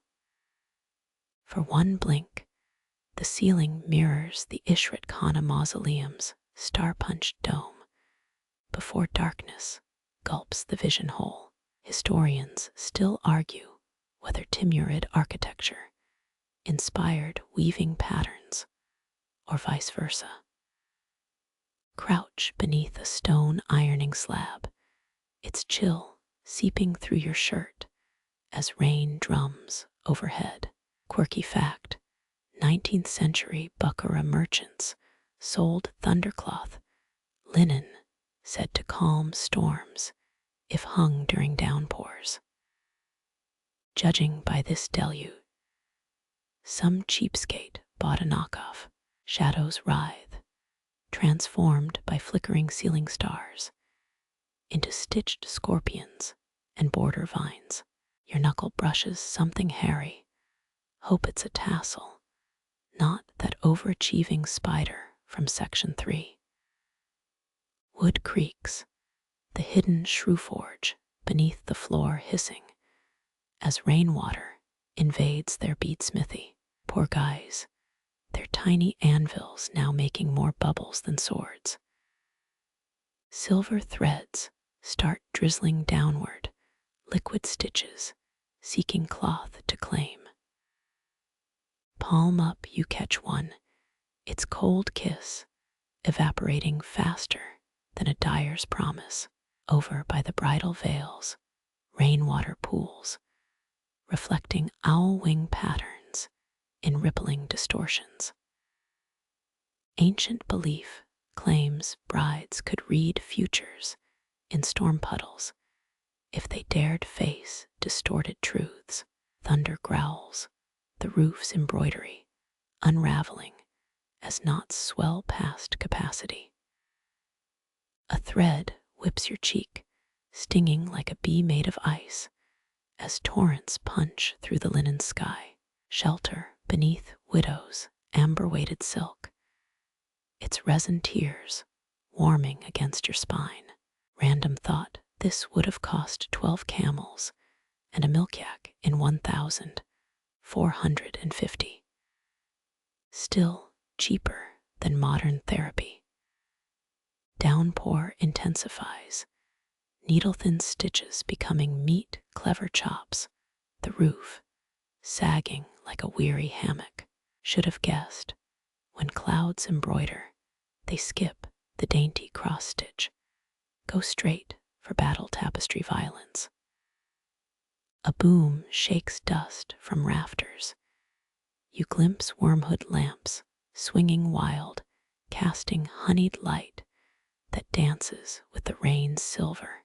For 3 breaths, it looks like liquid gold and silver swirling, a Mughal emperor's lost cocktail.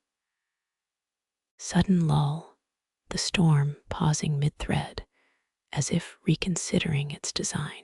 Drips plink into clay dye pots, mingling pomegranate red with sky gray, new hues baptizing themselves in chaos. Roof threads drip slower now, heavy as grandmother's sugared mulberry syrup. Your boot squelches, betraying a mouse hole submerged by the deluged sari squatters. Eastward dawn licks the horizon, its pink tongue dissolving night's embroidery. Fiber by fiber, the silver stitches retreat, leaving waterlogged regrets and fresh stains. You exhale, finally dry, as morning steam rises from wool piles like ghostly sheep. The shrew's revenge begins their tiny squeegee brigade emerging to assess flood damages. Exit with soaked socks and stolen wisdom. Rain's tapestry already fading under scrutiny. Storms stitch fast, but dawn's a brutal art critic. Wormhood lamps gutter, their honeyed glow thinning to grandmother's last breath. A wisp of smoke curls like frayed thread escaping its needle. Shadows stretch taller, hungry from a night spent weaving rain's aftermath. You blink your eyelashes, catching dust stirred by fading light. Timurid artisans swore wormwood oil preserved textiles, hence these dying lamps cradling centuries of untouched Suzanis.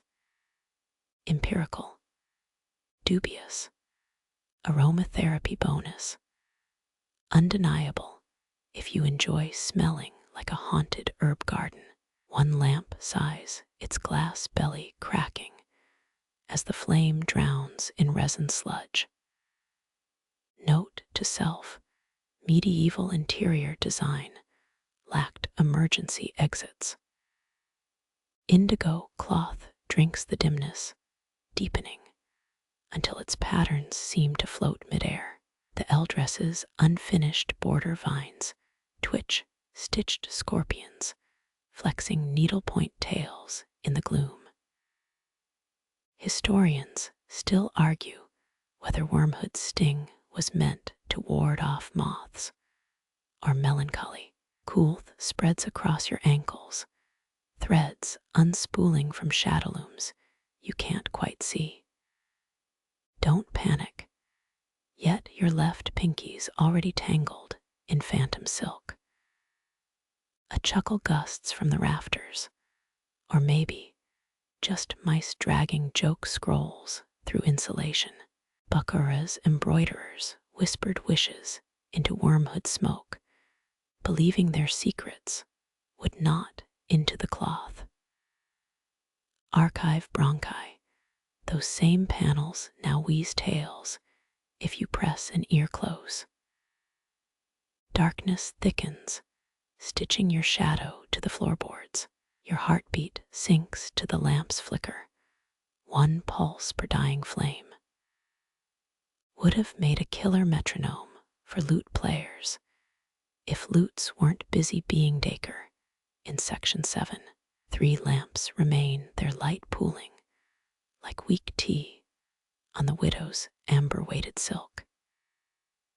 Its resin tears fog, revealing the daughter who fled Stitchlaw glares back, her eyes twin voids in the gloom. Your thumbnail traces a seam, the fabric humming Morse code warm under your touch. Warnings or invitations depends if you're an optimist holding scissors at a horror film door.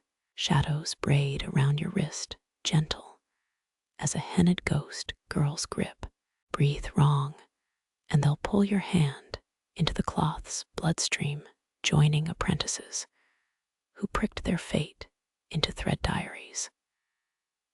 2 lamps now barely denting the dark. Colors bleed upward, peonies surrendering crimson, lapis wolves dissolving into night violet smudges.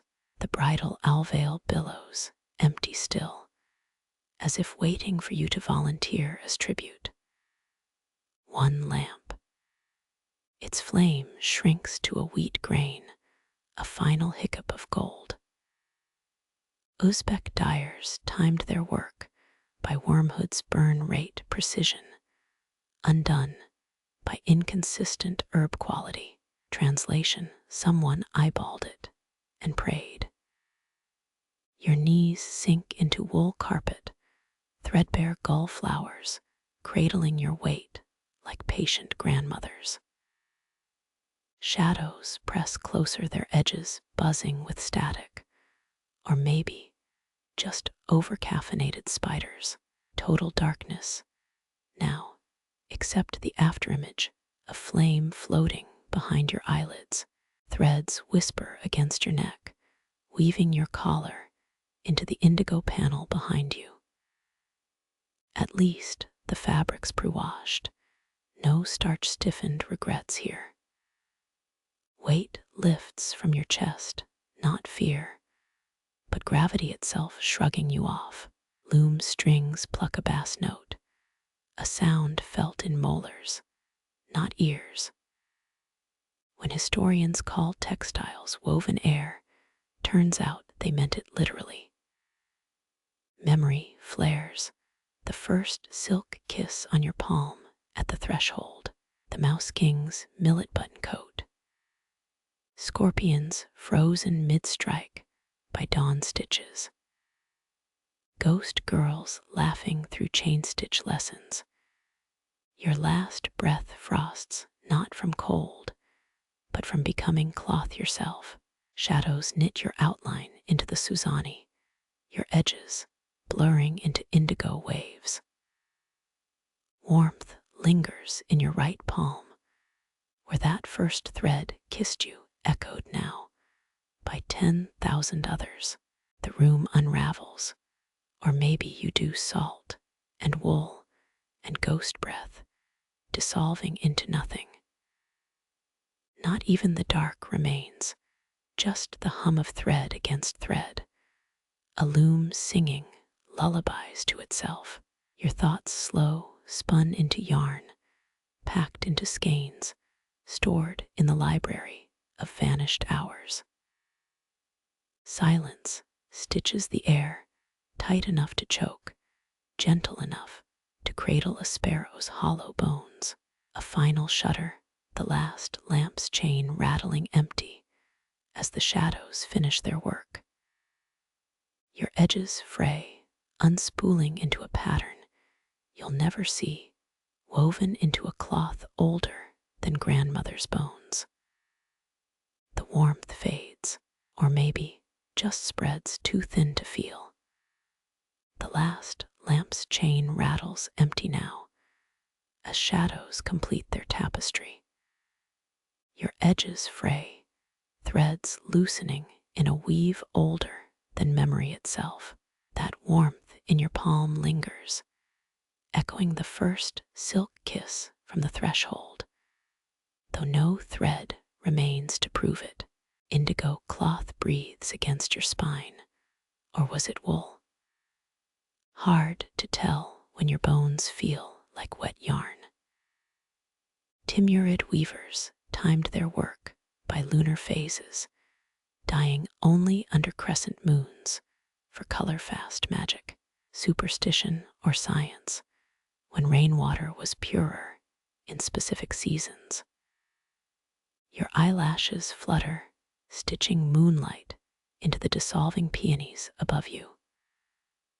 A chuckle tumbles from the rafters, Mouse King spinning his millet button coat in final victory. Bukharan folklore claims certain Suzanis dream their own patterns overnight, though no scholars caught them mid-snore. You almost snort until your breath unravels into 3 separate threads. Cold linen presses your cheek, the ironing stones pulling creases from your thoughts. Historians still argue whether hexagons in Uzbek embroidery represent beehives or the 6 virtues of silence. Right now, they just look like tilted coffins. Your knees remember carpet pile, even as the gull flowers fade beneath them. That phantom tea stain from section 26 glows, Orion's belt pricking your thumbprint as it dims. Dry your palm, it sweats preemptive goodbyes. Weightlessness spreads, an itch between ribs where gravity forgot to stitch anchor points. Timur's artisans swapped indigo formulas with Ming china, because war stops when blue textiles enter the chat. Your spine arches, peeling from floorboards sticky with centuries of embroiderers' shadow sweat. A sigh dusts your neck, half ghost girl's unfinished chain stitch, half southwest wind nudging wooden butterflies awake. One fact persists: moth larvae avoided Uzbek threads, thanks to camel hair reinforcement spun tighter than tax laws. Your shirt collar frays, accepting moth kisses like overdue apologies. Darkness softens, granular now, like charcoal smudged by a calligrapher's cuff. The bridal alveol billows across your vision, frosting your lashes with unanswered night wishes. Someone should have pinned it down with betel nut stains. Colors vomit upwards, crimson abandoning peonies, lapis fleeing wolf eyes, leaving outlines trembling like drunk spiders. Henna'd fingerprints grip your wrist, briefly before dissolving into the indigo tide. You're half-stitched to a Suzani no one will ever pet. Your heartbeat slows, thumping dully, an apprentice's fist punching wool for the 100th time. Historians still debate if Suzani derived from Persian sazan for needle or the Sogdian word for patience. Both feel equally plausible and equally exhausting as your pulse counts toward stillness.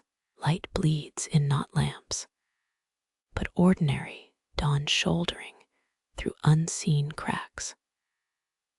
The room inhales, preparing its next performance for some other sucker-clutching thread delusions. Uzbek dyers used fermented pomegranate rind for black, a recipe rediscovered when someone ignored putrid smells in a cellar. You sympathize. Floating ends, floorboards greet your knees with splintered applause. Air floods lungs you'd forgotten required filling. Your palms press cool earth, no phantom silk, just honest grit under fingernails. The arch looms ahead, crumbling sun motifs, bleached bone pale by morning. No drifting thread greets you, not even a passive-aggressive tendril. Scholars swear Timurid embroidery rooms doubled as clandestine libraries, stitched patterns, encoding Rumi's verses for illiterate hands to read. You blink, suddenly wondering if indigo wolves quoted poetry as they dissolved. Warmth lingers, but only the mundane kind trapped between palm and dirt. Stand too fast, and dizziness asserts its copyright over the experience. 3 jokes float unbidden. 1. Should have pocketed the Mouse King's velvet scraps eBay awaits. 2. Your shadow stayed behind, negotiating union benefits with the henna ghosts. 3. That betel nut dye vat might explain the groggy mouth taste. Sunlight erases the threshold's shadow silk embrace. Only pebbles remain, and a single wooden bead torn from some apprentice's necklace centuries ago. Pocket it, forget it in your jeans next laundry day. Let tragedy unfold. Your soul's pivot, grinding Uzbek soil into tourist shoe grooves. Voices murmur beyond the courtyard, maybe living artisans, maybe just dawn wind thieving ghost girl whispers. Baccarat wakes, disturbingly indifferent to your unraveled sublime. One glance back, archway vacant, no Suzani's billowing, no wormhood smoke scribbling ciphers in the air. Uzbek tradition claims each embroidered room contains a concealed spirit door for deserting boredom when stitching grew tedious. Yours just slams shut, no forwarding address. The bead warms in your pocket, pulsing like a misplaced heart. Or maybe it's just body heat. Stop being dramatic, it's a bead. Your therapist warned about projection. Dust motes swirl where shadows wove you into wool-drunk poetry. Beneath them, centuries of crushed mulberry leaves, saffron pollen, pomegranate ink stains. Historians still argue whether these rooms were temples, workshops, or elaborate naps. You walk, Birds resume singing, unembroidered, unburdened by symbolic weight. Funny how reality feels flimsier after exiting woven dreams, like comparing concert holograms to drunk karaoke. Your right palm itches, no thread kiss, just sweat and unresolved metaphor. Scrub it on your thigh. Repeat until the skin stings. Repeat until you're just a person standing in sunlight, forgetting faster than a silk moth's lifespan. The warmth fades, or maybe it redistributes, seeping into watch bands and phone cases and linty pockets, too thin to claim its own name. The final lamp chain sighs, still swaying, though its flame fled hours ago. Your fingers flex, empty at last.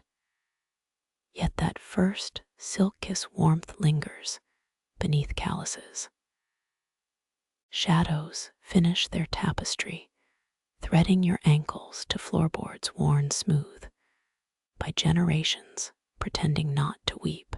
Cool linen cradles your cheek, blessedly ordinary after phantom wool's weight. Those hexagonal stitches blur above you, beehives or virtues. Does it matter now they're dissolving?